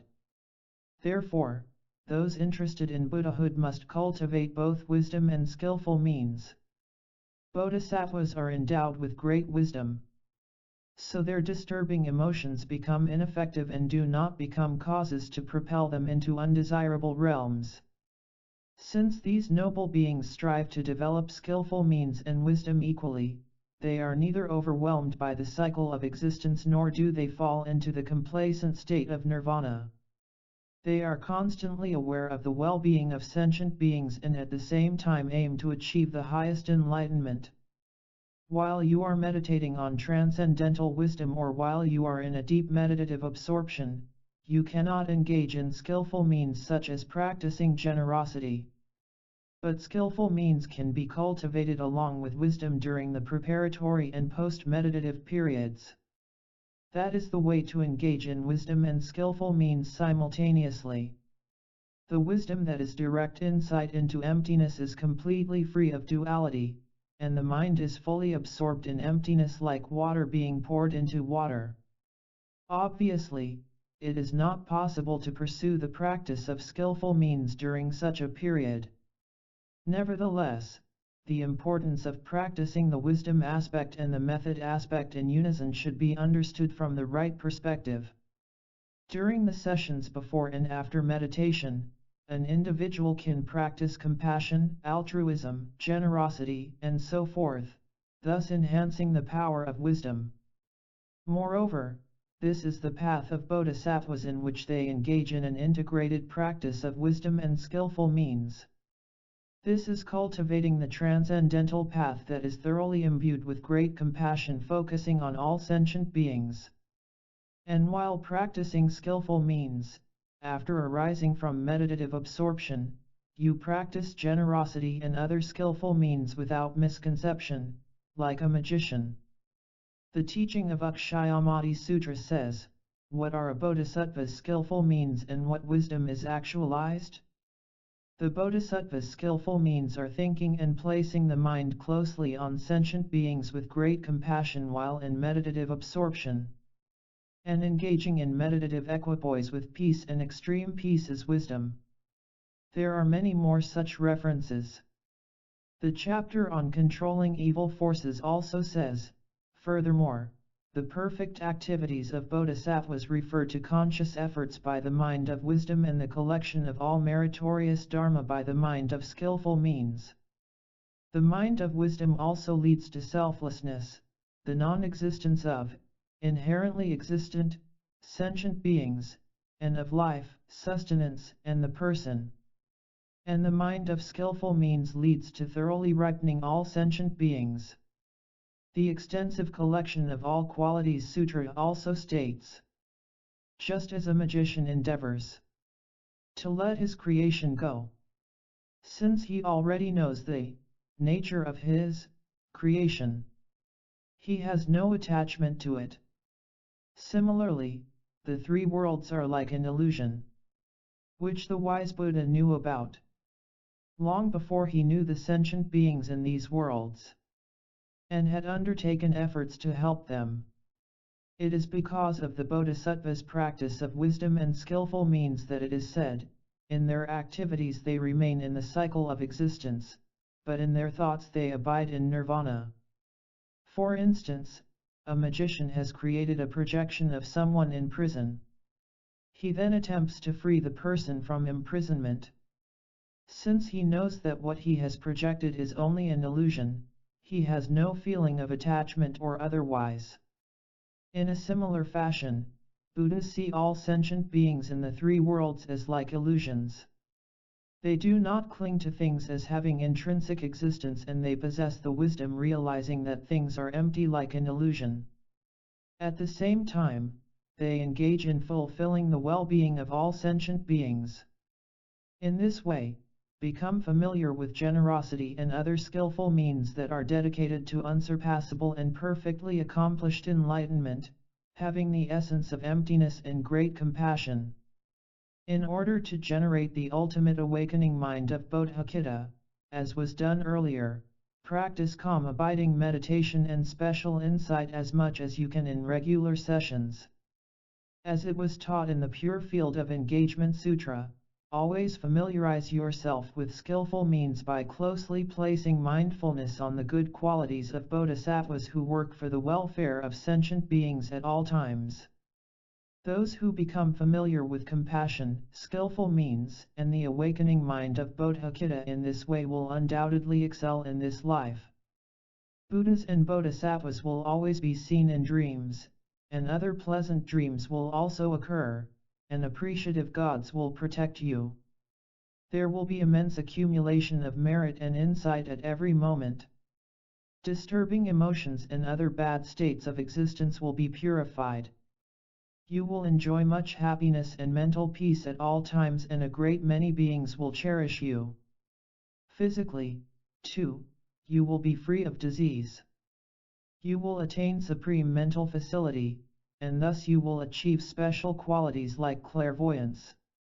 When you engage in the practice of the teachings, try to gain some intellectual understanding of the view of emptiness. As we discussed earlier, things are devoid of true existence, they do not have a unique existence from their own side. When we recite prayers or make prostrations, we must develop some feeling for the illusory nature of things. Dedications too should be made within the framework of the philosophy of selflessness. Understanding and remembering the meaning of emptiness is equally relevant within tantric practices. Practice of all kinds of virtuous activities in relation to the knowledge of emptiness greatly helps us ascend the spiritual path. At the same time, disturbing emotions and all other defects are reduced and gradually eliminated, while compassion, altruism, skillful means, and other virtues gain strength. Then you will travel by miraculous power to innumerable worlds, make offerings to the Buddhas and listen to teachings from them. At the time of death, too, you will undoubtedly see Buddhas and Bodhisattvas. In future lives you will be reborn in special families and places, where you will not be separated from Buddhas and Bodhisattvas. Thus, you will effortlessly accomplish all accumulations of merit and insight. You will have great wealth, a large following, and many attendants. Possessing a sharp intelligence, you will be able to ripen the mind streams of many beings. In all lives such a person will be able to recall past lives. Try to understand such immeasurable advantages that are also described in other sutras. In this way, if you meditate on compassion, skillful means, and the awakening mind of Bodhicitta for a long time with great admiration, the mind stream will gradually become thoroughly purified and ripened. Then, like producing fire by rubbing together pieces of wood, you will accomplish your meditation on the perfect reality. You will thus achieve an extremely clear knowledge of the sphere of phenomena free from conceptual elaborations, the transcendental wisdom free of the impeding nets of conceptual thought. This wisdom of ultimate Bodhicitta is stainless like an unwavering butter lamp undisturbed by the wind. Thus, such a mind in the entity of ultimate Bodhicitta is included within the path of seeing, which apprehends the selfless nature of all phenomena. Through this achievement you enter into the path focusing on the reality of things, and you are then born in the family of Tathagatas. You enter the stainless state of a bodhisattva, turn away from all wandering births, abide in the suchness of bodhisattvas, and attain the first bodhisattva level. You can find more details of these advantages in other texts such as the 10 spiritual levels. This is how meditative stabilization focusing on suchness is taught in the Descent into Lanka Sutra. This is how bodhisattvas enter into the non-conceptual meditation free from elaborations. When we see someone in misery, we feel compassion. We must realize that it is very important to cherish such an attitude and strengthen it with the help of other skillful means. We also have our human intelligence, which gives us the ability to discern what is right and what is wrong. This too should be improved and directed toward discerning the ultimate reality. In achieving these purposes, it is essential to perform meritorious deeds and acts of purification. Fundamentally, it is vital to cultivate the faculty of discerning wisdom. With such wisdom, examine the ultimate reality over and over again and develop an intellectual appreciation of the meaning of suchness. This in turn will help generate a profound feeling for its reality. This analytical approach should be augmented by meditative concentration. The practice of compassion and the knowledge of emptiness will lead the individual to realize that the impurities of the mind can be removed and the state of omniscience can be achieved. After prolonged practice of the teachings, with compassion as the foundation complemented by wisdom, an individual will strongly wish to attain the state of Buddhahood. When such a wish for the welfare of all sentient beings is in earnest and comes from the bottom of his or her heart, he or she will become a bodhisattva and will attain the Mahayana path of accumulation. Of the three levels of this path, small, middling, and great, the small level is attained. This is called the earth-like awakening mind. The awakening mind is of 21 types. The practitioner improves the awakening mind as a result of compassion and also strengthens his or her knowledge of emptiness. Calm abiding meditation is practiced in relation to emptiness, and when the wisdom deriving from that meditation is generated, the individual attains the path of preparation. The meditation should be continued, with the awareness that full coordination between the method and wisdom aspects is crucial. Through these practices, the meditator becomes fully absorbed in suchness, like water being poured into water, free of every stain of duality. At the first moment when the practitioner gains direct insight into emptiness, he or she attains the path of seeing. Since these realizations are gained in conjunction with the awakening mind, it is obvious we are talking about the Mahayana path. Of the 10 bodhisattva levels, the meditator attains the first, known as the joyful. This path has 2 segments, uninterrupted and liberated. During the former path, the obstruction with respect to this realization is counteracted, and having overcome that obstacle, the path of liberation is attained. With sustained meditation, the practitioner eliminates the obstructions and attains the path of meditation. During the last moment of the concentration known as the Vajra-like path of meditation, the subtlest obscurities are eliminated from their very root. Thus, the individual generates the omniscient transcendent wisdom and transforms into a Buddha. In this way, a person who has entered the first level, later, in the path of meditation, familiarizes himself with the 2 wisdoms of the transcendental state and the subsequent wisdom and skillful means. In this way he gradually purifies the subtlest accumulation of obscurations that are the object of purification of the path of meditation. And in order to achieve higher qualities he thoroughly purifies the lower spiritual levels. All purposes and objectives are completely fulfilled by entering the transcendental wisdom of the Tathagatas and by entering the ocean of omniscience. In this way, by gradual practice, the mind stream is thoroughly purified. The Descent into Lanka explains this. The unraveling of the Thought Sutra 2 reads, in order to achieve those higher levels, the mind should be purified just as you refine gold, until you realize the unsurpassable and perfectly consummated Buddhahood. Entering the ocean of omniscience, you possess impeccable jewel-like qualities to sustain sentient beings, and these fulfill your previous positive prayers. The individual then becomes the embodiment of compassion, possessing various skillful means that function spontaneously and work in various emanations in the interest of all wandering beings. In addition, all marvelous attributes are perfected. With total elimination of all defilements and their latent potential, all Buddhas abide to help every sentient being. Through such realization, generate faith in the Buddhas, the source of all wonderful knowledge and qualities. Everyone should endeavor to actualize these qualities. The Buddha thus said, the omniscient transcendental wisdom is produced with compassion as its root, the awakening mind of Bodhicitta as its cause, and is perfected by skillful means. To summarize the teachings of this precious text, we realize that first the 2 truths must be established, because they are the basis.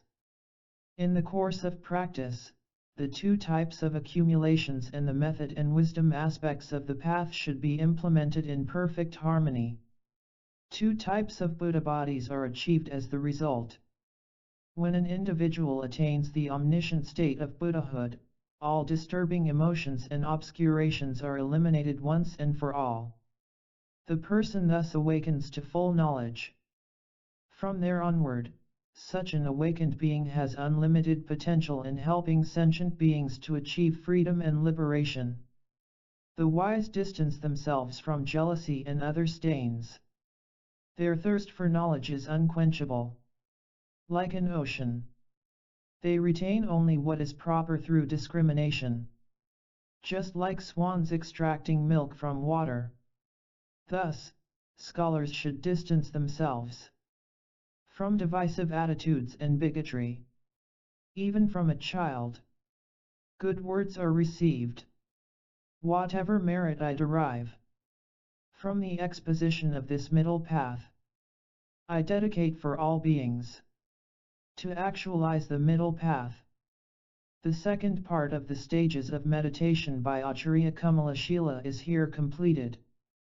Translated and edited in Tibetan by the Indian abbot Prachna Verma and the monk Yashade. We have now finished the teaching of this beautiful text by the great Kamalashila. The author and his master Shantarakshita had a special karmic relationship with the people of the land of snow, and their kindness was beyond estimation. I am happy that I have been able to give this explanatory transmission of the second part of Kamalashila's stages of meditation. I urge all of you listening to or reading this to study the text. To further enhance and extend your understanding of the middle way, you should also study the excellent texts on Madhyamika by Buddhapalita and Chandrakirti, who propounded the ultimate viewpoint of the Madhyamika school of thought.